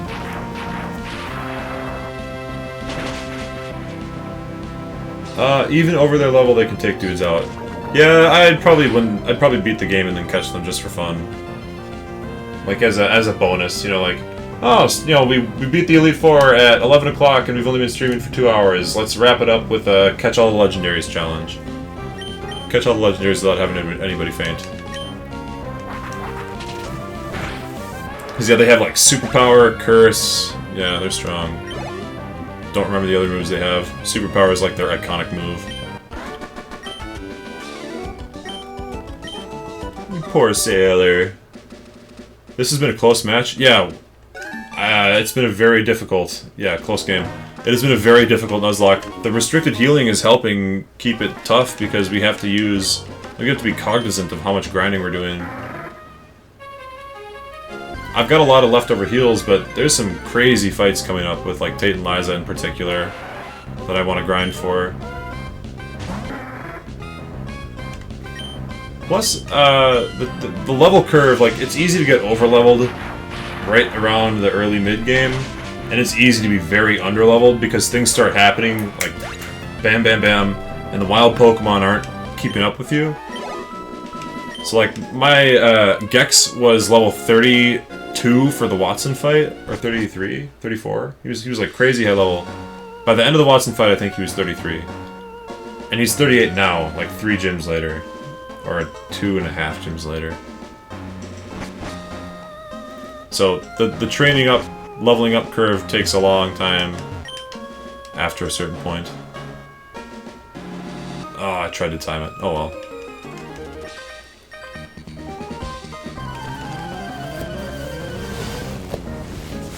So I want to save all my healing for late game. That way I can actually grind up some levels before some of the harder fights. So like, could I use... I've got 10 Pokemon Centers. Could I probably use a couple of them to keep things a little easier right now? Yeah, I could. Not gonna lie. I could. But that's just...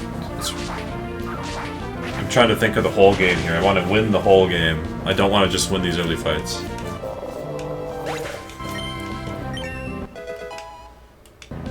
But these two are a dream team. Gulliver and Gex handle, like, everything. Horsey's in the game. Wonder where we can catch those. Oof. Gulliver's so strong. And we can fly around. There's a lot of places that have latent XP just like hanging out in the form of trainer battles that we can go get. We're just gonna do this.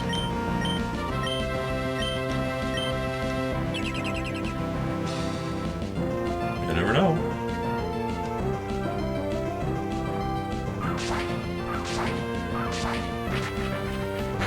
Like, it's already been hard enough that we were giving a lot of XP to Pokemon and having them die. I mean, Numel died. Yeah, you missed that, Dark Chicken. I think you saw me catch the Lemon yesterday. Lemon the Numel. He died, like, 20 minutes into the run today. We got hit by a... I forgot what it was. It was a crit something. Oh! Was that the one... Did he die to the self-destruct? Yeah! There was a ninja kid that had self-destruct on 3 coughings in a row, and he got hit by one of them and died. So that was sad. And it wasn't a crit, so I've lost 2 Pokemon to crits and 1 Pokemon to a self-destruct. And countless other Pokemon that were near misses on self-destructs or moves that could have killed if they had crit, but we're lucky they didn't.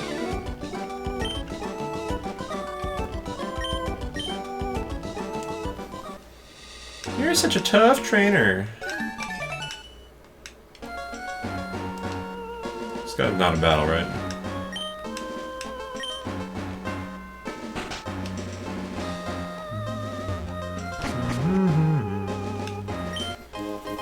Oh, we can get rid of the mail.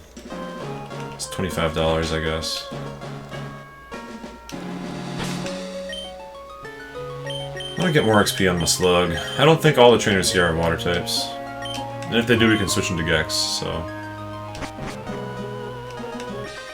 Well, he has water types, but he also might have, like, Machop or something.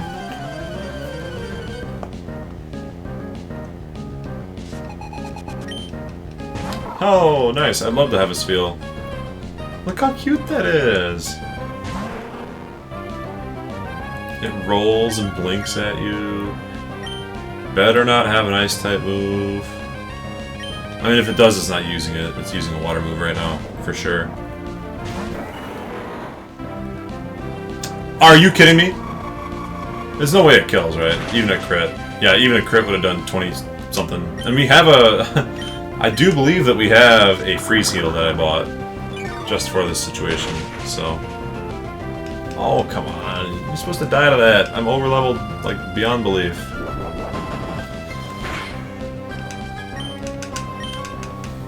I can't wait until I get Giga Drain. Oh, after the raid you had video problems. Yeah, yesterday we caught a Numel, and I trained it a little bit, and then today it died. It was alive on the save for like 45 minutes, maybe. 4 speed for Sceptile. Crazy.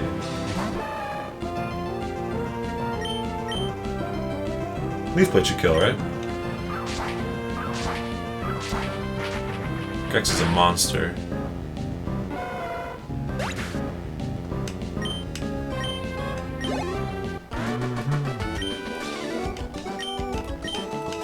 Nice. There's my Ice Beam. I just gotta get the key. Oh, this guy's just barfing. He's not even like, yeah. Ooh, it's empty, thankfully. It doesn't have barf in it. This room goes to the dive area. Has nothing in it otherwise. This room has an item.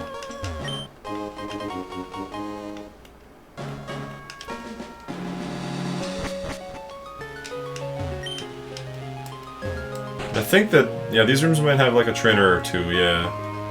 They have like a young couple trainer that you can fight. Upstairs? Is that right? Upstairs? Yeah.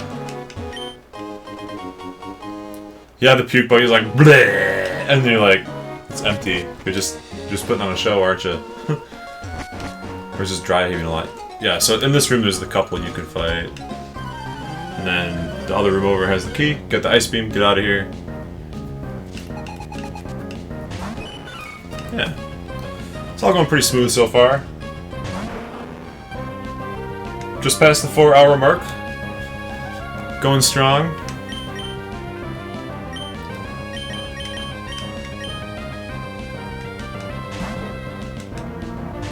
Honestly, at the pace that we're going, probably be able to beat the whole thing next week.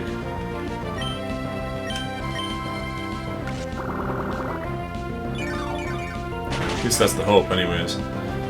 I can't decide if I want to do more Pokemon Nuzlocks. I think I will, in the future, do more.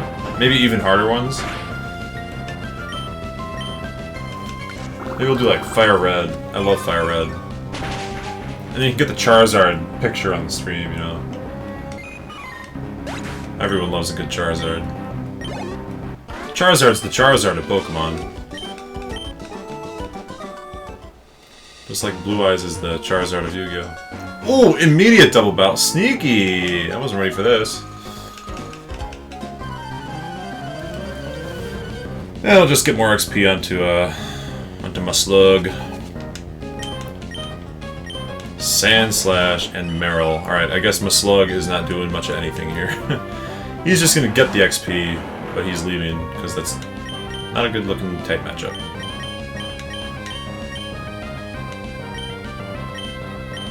And once again, we're relying on Gulliver Gex.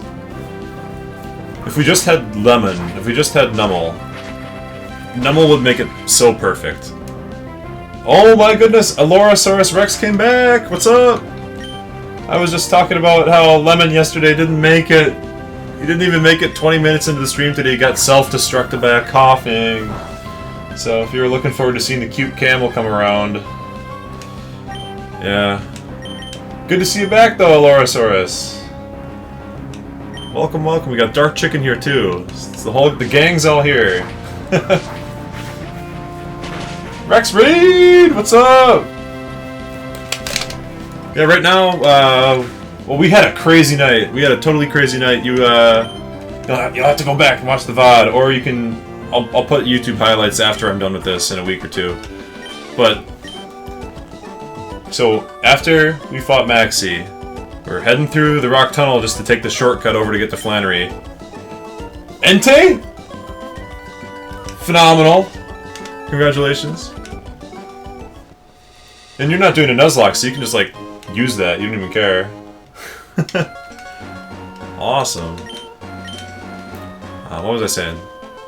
Oh, yeah, so we had the great fortune to catch a shiny Whismer.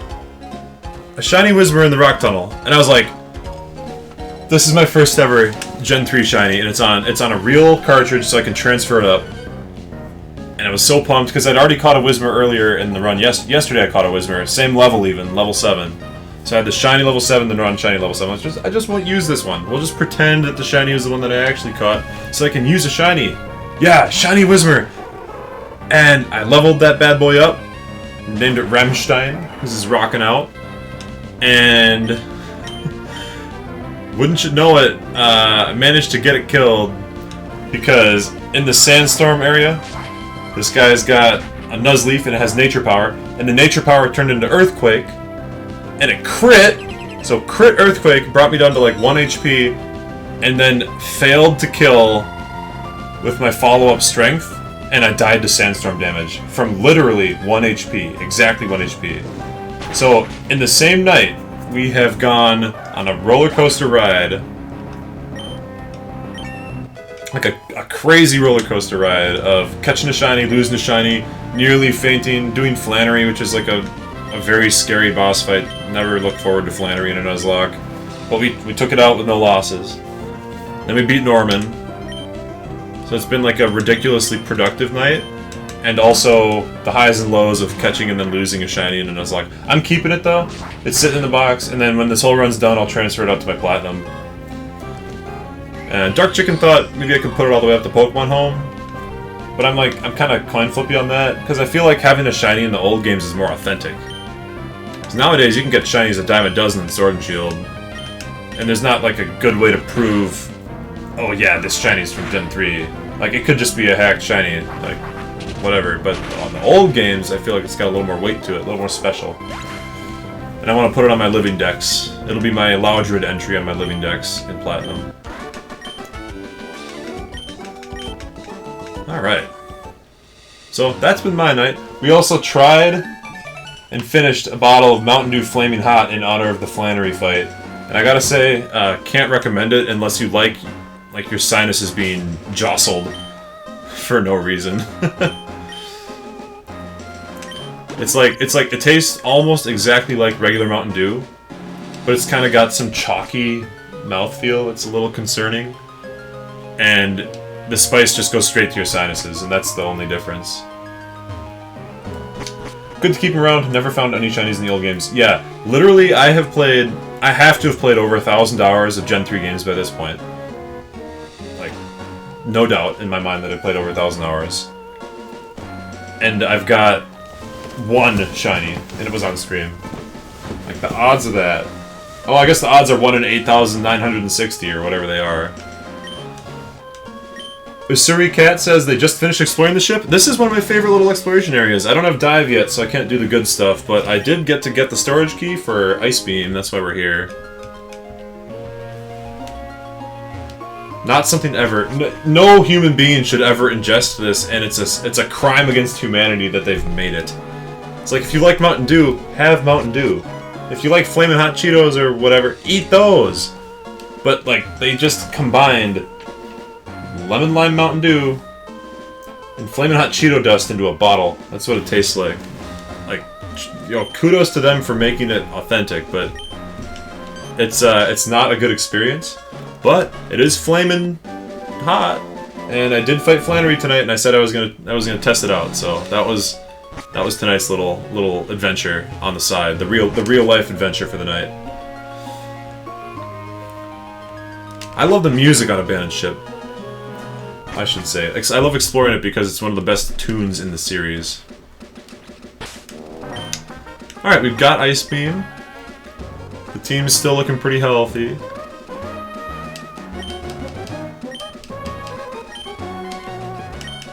So I think we're good to go. If I think that the Mountain Dew was bad, I should try the Flaming Hot Cheeto Mac and Cheese. Hey! Guess what I've got on my shelf? Hold on. It's actually not that far away from me. Ugh. I've got a box of the Flamin' Hot Cheetos Mac and Cheese. I thought it would be interesting to make. I might make like a joke video. Yeah, I might. I might make a little joke video. I'm not gonna do anything on Twitch with it. I don't think. Maybe I will if people are interested, but more than likely, I'll do it on YouTube. And I will do like a gourmet chef with plating and everything for the Flaming Hot Cheetos Mac and Cheese, the Jalapeno Cheetos Mac and Cheese, and the regular cheddar mac and cheese. So we'll have like 3 plates. I'll do a little garnish on each of them. We'll do like the dramatic cuts that they do on like the cooking shows. That's a little side project idea for the YouTubes. Not so much for the Twitch. Make those, but use Cheeto Mountain Dew instead of milk, or I guess butter or water. I don't want to die, dude. I don't want to die. All right. I like being able to breathe and not having like stomach cancer. That's why you combine them. Yeah, the Cheetos Mac and Cheese would be probably better. I mean, because Cheetos are at least meant to be cheesy.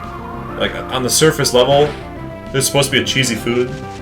Or like, they have the idea of cheese in the flavoring. I don't trust you at all. You're making me feel so nervous. It does sound terrible. We should do this, yeah. Yeah, because Cheetos have this idea that there's supposed to be some kind of cheese involved. Even the Flaming Hot ones do. So, you know, Flaming Hot Cheeto Mac and Cheese, at least it's 2 cheesy things together. You can't go too wrong with that. Garnish with Tums? Okay, that is something I can do. Just a little Tums sprinkled on top of my Flaming Hot Mountain Dew Cheetos Mac and Cheese. That's if I really want to get the meme crowd on my side. If I really want to get the Fortnite kids watching my YouTube channel. That's an idea. Oh, come on. Well, I'm gonna switch. I feel like a crit could do something here that I don't want it to do. Yeah, we'll do Tums. I'll grind it up and I'll just sprinkle it on there. Do a little sprinkle a little Tums on there. I don't want to make it like I wanted to do this as a funny video, with the funny part of the concept being that I'm taste testing Cheeto flavors. I didn't want it, the funny part of the video being that I get sick on camera because I use Mountain Dew. The funny part is that I'm treating Cheeto Mac and Cheese seriously. The funny part is not supposed to be the suffering that I endure. It's making me nauseous. Yeah, I'm not looking forward to this idea, but I'll probably do it. Or maybe I won't. Then again, maybe I won't. It's a really bad idea. But have I ever done good ideas? I don't know. Good ideas are for other people. Alright. So, discussion about Cheetos Mac and Cheese mixed with Mountain Dew aside. The Mountain Dew would turn into a disgusting syrup. Sweet, sweet content. Yeah, sweet like the disgusting syrup of the Flaming Hot Mountain Dew when it's been boiled down into a nice glaze for your Cheetos Mac and Cheese.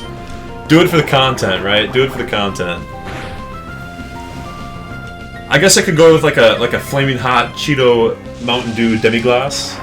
You know, make the mac and cheese as God intended with milk or cheese, and then kind of drizzle some do a Flaming Hot Mountain Dew reduction on the side. That's an option. So you get your Yeah, you get your reduction happening. You get this nice syrup, and you drizzle it on there, and then you do the Tums sprinkle to avoid the heartburn. It's an option. Marinate a chicken in the Mountain Dew. Funny that you should say that, Allorasaurus. Rex. I don't know which one you prefer. But funny you should say that because earlier in the night we were talking about Flaming Hot Cheeto stuffed Cornish game hen with Flaming Hot Mountain Dew glaze. We already discussed that. We already discussed chicken cooked with Mountain Dew once this stream a couple hours ago. And the fact that it's coming back is making me concerned. But it's an idea. Meat and sweet, Allura. I like Allura or Allorasaurus. Those are both good for me. Yeah, meat and sweet's a classic combo, and I thought that the carbonation from the Mountain Dew, might do good things for your meat. It might like soften it up. Okay, we gotta heal. Rex is just because Allorasaurus was already taken. That's such a unique name, though. It's kind of weird to me when people take these really unique names and then they end up with, like, they have to put a 2 on there, you know? Or a V. Or, like, a number that's a letter, you know? So how's everybody going on their Saturday night? I hope no one's eating Mountain Dew marinated Cheetos mac and cheese. The next thing for the Nuzlocke is going to Fortree, which is kind of a long way to travel, and we've only got 10 heals left at the Pokemon Centers, so we got to think about how many times we're healing and when. We think we'll be all right. We'll heal once before we get through Maulville here, because everyone's getting all PP'd out and paralyzed, and it's mostly the power points for the moves that I'm concerned about. You can always spend money to heal, but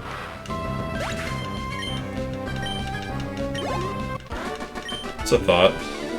Do we try to go all the way to Fortree? I mean, I'm amped up with my Flamin' Hot Mountain Dew. We got enough caffeine to last us a while, so we can get to Fortree. Oh my gosh. This GameCube controller, I gotta swap it out. I gotta remember to swap this thing out. It does not like to go left and right. It really likes to go up and down. We'll buy some stuff here. Are healing items allowed in the run? Yes, healing items are allowed. The only thing that's restricted is use of the Pokemon Center for the full heals. So, effectively, we're required to use Super Potions and full heals and stuff. Like, we're using money to heal, basically. Which is a lot more troublesome. It also means that we're going to be healing more frequently in battles. Yeah. So we can use healing items, but you can only heal at each Pokemon Center 3 times. And we've got 10 Pokemon Center heals in excess right now. We've been doing really well, actually. We haven't needed to heal too much. Part of that's because we took Trico as the starter, and Absorb's been handling it. As far as mass planting Lepa Berries goes, I regret to inform you all that this copy of Emerald has a dead battery. So, it's not going to be possible to plant Lepa Berries and get infinite healing that way. Which I guess, like, maybe I can pretend that was on purpose. You know, it wasn't on purpose, but yeah, no berries. In fact, I killed the battery on my Emerald on purpose, that way I wouldn't be able to use berries, because otherwise they are infinite healing. Which kind of defeats the purpose of the whole thing. So yeah, no berries, except the ones that you just, like, pick up off the ground naturally, the ones that are already growing when you get there. Those are allowed. Those are all fair game. Thank you for asking. It's always good to find an excuse to explain myself. Whew. I think the team is coming together. Oh, we're on the Acrobike now, so we can actually do some sick tricks. Team's coming together. I would like an electric type. What else is there to think about?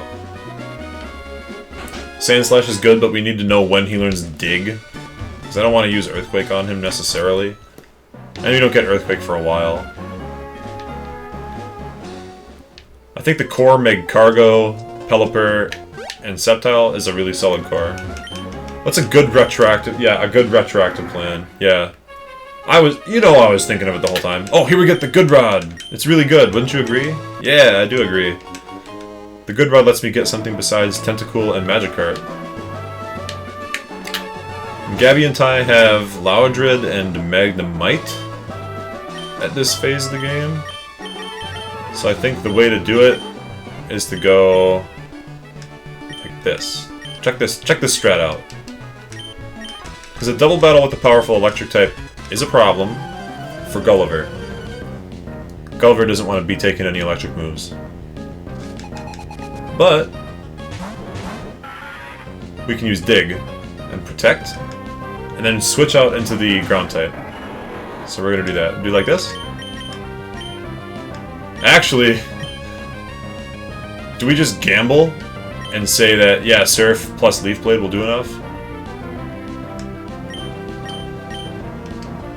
No, we don't gamble that. But we can test out what a Leaf Blade would do. Sandslash doesn't... Are you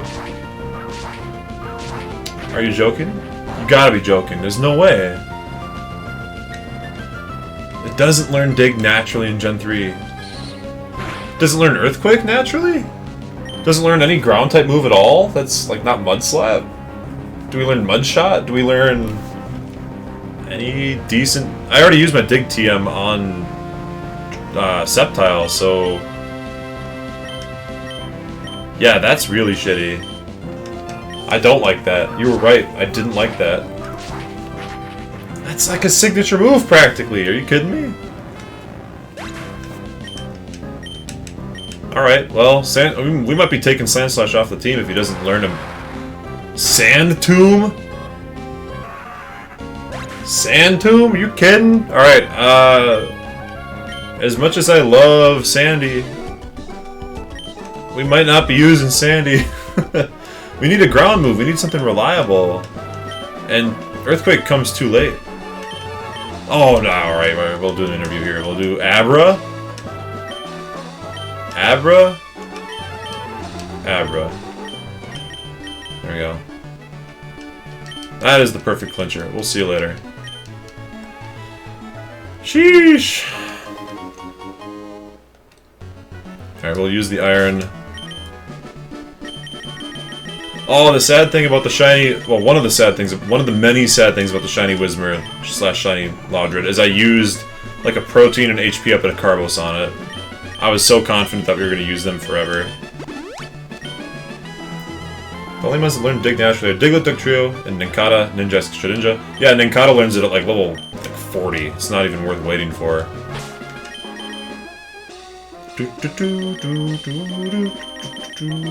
Oh, we should actually... We have a Steven battle coming up? Or we just meet Steven, we don't battle him. I think we just meet him.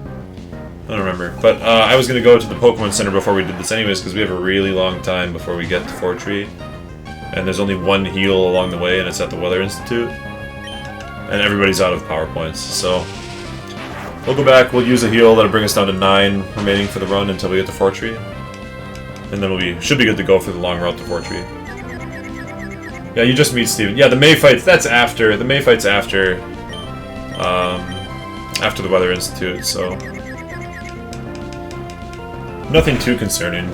And honestly, that May fight's, like, not a big deal. The second one's a problem because you don't have a lot of options for dealing with the Combusken in a Nuzlocke necessarily. I mean, I was lucky to have Gulliver, which just handled it. But Combusken / Marshtomp / Grovyle to a lesser extent are kind of a pain to deal with. On the second one, the May 2.0. That's like the biggest threat. And that's a speedrun killer too.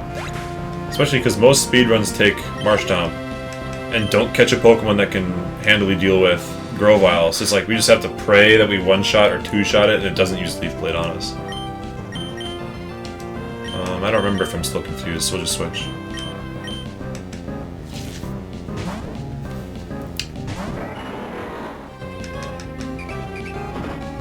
Alright. Well, so far so good. We'll just head back, heal up, and then it's time we get a catch now. Catch time soon.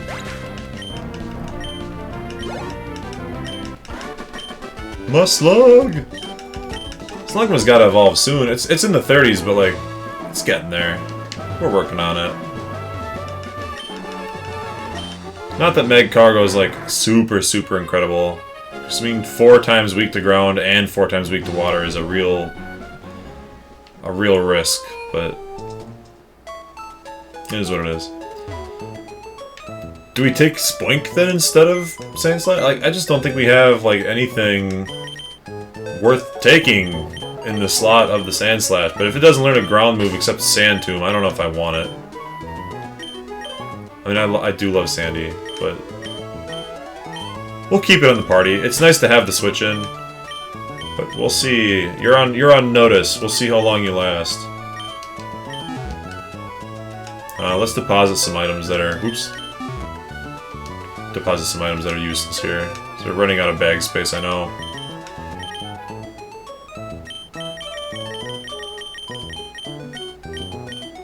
The Thunderstone's not useful right now. The Harbor Mails is not useful. These will sell. Actually, we should take out the mails. Because we'll just go sell them real quick.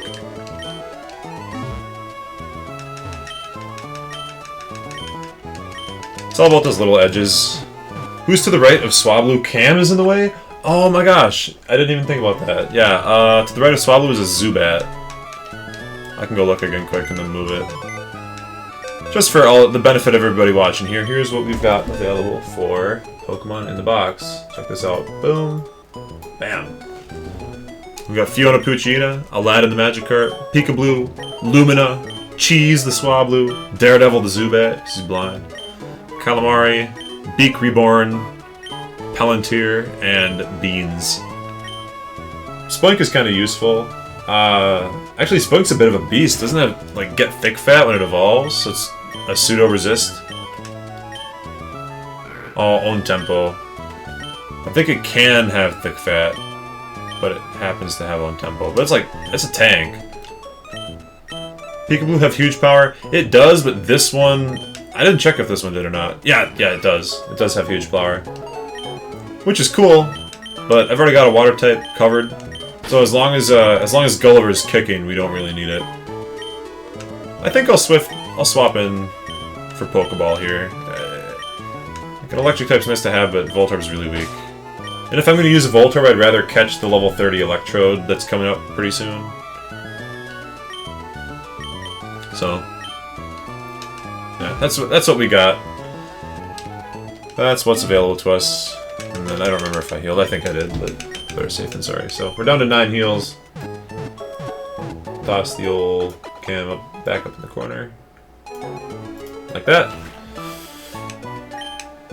Good deal. We're doing it live. Everything's live. I don't have anybody doing these things for me. Don't got no mods or nothing. Just me. I've used Grumpig before, and I seem to recall that like the ability to have a strong stab psychic on a pretty tanky Pokemon is useful. So we're not gonna like heavily level up, invest in it, but it's nice to have on the team in case of necessary. I'm more likely to use it than Voltorb, basically.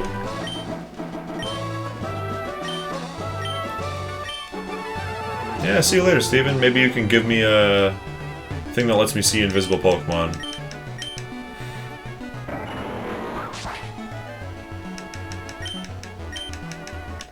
These are our first citrus berries. Oh, we can go to the berry guy. We can't plant anything, because it'd just be a waste, but...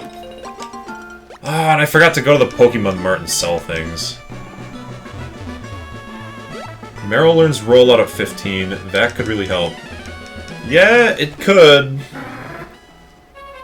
But, like, I've got limited heals and limited patience for leveling up an Azumarill. Oh my god. The GameCube controller would rather go up than right. That's really what it is. I gotta get a new one. I might even have a new one on the shelf over there. I'm not sure. Like, I just don't want to level up, because I'd have to level it up to like level 30-something. It's level 5 right now. 25 levels of grinding. With the XP share, it's not the end of the world. Like, it's doable, but... it's just not the highlight of my life, you know? And again, it'd be doubling up on water types. It's like kind of not the most appealing to me. Alright. We're ready to go. Yeah, it's literally, I caught it on like the 3rd route or whatever, like as soon as you can get a Marill, and I didn't use it because my first catch of the entire game was Wingull. So I'm like, I've already got a water type.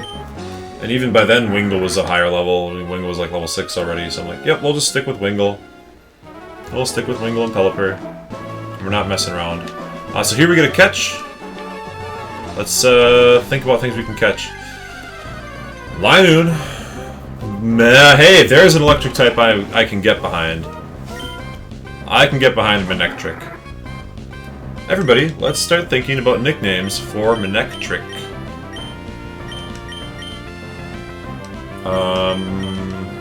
Slugma can take a hit, right? Y'all have so much more Pokemon knowledge than me. Need us in the stream to help not struggle. If I wasn't streaming, I would be watching your stream. I'd love to help you out. I'm not super good at Pokemon Coliseum though. There's a lot of stuff that's like ever so slightly different in Coliseum.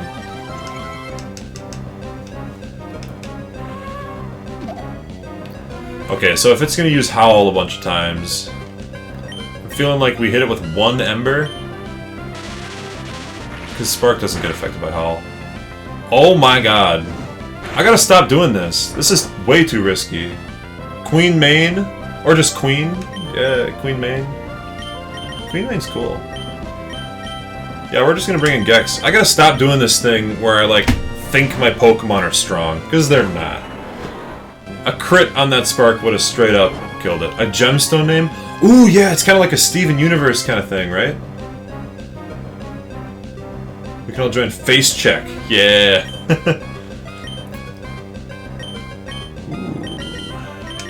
And Manectric is like, that's an electric type I'll put on my team. That's an electric type.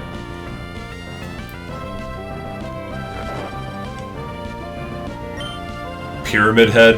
You got 10 characters, bro. It is a pyramid. I'm thinking something like Lapis. It's a lady. It's a lady Manectric.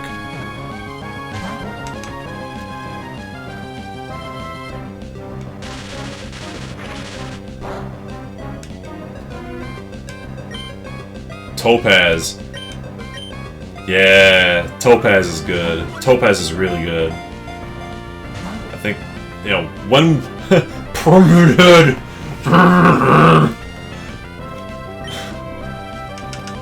We're going to Topaz. Topaz. That's perfect. It's like even got the same kind of color scheme. Pyramid Head. No, no, no. I want a Gemstone name. My vote counts for something too. You guys don't get to decide everything. Might take 100 years to catch it though. Jasper's cool. I think I would go Jasper if it was male, but Topaz is female. I think I like that slightly better. Take that or leave that. Gendered Pokemon names is kind of whatever, but I think I like Topaz. And I've already been calling it Topaz in my head. I also like Jasper. Permid Herd. All gems are female? Okay. I can respect that too.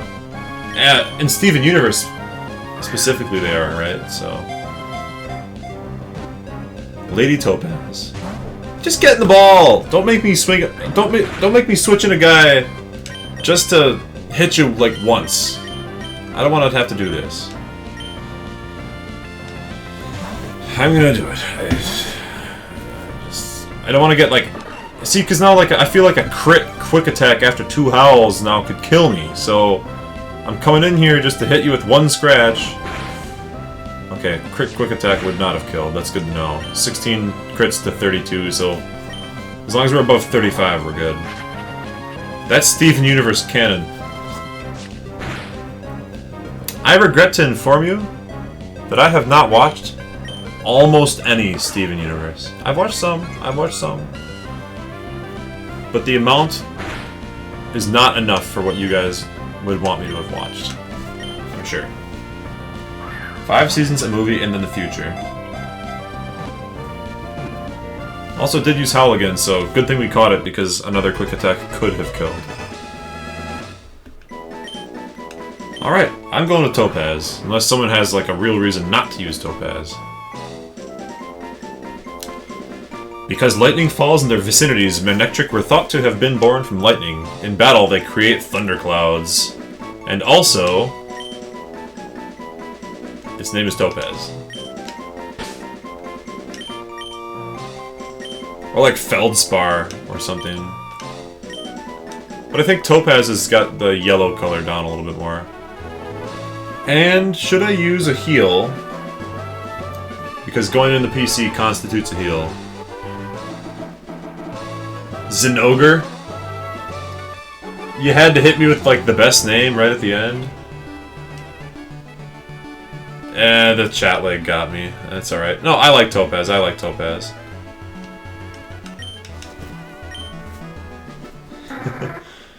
I'm gonna use a heal. I think it's really important for me to get Topaz on my team. You know what? No, I'm not going to. I'm sticking to the plan. Sticking to the plan. The plan is save as many Pokemon Center heals as possible. And we're gonna use one when we get to the what's it called? The Weather Institute. We're gonna use one there anyways. So when we get to the Weather Institute, we'll put Topaz on the team. In the meantime, getting XP for Gulliver and Muslug is still fine, so... One season show. See, now I feel like I'm missing out, because, I can't join this conversation very effectively.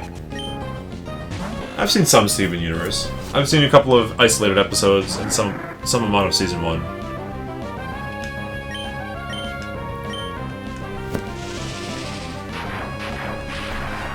Yeah, we're definitely going to save the heal. The Weather Institute's not that far ahead. We get one use of the PC there. I think there's also a house you can sleep in, but it doesn't have a PC. Does that sound right? That sounds right. And hey, my Slug can actually start coming into battles now. He's getting to be a decent level.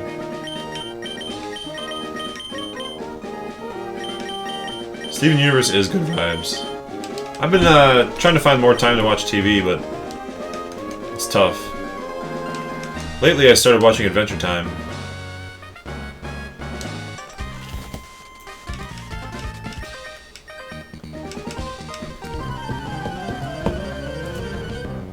Adventure Time, come on, grab your friends. That's also a show with good vibes, at least so far. I know that it gets a little bit darker later. But it's good vibes in the first season. Nothing but. Okay, so my Slug needs to evolve before I feel comfortable taking hits. Secretly watch TV while streaming. If I did that, how would I be able to watch you guys in the chat? I need to be able to chat with people.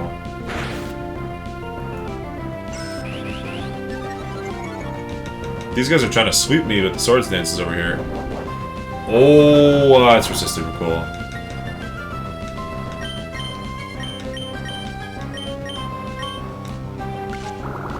Cartoon with good music. Yeah, music makes the world go round, honestly. Like, part of why I like Gen 3 so much is that the music is so good. And it's not all nostalgia. Like, I think this version of the Pokemart theme, the Route 111 theme, the Abandoned Ship theme, the theme for like the New Mauville / Mount Pyre stuff. Yeah, Mount Pyre external, and then like the dead sounds, like the doo doo doo doo doo doo doo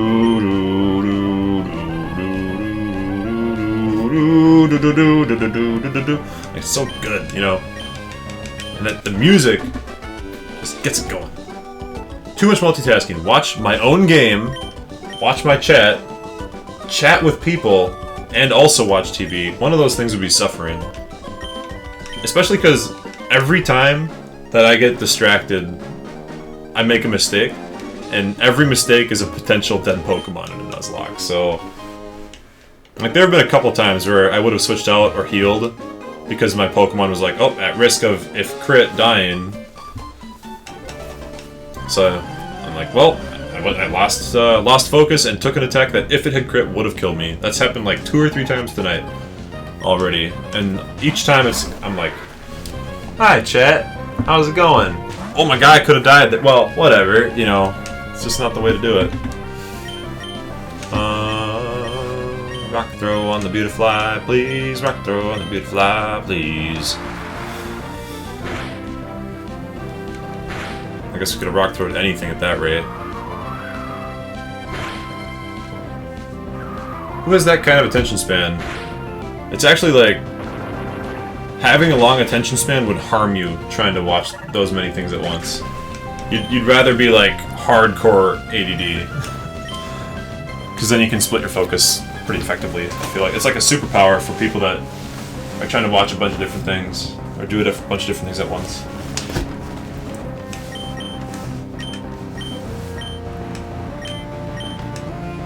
Stalling the battle, come on.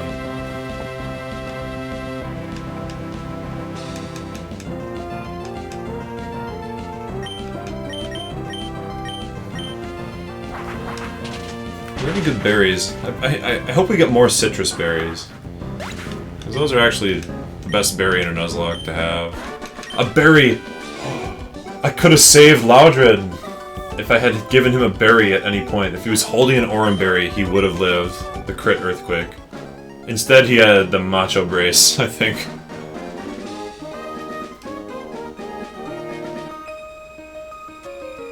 Quarter-ass each thing. Storm will then monologue that he will only whole-ass one thing. Hey, I am currently half-assing 2 things.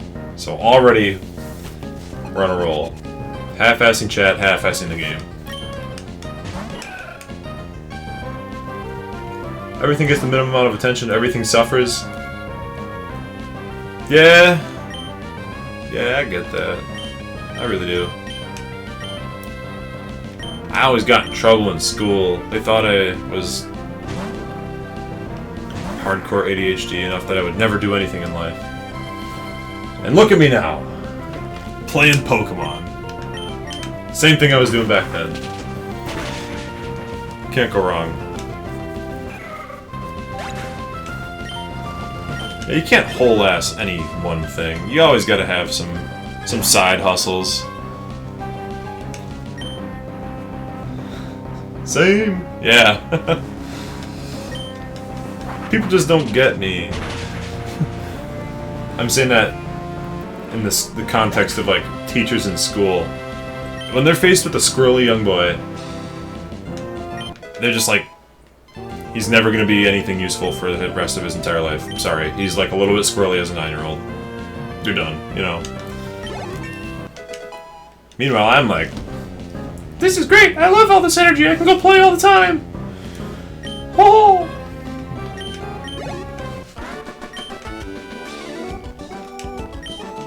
Alright, the grinding's going well so far. Weather Institute. I think none of these berries do anything. Yeah, none of these berries do anything. So we can just leave them on the vine to rot, because we'll sell them for 5 Pokecoins. This guy might give useful berries, though.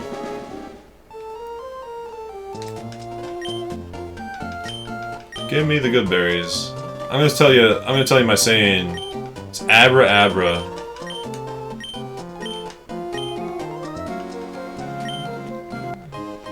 Okay. Persim berry is a useful one, see? Citrus is the be-all end-all, but... Give me... Okay, honeydew is fine. Why be stingy? Give me a... Oh, Nummel! Nummel died earlier. Earlier today. Honestly, streaming makes it easier for me to play and enjoy games again. I can focus on the game and also have something else to focus on. Yeah, I get that. It like, especially a game like Pokemon, Pokemon doesn't take a ton of attention. So I feel like when I'm playing Pokemon, I need to be doing something else anyways. You know, gotta watch a show or something. Yeah, poor Lemon. Poor Lemon. Didn't deserve that treatment. did not deserve to die. I mean, nobody deserves to die, but Lemon got self-destructed by a kamikaze coughing. It was a big rip. I was really excited for that. And I mean, now we're using Nuzlocke, and Nuzlocke is cool. Nuzlocke is very cool, very strong. But he's no Nummel. I've always wanted to use a camera up to Nuzlocke, and I've gotten several. I think I've gotten 2 or 3 over the years, and they always seem to die. They always seem to die. Oh, I should have used the potion before I came in here so I could actually fight with Nummel. Or Nuzlocke. Knock on wood that he doesn't go the same way that Lemon did. But we should, if my memory is correct, my memory is usually pretty good, Slugma evolves next level. Like, we're real close to having that. Yeah, Tail is too strong though. We can't risk a crit wing attack. Just gotta play it safe. Self-destruct Zigzagoon? Yeah. Every Pokemon, man. There have been like 4 self-destructs so far tonight. There's... Oh, because there were the ball toys in the desert all self-destruct aggressively. And, that kid, the ninja kid with the coughings, I'm like, all 3 of these coughings have self-destruct. And one of those self-destructing coughings took out my beloved Nummel, and I only had him for like 45 minutes of game time. I caught him last night, said, cool, saved and quit, turned off the stream, came back on today, and like 20 minutes later he was dead. Barely even got to use him. Which is kind of how it goes with Nuzlocke. Like, a lot of times if a Pokemon makes it into rotation and starts to get trained up, they're not going to die. The problem is getting them trained up to the same level as your team against wild Pokemon that are the same level or higher than they are. So they're just, you know, too weak. Yeah, the desert was Blast City, and the ninja kid, he ends the fight, he's like, you have no honor! I'm like, you literally sent out a coughing, and you're like, kill! Blow him up! Use your exploding move! Just like threw it out of the ball and like took cover. So, who's got honor? It was bad. Hello, Earth12721. How's it going? Oh, did I mess up? No, come on. Spark is such a high power move. Alright, it would have crit for 40. I had 44 health. We're cool. But we're not gonna hit play again on that one. We're gonna switch to Gex. Let's go. Good, glad to hear it. It's a nice chill Saturday night slash... I don't know what time zone everybody's in, so... I'm US Central Time, so for me, it's late Saturday night.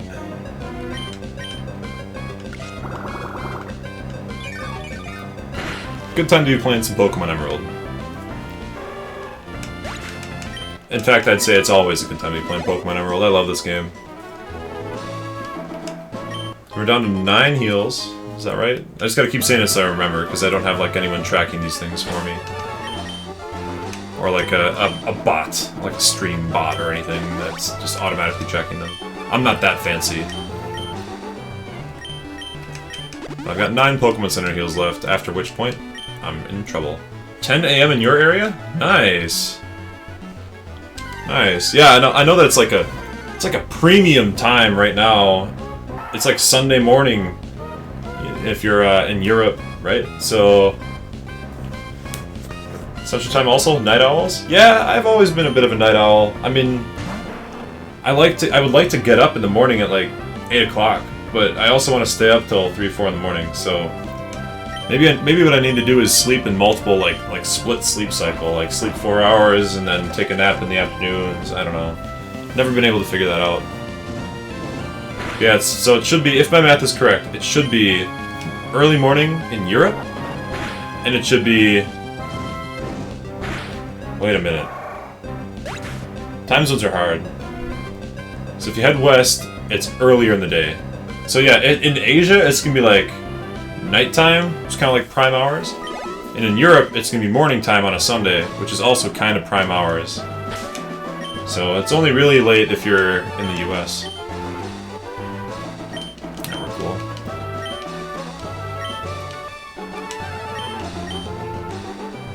And I don't want to go... I want to go get my Manectric. I want to go get Topaz, but I also don't want to use one of my heals.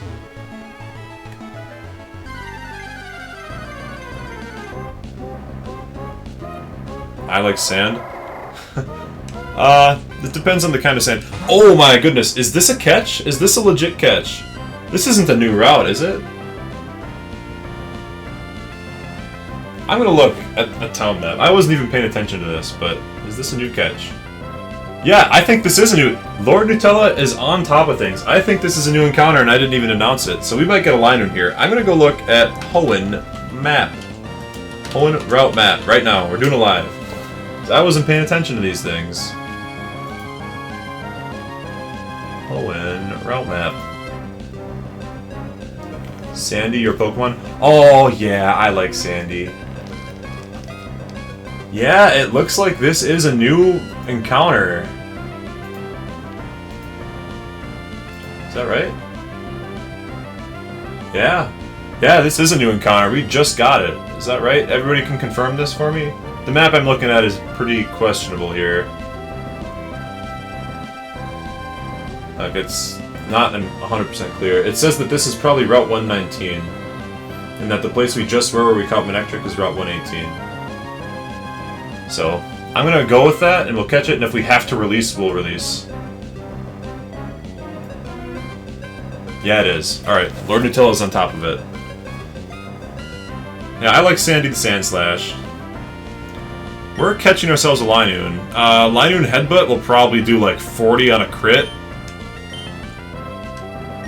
I'm just not going to deal with that. We're just going to use Gex Absorbs. Lord Nutella's on top of things. Really, right as I was thinking, wait a minute, isn't this a new encounter? Lord Nutella's already saying, this is a new encounter. Like, right at the same time I'm thinking it. So, thank you for that. It's a big help. So, Gex Absorb shouldn't even come close. Yeah, we can probably do one more and not risk crit killing it, and then we'll just throw some Pokeballs. I'm glad, actually, because when I lost my shiny Loudred earlier today, that was my normal type. Like, that was my planned guy. So, we're picking up Linoon and we're picking up Manectric. And that kind of is a solid, that's like a solid team. And we get pickup. So we can get free items. Ooh. I think that another Absorb, if it crit, would kill it. So we're just not going to mess with that. We're going to go ahead and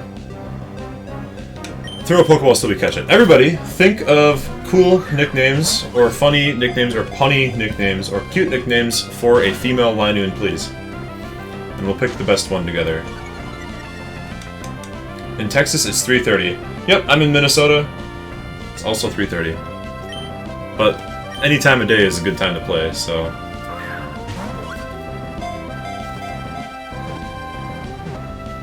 Lanoodle! Long Rat, very good. Fur Sneck, also pretty decent. I like Lanoodle. Gun... Go, Magnemite! Use Gun! You're a metal type. Badger Lad. Badge Lad.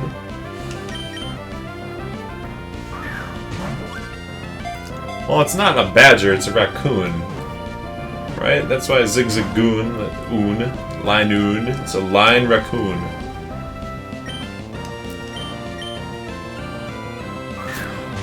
Wisconsin! What's the name of the Badger mascot? What's the...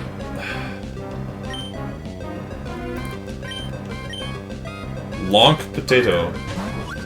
Yeah, Belly Drum. Okay, Belly Drum Linoon is Beast Mode, especially if you have Extreme Speed on it for competitive. But you ain't gonna be using no Belly Drums in a Nuzlocke. That just sounds like a terrible idea. Bucky's a good one, yeah. Buckingham, yeah, Bucky the Badger. He's not a badger. He's a raccoon. Alora says, I can apparently think of names for your Pokemon, but not the ones in my own game. That is just how it is. That's why I'm asking for help. It's so much easier to think of good names for other people's things, you know? Hebe Bucky. Got it. Long Bucky. I think I want to call it Lanoodle, because that's, I mean, I know we got some pun lovers in the chat here, so... It is exceedingly fast if it only has to run in a straight line. When it spots pond-dwelling prey underwater, it quickly leaps in and catches it with its sharp claws. So it's definitely a raccoon, because it, like, eats aquatic stuff.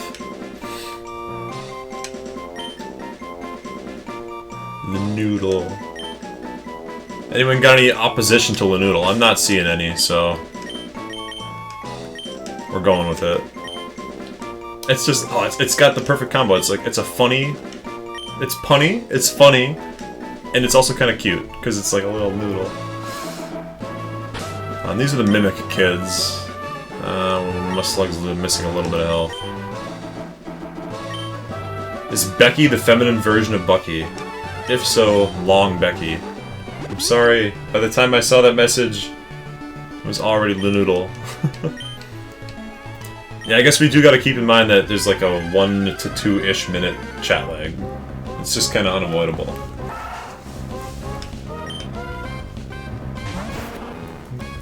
Because Twitch has a lag broadcasting me, and then I have a lag picking back up on the chat.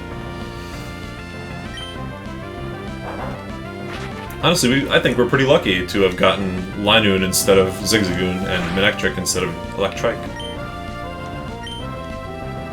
Pin Missile! Oh, lordy! Anything but Pin Missile. Arbok equals Cobra. Well, I did name my Numel Lemon. Like, Lemon. So, very familiar with the name reversal tricks. And yeah, Slug is like, kind of a reversal. I love Lanoodle. I also love Lanoodle. I can't wait until we get Lanoodle on the team. The next opportunity at a PC will do it. Yeah, anybody that's new to the stream, I think, yeah, the rules I'm running by are there. Only 3 heals per Pokemon Center and 1 per, like, NPC heal. And going into the Pokemon Center PC constitutes a heal. Get over here, bastard. Lanoodle and Topaz are waiting. They are waiting. Yeah, I have not seen Jade in animation, unfortunately, no. What does Jade in animation do? Is it really? Do they animate Pokemon Nuzlocks? Lanoodle is the best of all the things we said, to be fair. Yes, 100% agreed. It's punny, it's funny, it's cute, and she's waiting in the box. Yeah, Alora has gotten both the new Pokemon back to back. 5 hits on the Fury Soap, you kidding me? Yeah, we'll pick them up at the PC in the Weather Institute. That way I don't have to use one of my 9 remaining Pokemon Center heals. I think this is a Super Potion and then Rock Throw situation here. Nuzleaf died to Pin Missile. I don't have a Nuzleaf on this run. There's a lot of Pokemon that can die. Oh no, we're double teaming. Alright, if this Rock Throw doesn't hit and kill, we're switching to Gulliver, because we got Shockwave, so... Jade Animations? I'll look into it. I'm always looking for new content. Lately, my YouTube recommended has been getting a little bit full of, like, just music and not any actual content, so... It'd be good to get some real channels on there. Alright, Ninjas, you think you can just Swords Dance double team your way to victory? How about a Shocking Wave with a Quick Claw, so we don't even care about your speed boost. This guy's trying to set up and like reverse sweep me over here. That's why you need Aerial Ace or Shockwave on every team. Absolutely necessary. Because the AI is going to try and do that. They're going to try and pull that crap on you, and you can't allow it. Because that Ninjas could actually sweep an entire team if it gets up a couple Swords Dances and like 2 or 3 double teams. You can't hit it with anything, and it starts smacking away with boosted whatever move it has.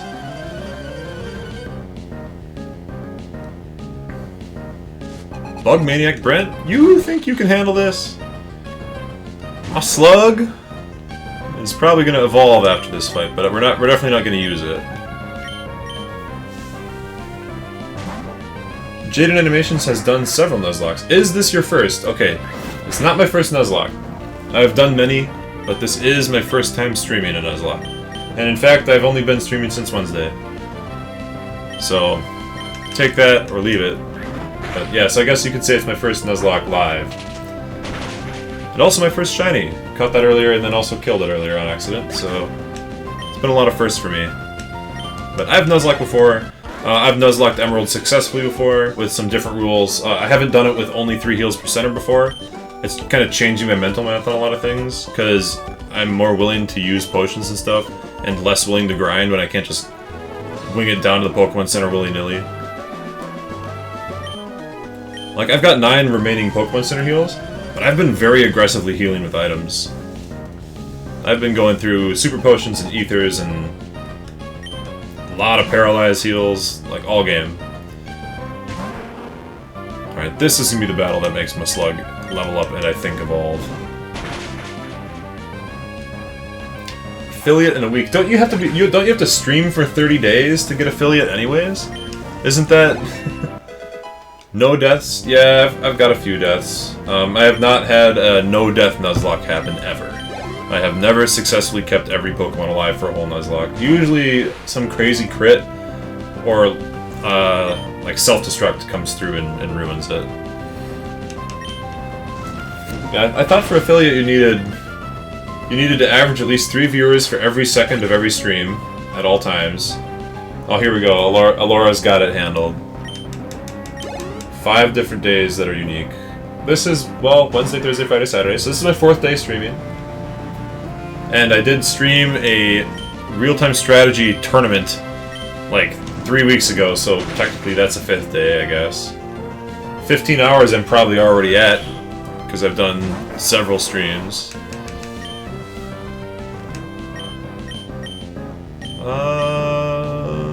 Cut. 3 viewers per hour. Yeah, that's a tough one. Because, like, how much, you know, stream 15 hours and have 3 viewers per hour. 50 followers is also going to take some time. Oh yeah, Urta, yeah, there is a mobile... There's at least 1, if not 2, decent mobile emulators. For sure for Android, and I'm not sure about iPhone. I don't know. I haven't used emulators on my phone in years and years. But there are decent emulators for it. Yeah, honestly, those are not difficult. Oh, we got this guy trying to sell me stuff. We're just not gonna worry about that. If I had mods, they would kick that guy out of the chat, but I don't, so I have no way of doing it. Yeah, those are not bad requirements. Compared to the YouTube requirements, that's really easy. I mean, I guess it's the YouTube equivalent of affiliation is being entitled to your own ad revenue. 8 now, so it averages out. Well, that's good at least. Because, yeah, I definitely have not had 3 viewers for every hour. But yeah, the YouTube equivalent is eligible for your own ad revenue. And that takes 1,000 subscribers. And you need to have like 1,000 watch hours every month rolling at all times. And it took me like a year, like a straight year of I'm not gonna say I was like super hardcore making YouTube stuff because I was very busy with work in real life. But it took me a whole year to get 1,000 subs. And I still have to make the 1,000 sub special video for that. I'm been slacking a little bit, unfortunately. There's always work to do. There's always work to do. Now, are the emulators on the app stores? Like, you could just search Game Boy. You could just search Game Boy emulator and it'll probably come up, and just look for the one that has the highest ratings and the highest number of people. Like, downloads, highest number of downloads. The graphics of the game is weird on my thing, you mean? Lord Nutella, are you referring to what I'm currently streaming? Twitch is a lot simpler, maybe less profitable. I have no idea. I know my YouTube stuff is not something I'm trying to pull a profit on either. I mean, it'd be cool if I did, but... I'm already there, bro! I'm already there! The Monster Hunter stuff went so well that it carries all my other content, frankly. But, like, again, I'm not trying to make it profitable. I guess technically it's profitable, in the sense that I'm making pennies, you know. I get like $1 a day off of YouTube. It's the outline. Oh yeah, so I'm playing on a Nintendo GameCube, on a physical copy of Pokemon Emerald, and I'm playing on the Game Boy Player, which allows you to mess around with some options. Like, maybe you would expect this. It's either this. Yeah, this might be something that you're more expecting it to look like, right? This looks a lot more normal. Isn't that right? Yeah. But now it looks weird because I don't have it zoomed in. So I like the Galaxy one. There's also corn on the cob or whatever that is. Yellow Brick Road, some blue stuff. Oh, let's do this one. I like that one. Yeah, that's pretty good. Thought I'd been taking up the whole screen before. Yeah, it was taking up almost the whole screen before. Oh, now it looks really jarring though. I think we'll just go back to frame 20. Like that. See, now it looks like this is how it's supposed to look, I think. Just a plain black screen. Also, disappointed to discover that we did not evolve Slugma at level 32, so it's even higher. Laura, I'm very sorry. Yeah, most people did not lose their, like, huge chunky base to their Game Boy player because it just sits on your GameCube. And it's hard to lose that, but the Game Boy player disc is much rarer. Because, first of all, discs for GameCube are already, like, susceptible to scratches and damage just in general, and then they're easy to lose because they're so dang small. So yeah, I'm lucky. When I went to buy this one, the guy's like, "Do you want the disc?" And I was like, "I don't want it without the disc." "Yeah, I want the disc." Like, gimme. So 38? Oh no! I knew it was a high level, but I didn't think it was that high. Slugman, you better be worth it, bro. I'm sure he'll be worth it. I say as he gets like a bunch of ones on his level up. He'll be worth it. I need a fire type on my team, and I'm pretty sure that this is the only fire type I'll be getting for a long time, so there might not even be any other fire types to catch. It might not be possible to find any other ones, given the Nuzlocke rules. Useless without the disc? Yep. Yep, that's why it's so sad. Is Meg Cargo only 480 total base stats? That's really sad. I mean, I know a lot of the problem with that is Meg Cargo's base stat speed is like 20. It's like really, really slow. So the rest of them kind of make up for it. But again, this is my only fire type. I had a Numel and I killed it. I don't think you get any... Ooh, we could get Vulpix on Mount Pyre. That's a fire type. It's a very good fire type. But I don't... Yeah, I tried to skip out on the disc. I think he didn't... I think he didn't know. I think he didn't know that the disc was, like, needed. You know? I don't know. I give the benefit of the doubt a lot. I don't want to look at that guy and be like, "You're trying to screw me out of the disc." Because it was kind of a high price, and I was like... I assumed it came with the disc. Because of the high price. Yeah, 430 base stat total. It's missing, like... To be a good Pokemon, it would need, like, another 70 speed. But it's a slug, so... Or, a snail.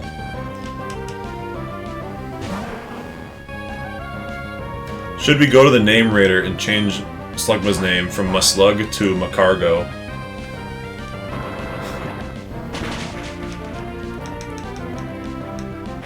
And would I do the corn? Do the corn, he says. I think the corn would like hurt my eyes. I don't want to go crazy with that. I don't want to go make my vision get weird. Okay, so we can still battle this guy, right? Oh no. Okay. We're done then. Oh, this is the guy who's like, "Man, I thought you could fly by catching 52 Wingulls." And his poor mom/wife is just in a house with a whole team of Wingull. I mean, it's cute. I love Wingull, so... Musnail. Oh, I like Musnail. I mean, Muslug is cool, but I really like Musnail. I like my snail as it is. Uh-oh. I gotta stay sitting slightly to the left in my chair so that you can see Solrock cheerleading for me. Didn't they make something in the episode of a show? The Wingulls? I don't remember. I don't remember. It's been a long time since I saw the Gen 3 Pokemon anime. It's been a very long time. More Zigzagoons. Yeah. I can't wait to go grab mine. Linoodle. I gotta go get my Linoodle. And I can start using pickup and getting some free stuff off the ground too. That's always nice.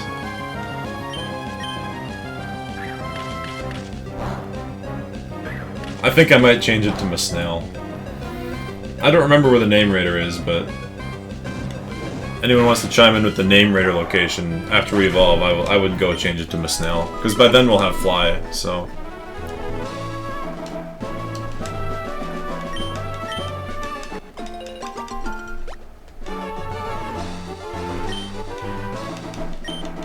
Lepus and Citrus. That is the best berry patch that we've seen all day. Those are the two most important for the limited healing Nuzlocke.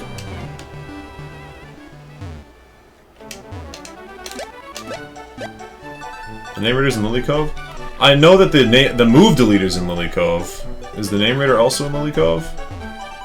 I guess I don't remember.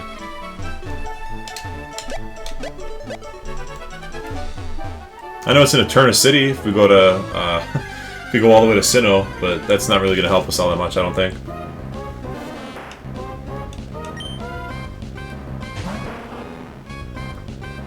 My Slug's going to need some dang ethers to keep burning.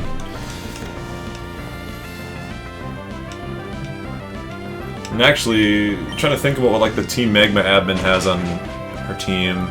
I know she's got another Camerupt, but that shouldn't be a problem for Gulliver. Gulliver's got Surf now, so not really too worried about it. Yeah.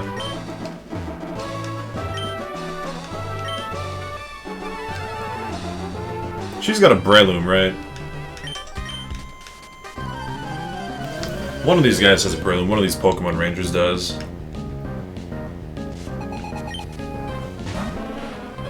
Breloom's one of my very favorite grass types, actually. Yeah, Name Raiders in Slateport? Yep. That sounds correct. That sounds familiar. Yeah, Lily Cove is the move deleter, which is why it's so annoying that I had to teach... Like, at the time, the only Pokemon I had that even could learn Cut was Trico. And it's so annoying that I had to teach my starter Cut and just have that sit on the moveset the whole time. Because I could have kept Pursuit and given it Dig instead of whatever I had in Cut's position, but I didn't get lucky enough to catch any Pokemon that could learn Cut. I don't think you need Cut to progress the game. I don't think Cut is required for any portion, but it's like there's so many good items locked behind Cut, I needed it on my team. I wanted the Miracle Seed in particular.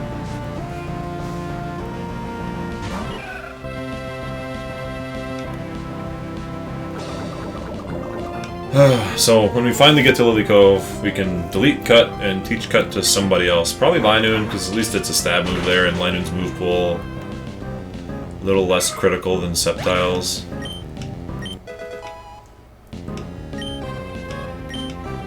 Alright. Yeah, Strength, Cut, Surf. Linoon can learn 2 good HMs. Do you have a Pokédev? Give me your cell phone. Call me up later. Okay, Kathy, we will do that. Let's use an Ether. I want to keep training Slugma. My Slug. We could teach him Overheat. Oh, who's poisoned? What? How did I forget about this? Was it Slugma? Or is it... Gulliver? Yeah.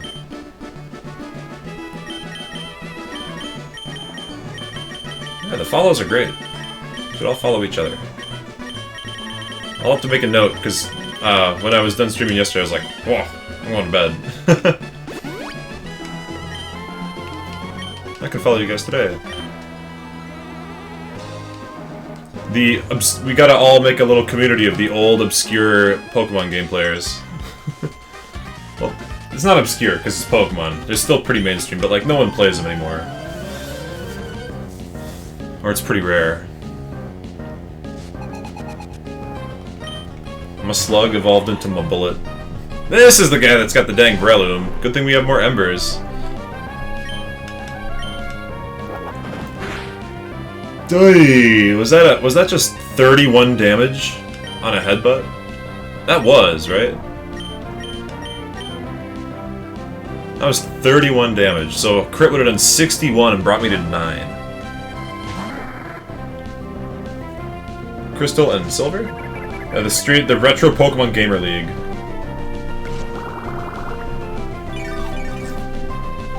Retromons.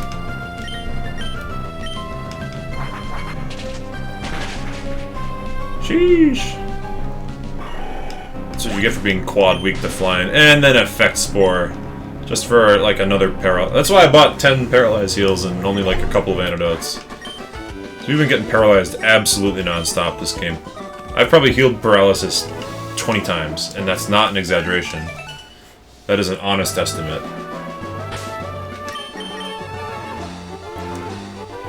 The worst Pokemon game you've ever seen. Hey, but we have seen you. Jack Sparrow style, right? There's the Paralyzed Heals.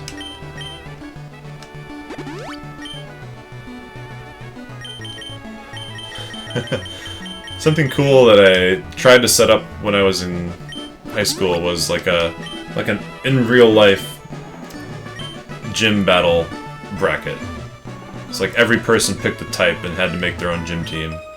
And it never really ended up working out because people got into it and then they would like make a half of a team and then be like, oh, okay, I'm done now. But that made me think of that, the Retromon League. It's like, oh yeah, Retromon leader. He's got some team, you gotta fight him in Coliseum through LAN. You gotta set up a Hamachi wireless LAN to battle with Coliseum.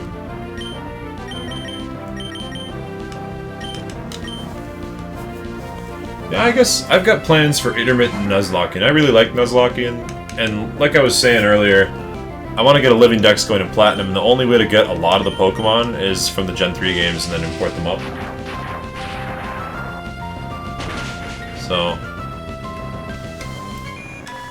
I had one of those. Did you have one of those personal leagues where you had, like, everybody makes their own little team? I'm trying to keep track of the things that I said a minute and a half ago, so that when you guys pop up in the chat, I can remember what I was talking about at the time that you're typing at me. Kind of one of the quirks of Twitch, it takes some getting used to.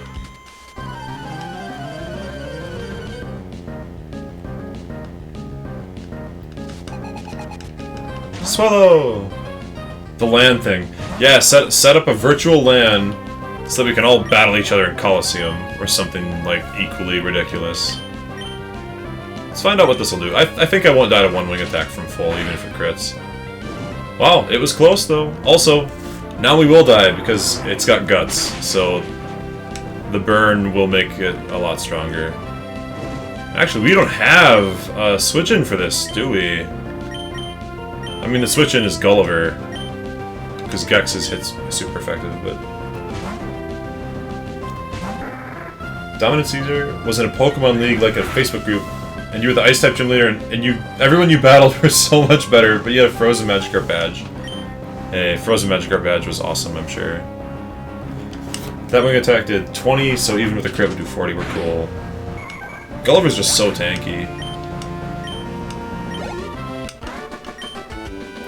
Does Coliseum work with the LAN adapter?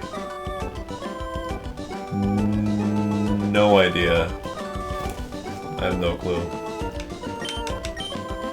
Oh, how many of you guys have the Coliseum bonus disc still kicking around? That lets you get a Jirachi onto Ruby or Sapphire, but not Emerald. So I've got 2 of those. I don't know where I got the second one from. I I've had the one forever. Yeah, mine's on my shelf. It's right there. Maybe I'll just...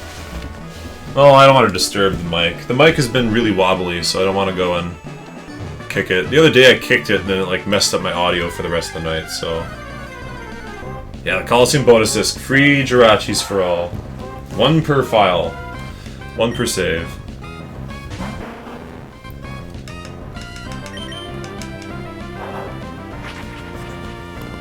I thought maybe I would do a Nuzlocke where you start with Jirachi, like you release your starter and don't have it at all, and then you just bring in the Jirachi as your starter. That'd be kind of cool.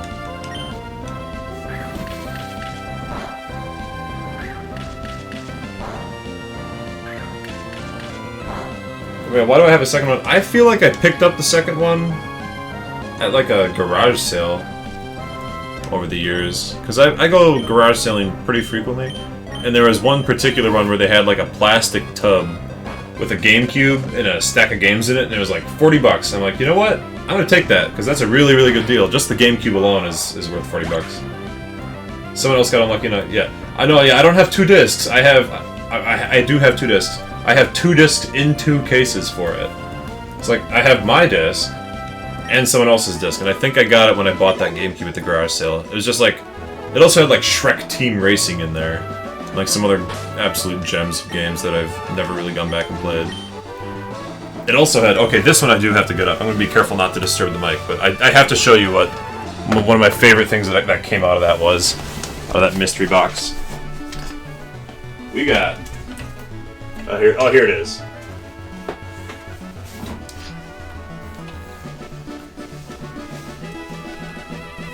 Here we go. So that box had a copy of Shrek Extra Large, which is it's like a Super Mario 64, like a 3D platformer Shrek game, and it also had, this is my favorite thing, Nickelodeon's Rocket Power Beach Bandits.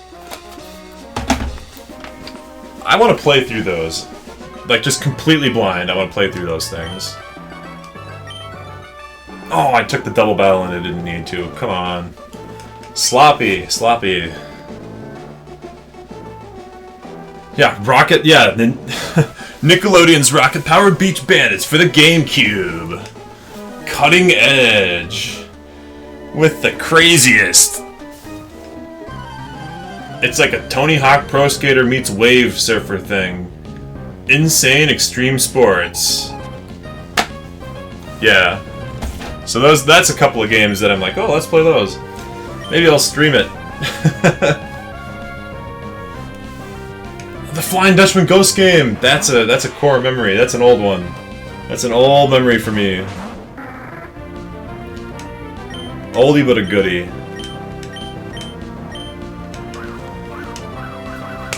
Yeah, all those old like licensed games, they were usually bad, so bad they were good. In my opinion.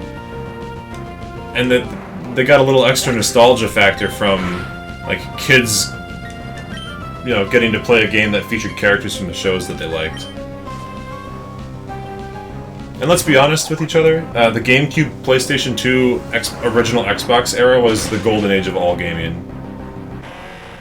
Okay, good. I'm like, I heard the super effective sound effect, and I was looking for like, who got killed, and it was them.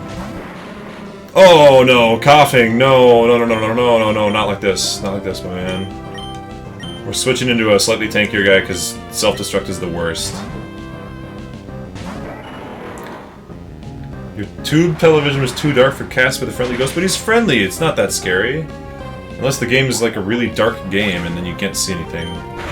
Not dark like Silent Hill, but dark like the color black.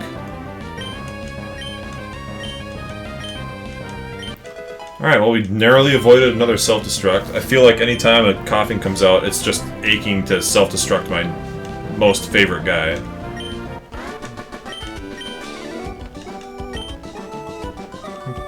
Oh, we get Safari Zone catch.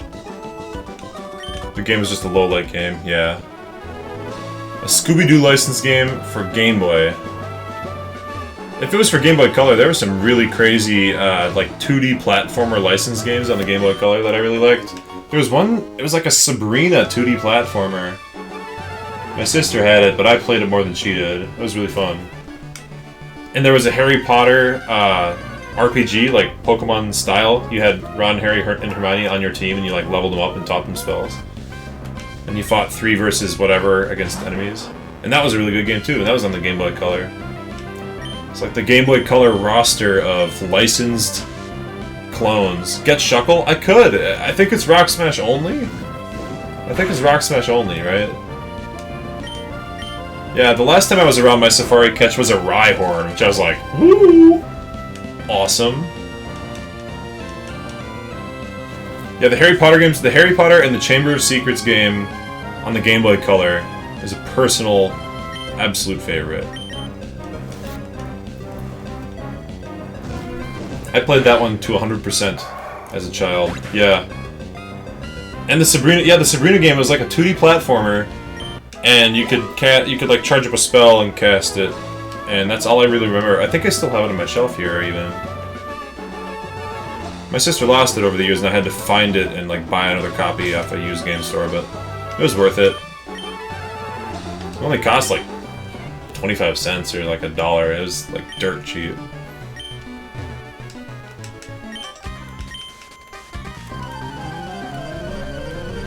Teen Titans was a good one on Game Boy Advance. Yeah, both Harry Potter games in the color were amazing. Absolutely. And the music! I still use the music sometimes when I'm playing Dungeons & Dragons. I've got to come up with like an on-the-fly boss fight. I'll just throw on the Harry Potter and the Chamber of Secrets Game Boy Advance boss fight versus the Basilisk music or something. It's just that good. Nancy Drew? Never had any of those. Not familiar. The Chamber of Secrets is the final official release for the Game Boy Color. That kind of scans. That tracks because I got a Game Boy Advance for Christmas, and then like some number of months after that, I got Harry Potter and the Chamber of Secrets for Game Boy Color brand new. And I was like, this is for the last system. You know, like why do they still have Game Boy Color games? But it's because it was such a late release. Yeah, the timeline tracks. The timeline checks out. Don't worry, guys. Dark Chicken's not lying. He didn't make something up on a Twitch chat. Don't worry. Nancy Drew games are still really popular. Nancy Drew is rightfully still popular. She's a great character. Nancy Drew and the Hardy Boys. Taking up bookshelf space at my parents' house somewhere.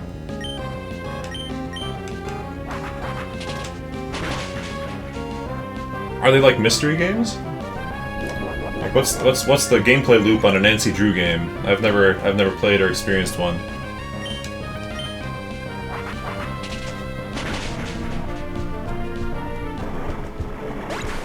I guess speedrun in an hour. Well, if it's like a mystery game, then you could just know all the answers, right? So I need to know what kind of game it is before I know how credible like a 1-hour speedrun is.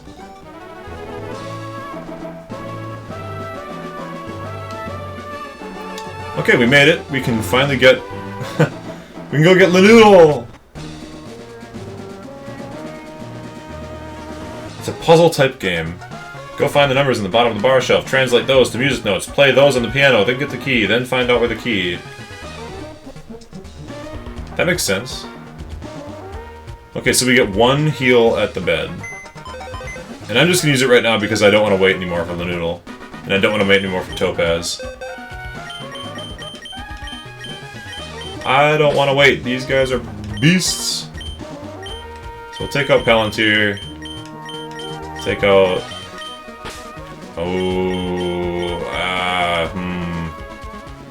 I mean, Tums has been with me for a long time. He's a real one, but... it's probably past his prime. The only thing he's useful for now, at the level he's at, is catching stuff. And we'll take his soft sand. He was the bearer of the soft sand for a while, but... probably better to hold on to it now.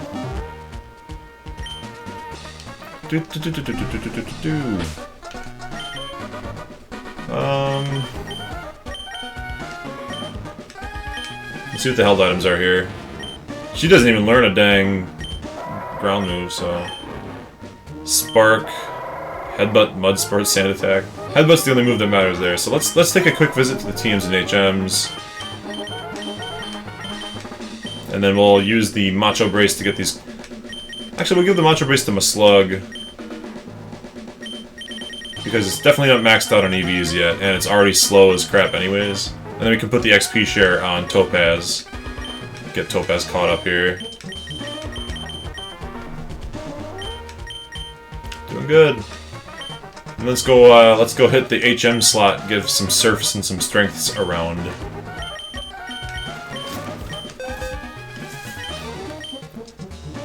Yeah,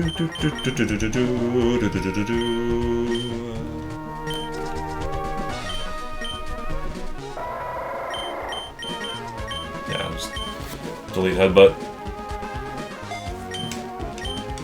Well, I probably shouldn't have deleted Headbutt because that's PP, but we're gonna teach Surf anyways, so... It's alright.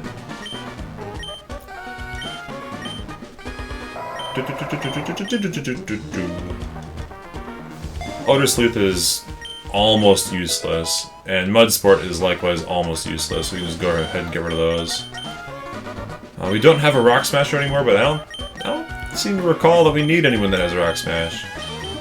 And all these moves are just waiting for their correct team member. We will give Ice Beam to Gulliver as soon as we have Fly, which will be right after this. We'll give Thunderbolt to Manectric, to Topaz as soon as Topaz is decently leveled. Rock Tomb goes to Maslug as soon as it turns into Masnail. Overheat also goes to Maslug as soon as it turns into Masnail. Steel Wing, I guess we're probably just not going to use because it doesn't really fit very well on Gulliver. Thief will probably go with the Linoon as soon as Lanoodle has leveled up enough. Like, we just got to get these guys leveled up enough and evolved such that they're pretty usable. And then, yeah, we only get one heal per bed, so that's it. We just used it, we're good. We're all healed up. I'm ready to go. And I think we'll just keep it like this, or maybe even switch here, because Gulliver's going to be critical against the Flying Gym soon.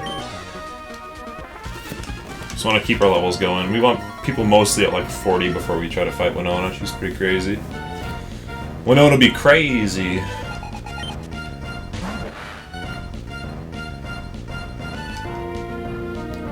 And we got a rival battle right after this on the bridge, so like right after this.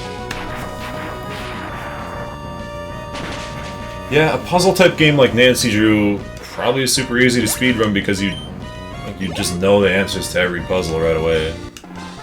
So then it just becomes a matter of execution.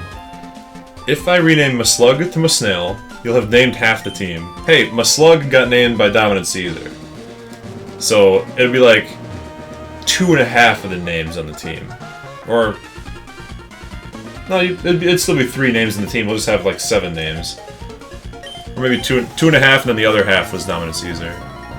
But still, yeah, you're just a naming expert. You've got what it takes. I like your style of naming stuff. Gulliver I named myself. It's my first catch. Group effort, yeah, team effort on Masnail. We all agreed on it. I think Masnail is pretty great. I'll need to get Fly for that. I don't want to walk all the way back to Slateport, but as soon as I get Fly, we'll fly our way back. Masnail was a collaborative venture. Yeah, it was. Go team go. Yeah, Gex was left over from the last playthrough. Gulliver was because I like Animal Crossing. And then, yeah, you named Topaz, you named Lanoodle, Masnail. The worst names for Pokemon in Coliseum? Alright, I would like an example of a bad Coliseum name, please. Because I don't believe you. You've got the talent, I don't believe you at all. Your name's probably really good.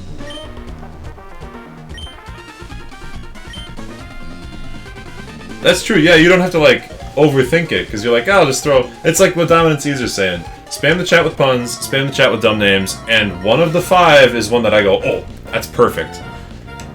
So then it ends up being that, like, oh, you had three bad names, one really silly, dumb name, and one really good name, in my opinion. I picked the one that I like, and then you have a bunch of good names on the team.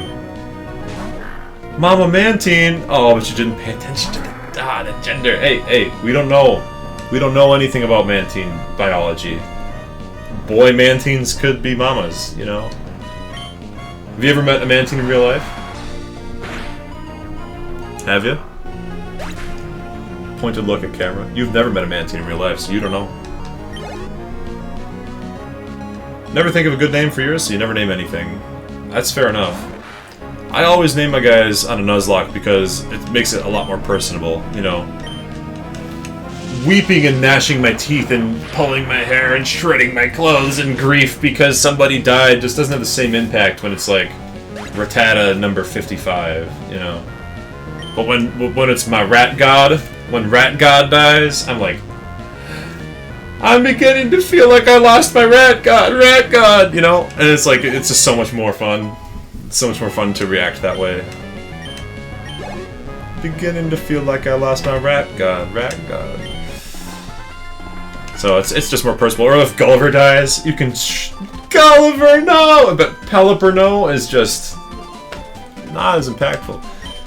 Naming the Pokemon is mandatory for a Nuzlocke. I don't know if that's like a commonly adopted must-have rule, but I know that the original guy whose name is used, the Nuzlocke himself, did name his Pokemon and had that as one of his rules. Yeah, it's generally accepted. Yeah, generally accepted. It's important. Beginning. My Rattata line? Thank you. I improvised. My Rat God. I have a shiny Raticate on Pokemon Go that I named Rat God. That's what I kind of thought of when I was thinking of Rattata names.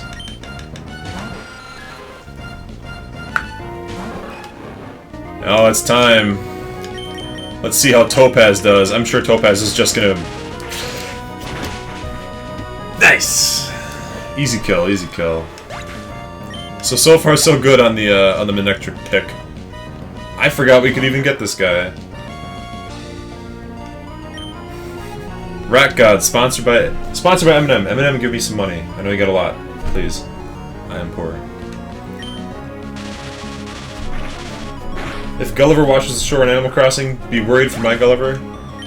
Yeah, I mean, or if my Gulliver dies, you know, knock on wood, if my Gulliver dies and then washes ashore, then I can be like, oh good, he lived. I thought he was gone, but he's actually fine. He just surfed somewhere else. Papa Entei? Yeah. Yeah, I mean, I've named all my Swallows Beak so far, or Beak Reborn, Gex and Gex Reborn. You know, can't go wrong with the classic. Or for a little while, I was like naming guys like 2.0, 3.0. So I had a Gloom that I caught, and I called him Barry because he looked like a berry. And then he died. And I'm like, all right, caught another one, Barry 2.0. He died, caught another one, Barry 3.0. Barry 3.0 also died. It was so hard to get Barry to level up. Like, Gloom was underleveled when I caught it, and didn't have any good moves. I had no TMs that were good moves. It was just, and I didn't remember to get the XP share, so I was just suffering. And it was my first encounter. My first encounter in every route was Oddish or Gloom, and I'm like, well, we're just gonna go with it. That run actually was a successful run in the end. So much time to name the cast form. Yeah, start right now. Start right now on the cast form names. Because we know we're getting it. It's a guaranteed catch, and there's nothing else in the Weather Institute, so... Basil the Meganium is a great name. Basil is an excellent name for Meganium. Well, and now you also have Mama the Mantine and Papa Entei. Because you just caught Entei today, you said. So, Mama and Papa. Ooh, Cumulus. Cloubs. Good names. Keep them coming, guys. So we've got a Magma Admin Tabitha battle here, but I don't think it's gonna be too scary. I think leading Gulliver is gonna sweep the majority. Oh wait, this is the Aqua admin, so she has a Sharpedo. So just leading Gex is the way, right?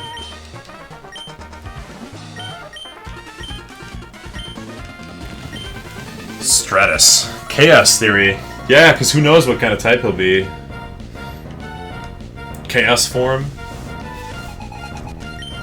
Yeah, Carvana, and then Sharpedo or Mighty Ina. It's our first time really fighting Team Aqua, like really fighting them. So we fought them a little bit in the early game when they were being mean to the Devincorp guys. But we didn't like go hard on their whole team. Fastcorm? Old Foggy?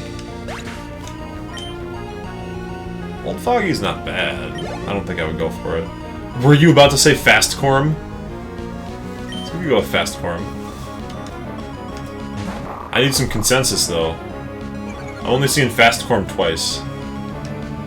No name? Can we name it blank? Is this a game where they allow you to name things not like fill it with actual blanks? So that'd be kind of cool.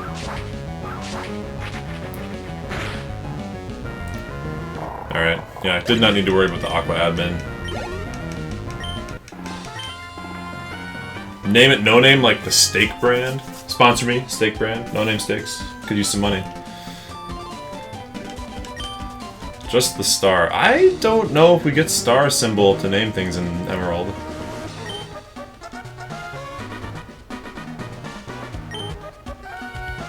Team Magma Mob passed the Institute heading for Mount Pyre.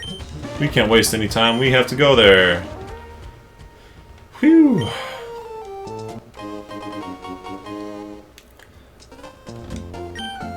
Risk of rain. Tiny Storm?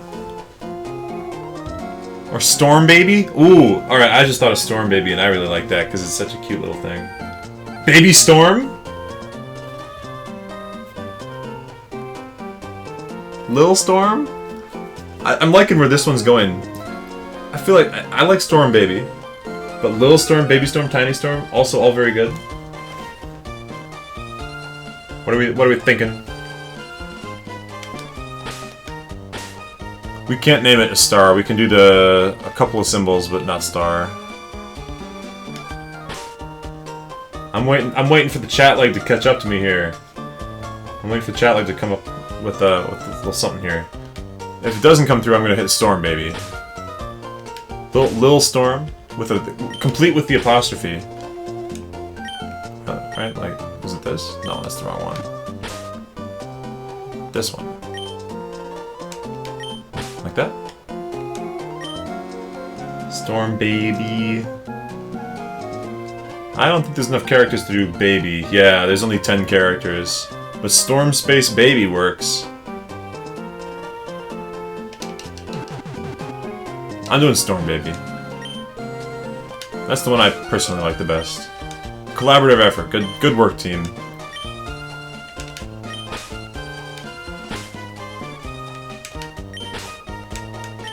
And it like perfectly is the name. Did it not nickname it? It said cast form was transferred. It's kind of weird. I'm not going to use the PC because that would count as my heal, but I'm going to go check the PC and see if my nickname actually stuck. Because if not, we'll have to add that to the list of things to do when we go to Slateport next.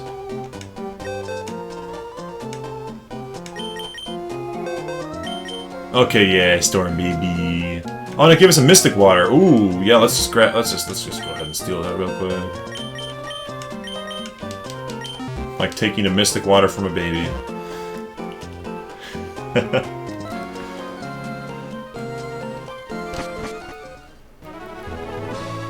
Alright. Oh, it's the rival battle! It's the rival battle, it's the rival battle, it's Alright, what you lead with?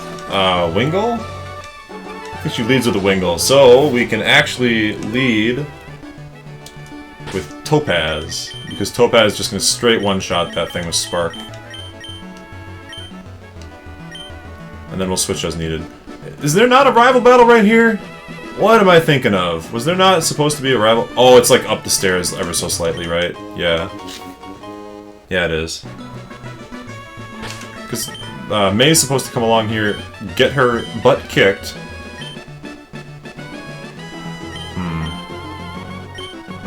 Alright.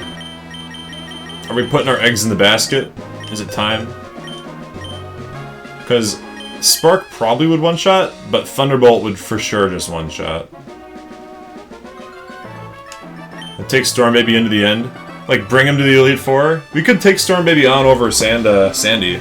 We do have, like, an open slot, really. Sandy's not gonna get used, I don't think, so... We're going for it. We're putting our faith in Topaz. I want Topaz to get the one-shot on the Wingull. Which is probably a Pelipper by now, but... And just to make sure that it works out, we'll hook up with the Citrus Berry here. Like, I want to put my faith in my new guy.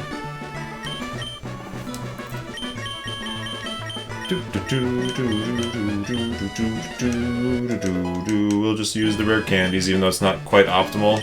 I really want to use Topaz all the way. Topaz is awesome. Yeah, well, we can grab Storm Baby, by the rules, next time we go to the heal, we can grab Storm Baby and put it in the party. And just bring that baby with me. We'll have a 5-person team of these 5 guys, and then we'll have Storm Baby where Sandy is, because without a decent ground move, we're never going to be using Sandy, really, so... The mascot's mascot, add him in the background of Solrock.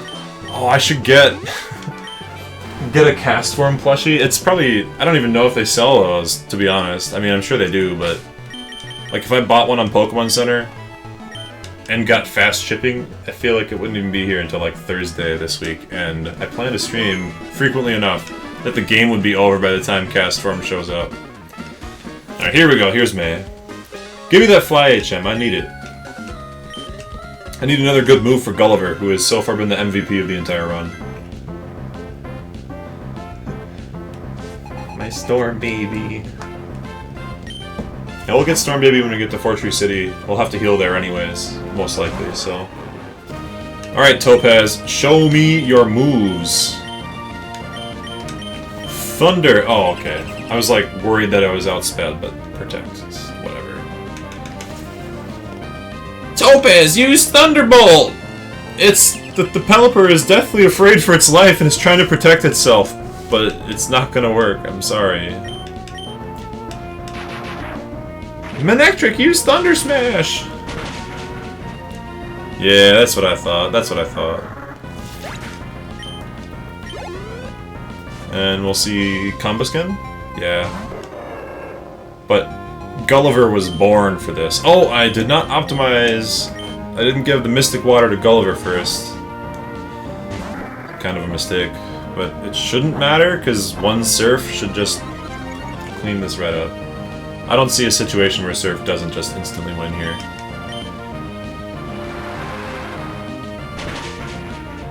Nice. And even a crit. Gulliver knew that I had 1% of doubt and said, no. No doubts. Only happiness. And we got Lombre. Yeah, it's Lombre.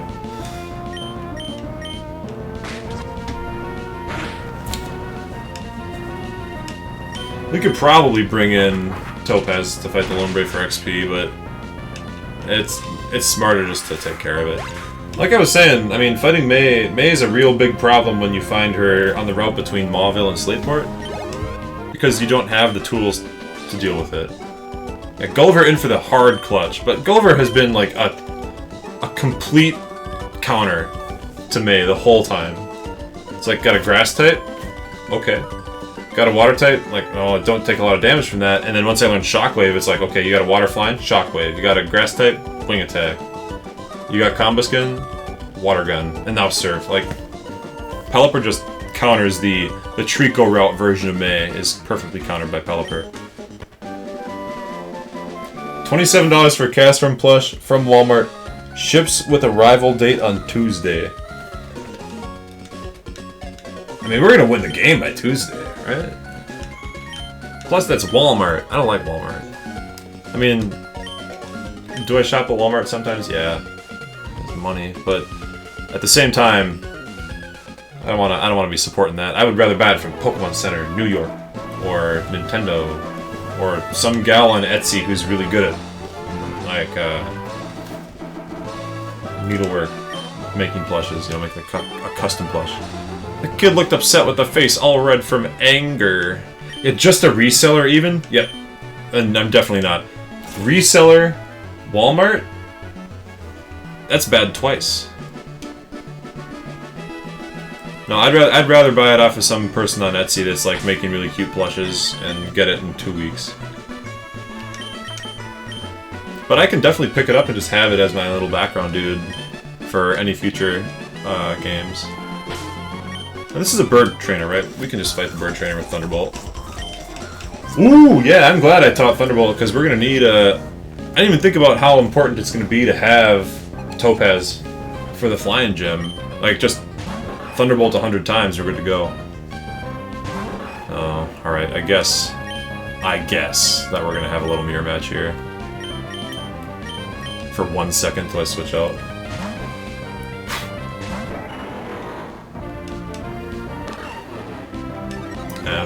Resellers do suck. I mean, like, if you're a person that's just scalping and reselling as your entire life's work, that's just annoying, you know? Now, if you bought something and you're gonna sell it because you're not using it, you know, more power to you. That's the garage sale energy. I respect garage selling. But people that are like, I went to Home Depot and bought 500 mini hand trowels because they were buy one get one free, and I'm selling 499 hand trowels for 75% the price of Home Depot and like undercutting them with their own sale price. Come on, man, you know. Topaz says no. Yeah, Topaz. Everybody says no to Altaria because he got Earthquake. Like, but that's why we're gonna have Ice Beam on Gulliver.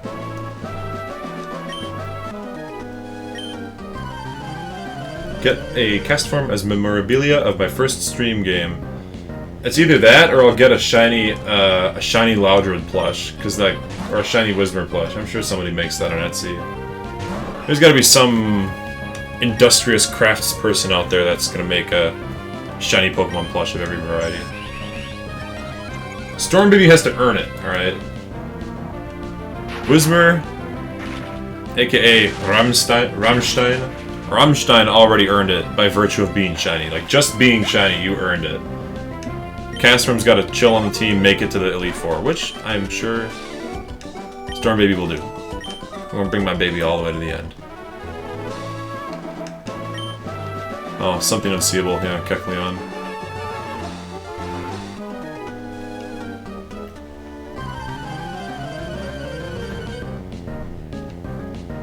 And we're getting pretty far today. We even got the abandoned ship covered, 2 gym leaders, Maxi, Weather Institute. We're knocking off all the little these ninjas with their explosions. Who's got the higher defense to health ratio? Gulliver might even be tankier. Gulliver is much tankier, so we'll bring in Gulliver to take the explosion that I'm sure is coming. You can never trust these coughings. Smokescreen's fine. Like, you know that guy's just itching to hit the self-destruct button. You know it. We already lost Lemon. We lost Lemon less than 6 hours ago. We lost Lemon. 5.5 hours ago we lost Lemon to that strat. We're not dealing with that again.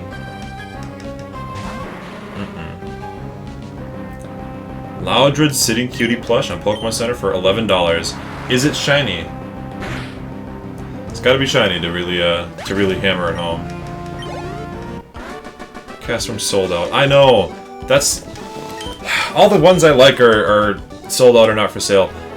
Solrock? This Solrock plush only went on sale last year, and for the previous, like, 6 years that I was looking for Solrock plushes, there was not one available. They did not make one. Like, Solrock was not a popular enough Pokemon to get a plushie, and then when they finally did make one, a friend of mine was, like, just on the Pokemon Center site and said, yo, they have Solrock. I'm like, buy me one. Get it right here. I'll pay you back. Get it right now. Let's get 10 Ultra Balls. We will never miss a catch with 10 Ultra Balls. A couple of Hyper Potions. some more super potions, because those are just like the cost-efficient potion to be using right now.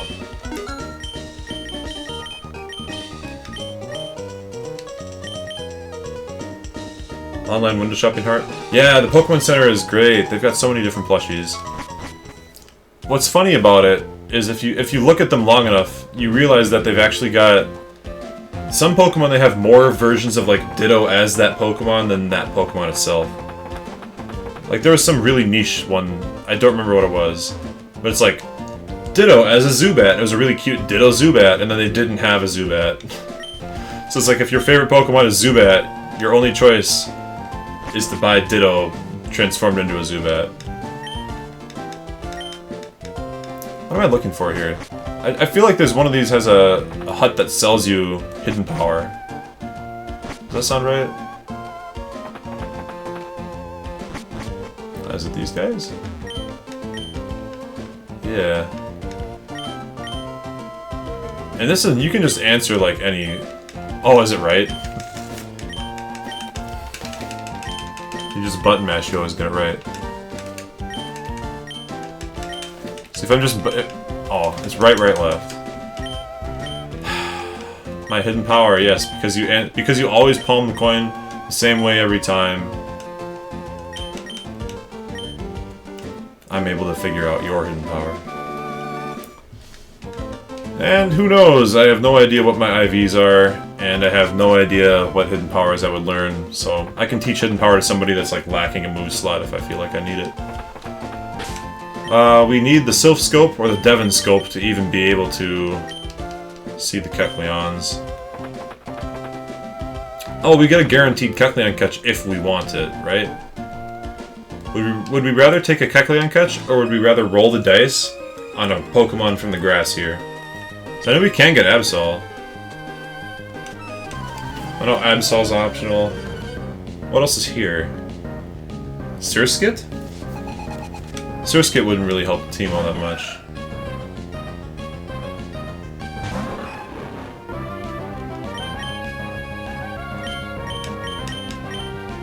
Pokemon plush collection as a small child that you'd watch Pokemon VCR. Yeah, the Pokemon the movie 2000. Mewtwo's return. Mewtwo Strikes Back. Mewtwo Strikes Back. The original Pokemon movie. All the VHS tapes. I think mine are downstairs. I've got a few. I love all those old Pokemon shows. I'm sorry that you lost your plushies. That really sucks. Yeah, Pokemon Center is life. I've got a decent collection of plushies. Maybe I can pull them all out. I've got Zorua. I've got Froakie. Cherries. I've got Cherubi, I should say.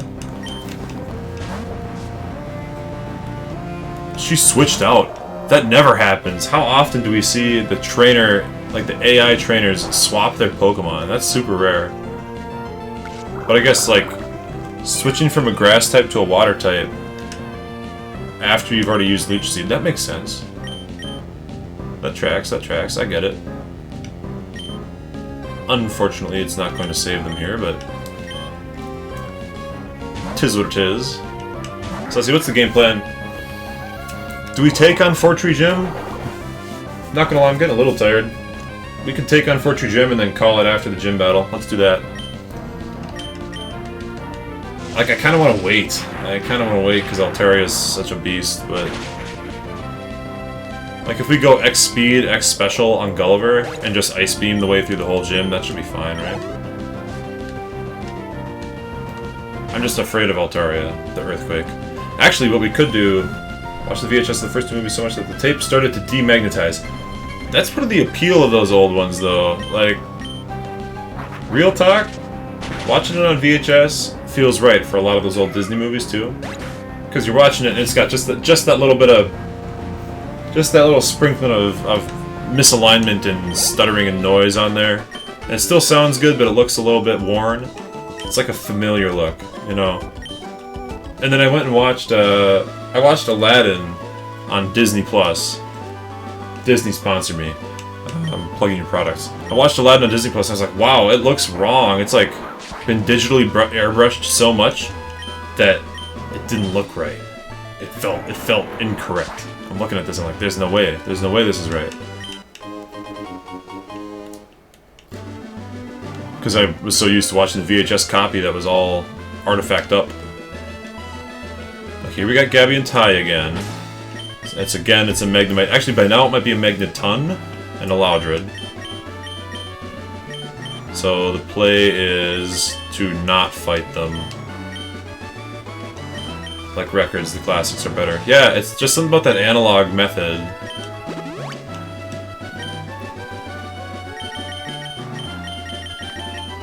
That analog feel.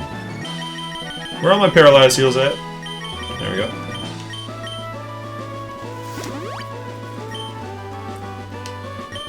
Okay. Well, it's mandatory to have Gex up here. Oh, and we can do this too. We can get a better move onto Gulliver.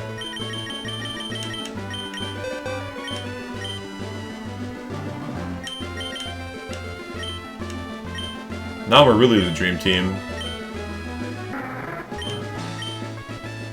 The imperfections make it perfect.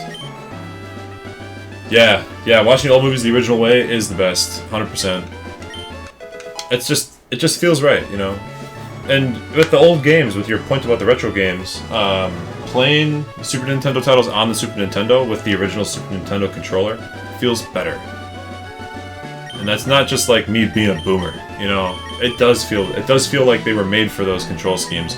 Like playing this on the Game Boy player, I don't know, it's just nice to have the D-pad. I guess they haven't ever gotten rid of the D-pad, so you're not like missing out, but whenever I'm doing this, we're gonna give it Ice Beam. We'll give it Ice Beam after this battle, as a reward. So the plan, we've got a plan for the flying gym here. The plan for the flying gym is we're gonna sweep the whole gym using Topaz, right up until Altaria comes out. When Altaria comes out, we're gonna switch to Gulliver, and it's gonna be using Earthquake. Earthquake will miss, and then we'll Ice Beam, and we'll be good. That's the plan. Alright, so check this out. Match made in heaven right here. Fly. Dig. Watch and learn. The game plays itself. Literally. Sometimes the imperfections were planned. Yeah, sometimes they were planned and built into the media, and sometimes developers would account for problems with the hardware in the game. I'm struggling to think of an exact example for this, but there are NES games where the limitations of the NES are taken advantage of as like a gameplay mechanic. I'm having a very difficult time remembering them because it's pretty late at night, but check out the 1-2 punch dig fly combo. That's beautiful.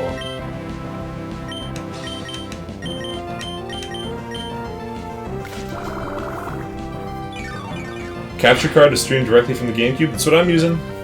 I've got a well, this is my spare. Got the Elgato capture card. This one's not working. It doesn't like my USB slot, so I had to go grab my old one for this. Possibly because it's a GameCube. Like it's such an old, like the video encoding for the GameCube is like 480p or something. Like I don't remember the resolution of the GameCube exactly, but you know, I think the newer Elgato doesn't like it.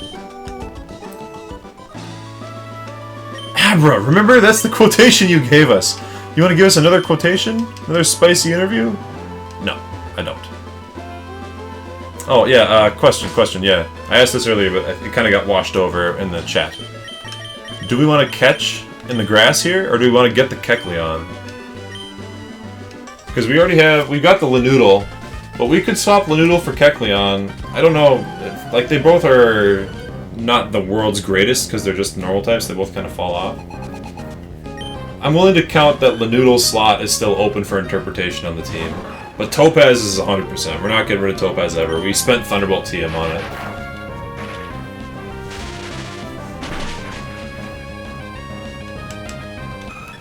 it. So we've got a 4-person team that's locked in. We've got our only fire type. I guess we could potentially get the Vulpix still.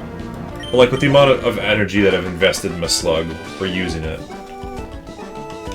Do we take a catch here and like look for Absol, or do we go and grab Kecleon? I think I'm gonna take the catch in the grass and hope for Absol. Just because Absol's cool. And I don't think I would really use Kecleon over Linoon. So, let's get our catch. Start thinking of nicknames for... Oh, I already got a Meryl. Hold the phone, hold the phone. So after we do this catch, we're gonna go beat the Kecleon, get the scope, we'll do the whole gym. If we need to, we'll hop back to the Pokemon Center and heal and adjust our team. And then we'll go and do Winona, following the strategy as described. Think of nicknames for... Mightyena. Well, we haven't caught one yet, so... Mightyena it is. Mightyena it is. Think of names for this. We already have a Poochyena, so we're super unlikely to use this, so just go wild. We'll take a cool name on this. Oh, perfect. Topaz is really trying to impress today. Getting the para, getting the full para. Yeah.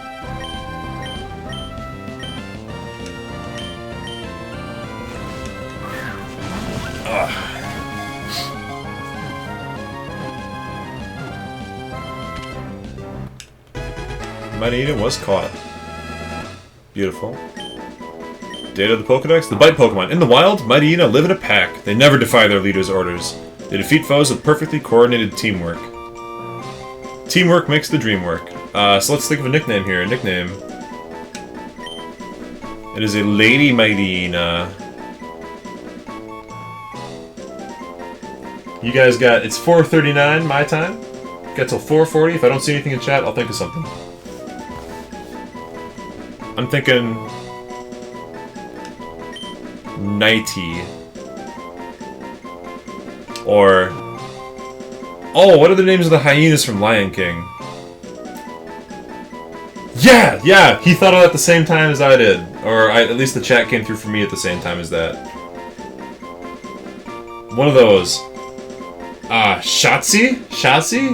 Shazi? Something like that? Yeah. I think it starts with an S, right? Shitzy? Sheety? We'll go Shotzi. I'm pretty sure that's it. That's a cool name anyways. And I'm like 90%. Maybe 85%. Shenzi! Yep, alright, you came...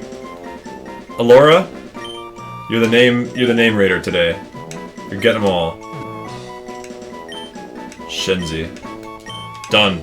Done. Oh, well, it's got the E on there. It's fine. Doesn't matter. There we go. That's the catch for this route. Let's go talk to Steven. Kill a Kecleon. Yo, Steven, what are you doing here? Darling in German. Schatzi. Close enough. Yeah, Shenzi. Shenzi. It's all the same. Devon Scope. The startled Pokemon attacked! Oh no!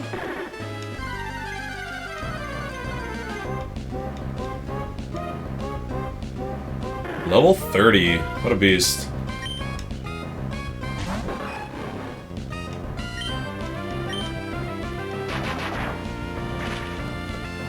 Alright, he'll turn to an electric type. Yeah, wow. Quite a beast, actually. Shenzi, Bonsai, and Ed. Yep. I remember Ed is the one that they always get mad at. Because he's messing around.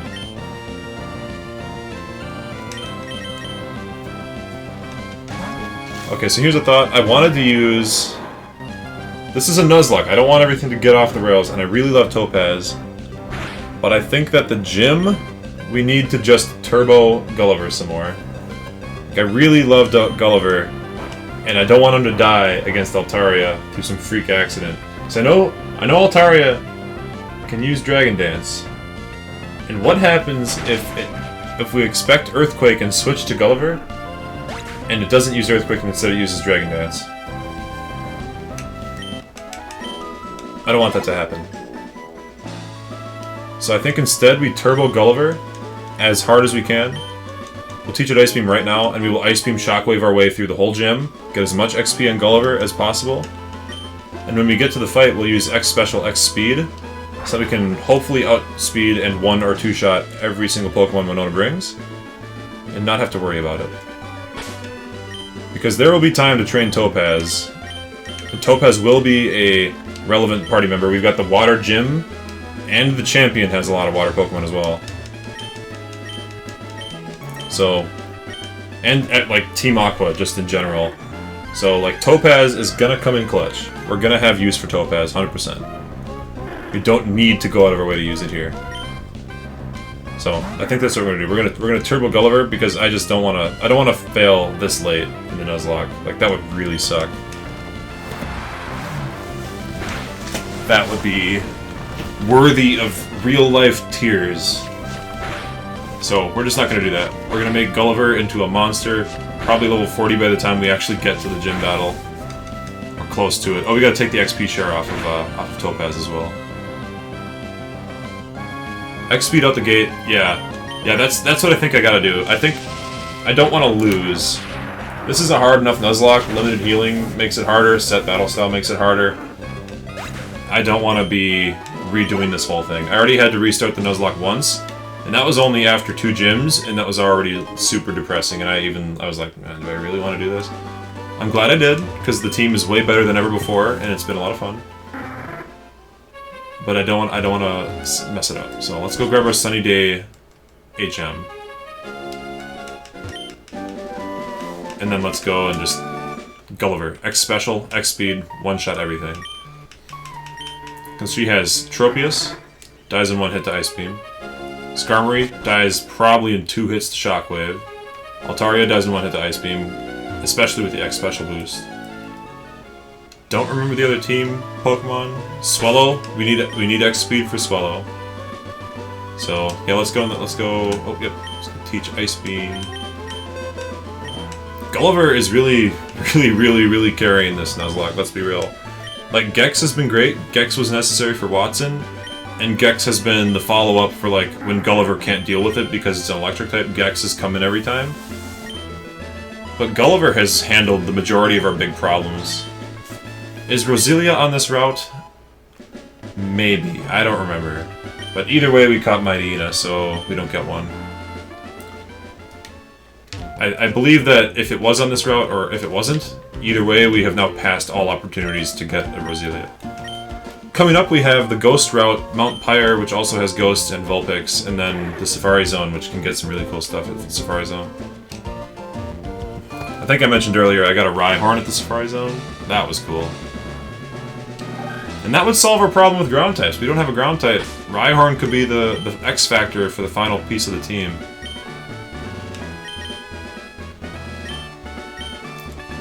Alright, we've got enough healing items. We don't need to go too crazy here. Oh, grinding for special attack EVs. The closest special... I think the closest Roselias are all the way back by Mauville. I don't want to travel all the way there. I would need to fly there, but like... Ironically, getting the ability to fly is what we're having some concern about here. So, and actually, at this point, Dark Chicken, I caught Gulliver as a level 2 Wingull, and I've been using them the whole time. So the odds are his EVs are maxed out as it is. And let's get a taste test on the Shockwave here.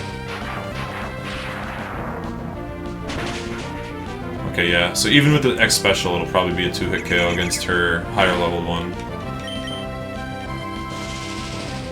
I don't know what she leads off with, actually. Whatever it is, it probably won't one-shot Gulliver, so...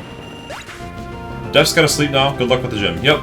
Yeah, we'll be done with the gym within 15-20 minutes. Probably won't take that long if you want to stick around, but otherwise, thanks for hanging out. I'll see you next time. Yeah, the gym is a good... What am I doing here? Oh, is this a forced double battle? Oh my goodness. Who do I... Well, no, we've got options for a double battle. Oh, he had a Citrus Berry anyways. I'll give that back to him.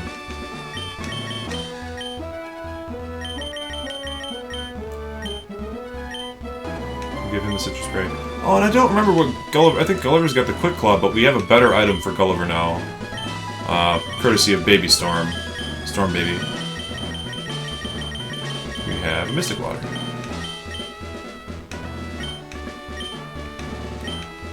Rock on. And the end is near. This is the longest stream I've ever done. It's been good. It's a lot easier to keep going when you have a lot of people hanging out and chatting. So thanks for that, guys. It's pretty nice. Oh, the Mystic Water is going to come in clutch here. Hit some powerful surfs. Or we can test out our first ever Ice Beam. There we go.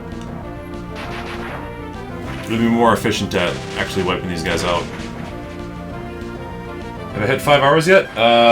My timer says 6 hours, 21 minutes, and 25 seconds. Yesterday's stream was a 5 hour. Yesterday was a 5 hours and like 10 minutes. So, you know, it's the weekend. I can go a little longer. Don't have to worry so much about being rested.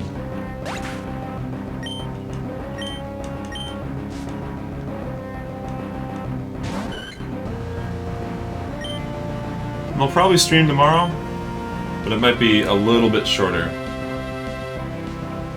Not 100% sure about that yet. We're definitely going to use our 4-tree heal before the final battle here. We want everybody to be topped off on PP, and I don't have that many ethers laying around. So, well, yeah, like I said, it's a lot easier when you got people to chat with. You know, got a good number of viewers, got people chatting. Just keep going. Give the people what they want. They want to see Winona beaten down. So, beaten down she shall be.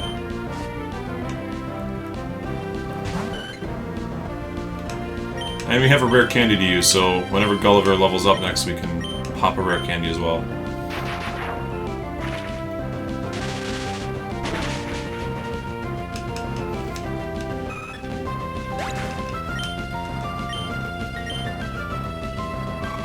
It does help with an active chat. It really does. You guys have been great. I gotta say, you guys have been absolutely awesome. The Squester, Dominant Caesar, Allorasaurus, Dark Chicken, all been really good chatters.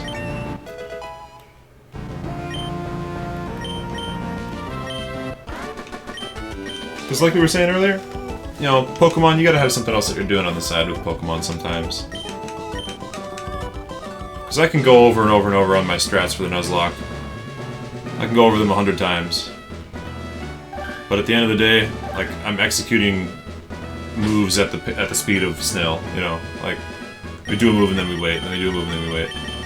So, analysis only goes so far with that. Yeah, we don't need to heal anybody here. Gex isn't coming in on any of these fights. What am I doing here? Oh, I already did it right. Cool. Cool.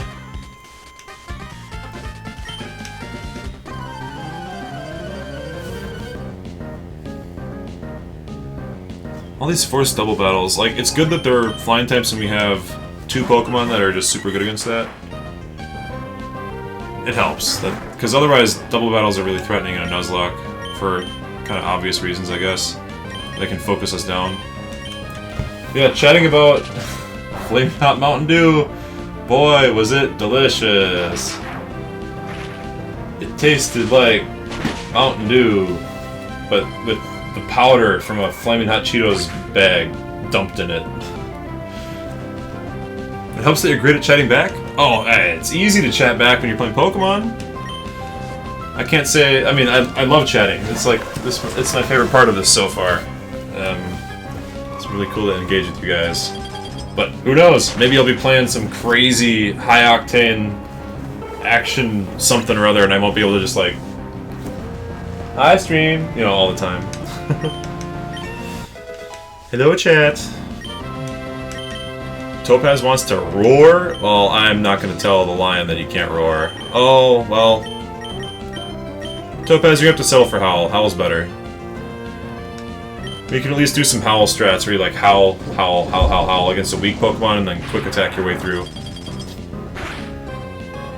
Oh my goodness, that move could have crit and could have killed us. I didn't expect that much damage out of level 29 Doduo, but I guess Topaz has some leveling to do in terms of the defensive department. So we'll just go ahead and take the safe switch out here. My Slug's gotta be tankier than Topaz, right? 38 defense, 77 health. Nope. Slugma is so not tanky. So a crit tri-attack could kill Slugma also. We're just not gonna mess with that. That's been like the motto of this entire Nuzlocke, is we're not gonna mess with that.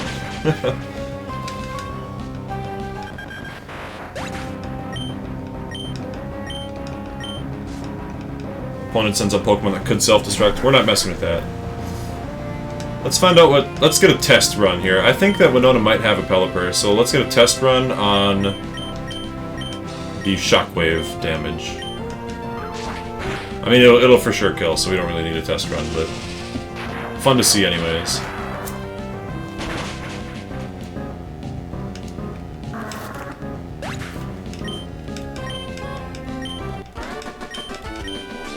Alright, Winona, I lost.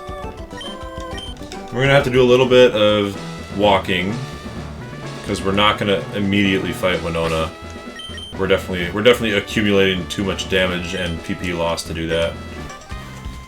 So I'll have to walk back, heal, come back, fight Winona. It's gonna be great. We got a plan for it, we just gotta stick to the plan. That's what ended the last run, was not sticking to the plan. I had Shedinja, and I was like, Shedinja's just auto-win against Watson. All I have to do is lead Shedinja, switch to something else to scout for moves that can hurt Shedinja. And I didn't do it, and I got hit by a rollout of all things. And that just blew my whole team apart and ended the run. So, we're sticking to the plan. The plan is Gulliver, X speed, X special while healing if needed. If the enemy Pokemon is very threatening, we'll have to attack it right away and take it out until she sends in a less threatening Pokemon. And then we'll use the X speed and the X special. Is that the last gym trainer? I feel like it might be the last gym trainer, who knows? Yeah, it is.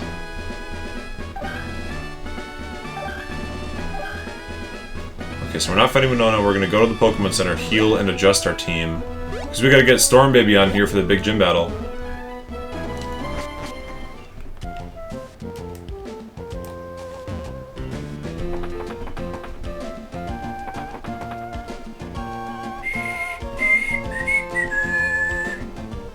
Sorry, I shouldn't whistle, I don't know what it does to the mic. Maybe it picks it up really weird. Of course I had it.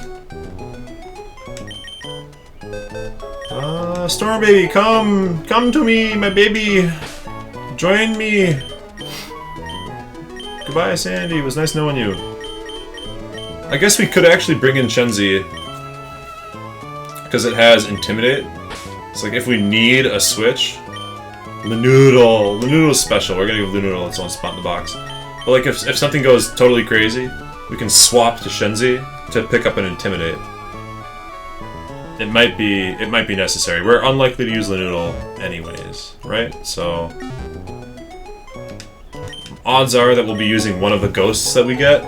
Shuppet or Dusclops. Duskull, I guess. We'll be using one of those. Or a Safari Zone catch in the slot where Linoodle was. That's just my intuition on it. My intuition is that we won't be needing Linoodle. But that Intimidate from Mightyena, from Shenzi, might be useful. So. Alright, we're all healed up.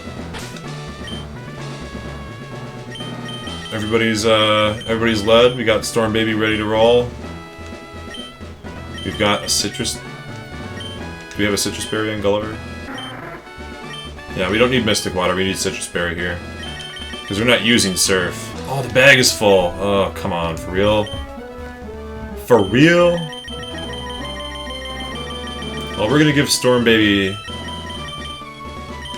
something useful. I don't know what we're gonna give him. We'll give Topaz the XP share. Topaz got to get caught up. We'll give Storm Baby some sand to hold. There you go. Let's do this. Yep, Gulliver's got it. Gulliver has totally handled like everything that's been thrown at him. I've got absolute faith in Gulliver. This is definitely one of the harder... I mean, every gym battle is really hard in this game, but... Alright, we got the Citrus Berry. And that's it, right? I can't think of anything else we need. Okay, maybe we should just go Citrus Berries all around.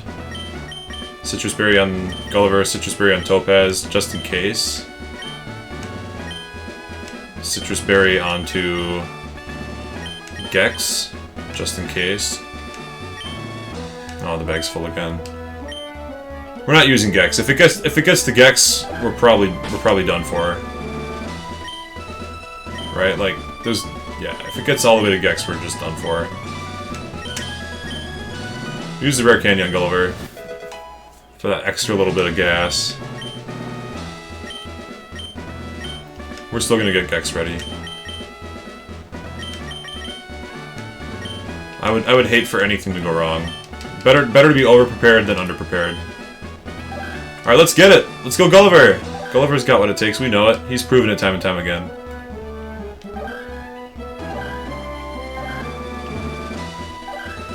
Time and time again, Gulliver's carried us. Oh, I messed it up. Gotta go do this one first.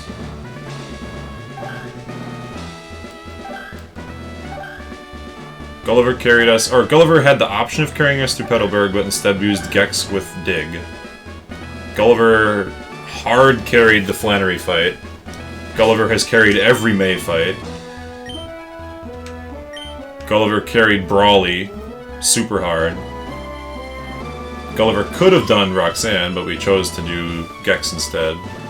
And here Gulliver is again.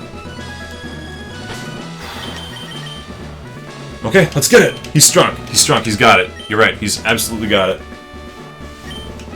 However grueling the battle, we've triumphed with grace. Same with me and Gulliver. He's also my bird boy.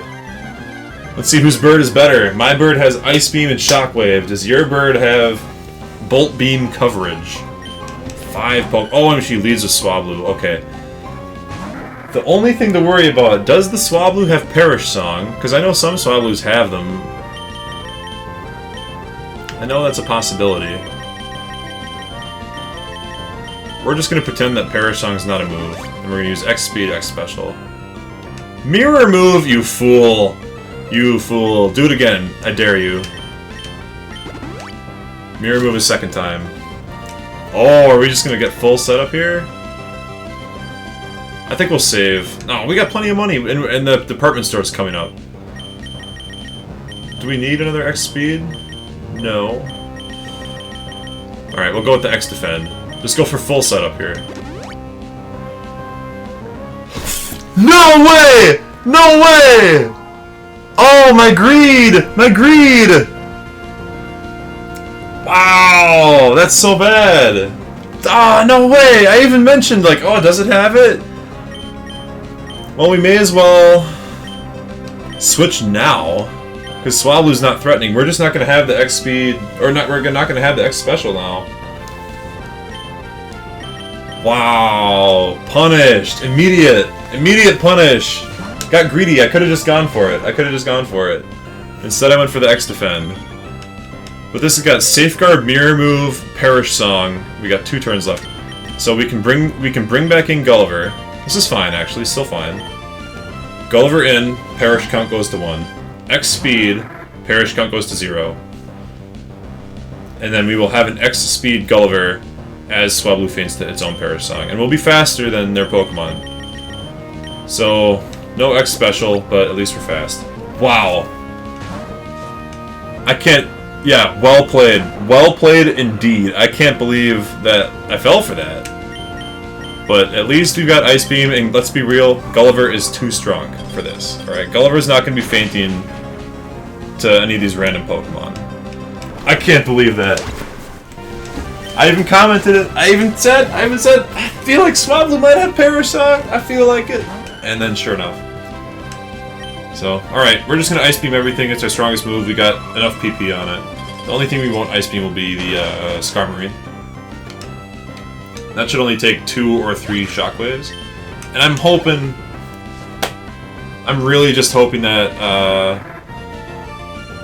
that her Altaria dies in 1 hit to the Ice Beam, because it's quad super effective. Like, I really need that to happen.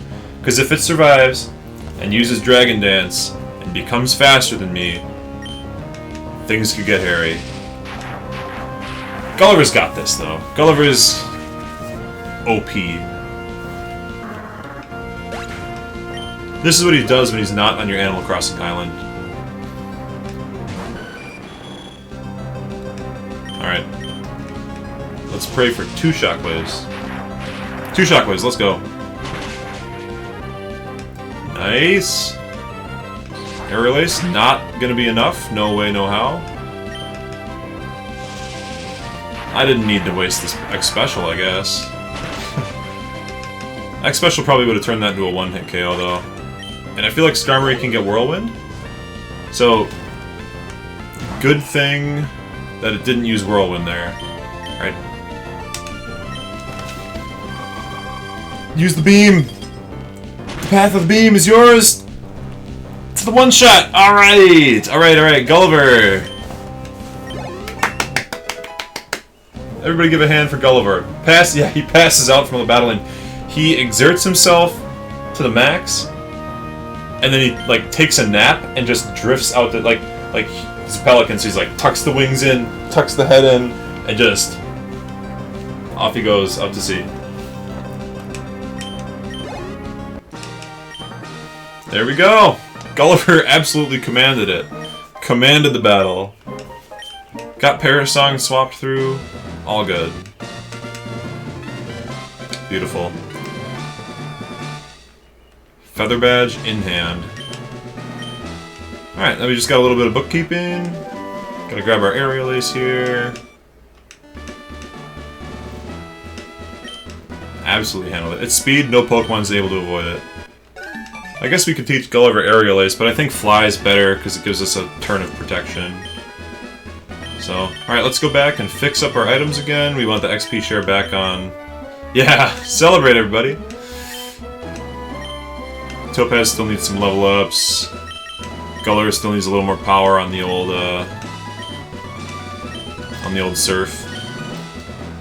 And Gex needs the power on the Grass Moose. There we go.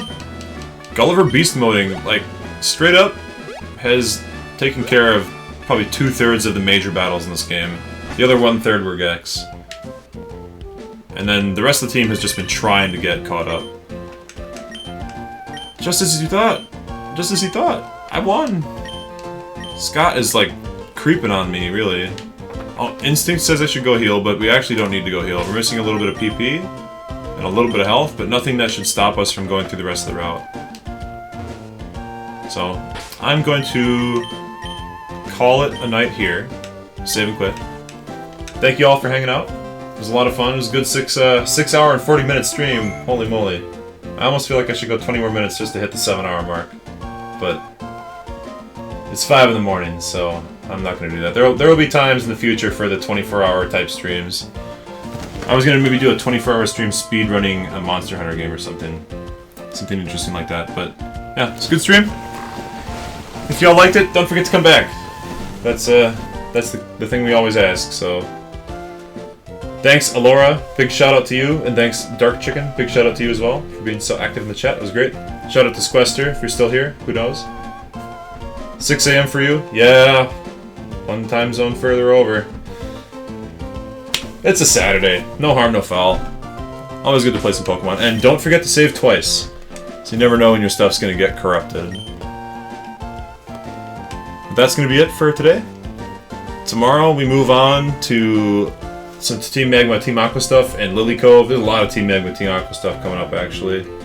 And then Tate and Liza, so we gotta start thinking about them. They're probably the hardest, in my opinion, they're the hardest gym leader because it's a double battle, and I really hate double battles, so. Hey, thank you as well. Perhaps we'll stream tomorrow? Not sure.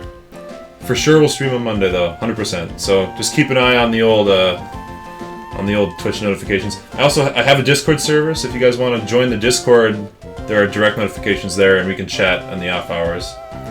You know, so that's linked somewhere under my Twitch. Who knows where it is? This is like the little Discord icon. I don't know if you guys have Discord, but all right, that's it. Thanks for watching. Stay safe. Have a nice day. Peace. Signing off.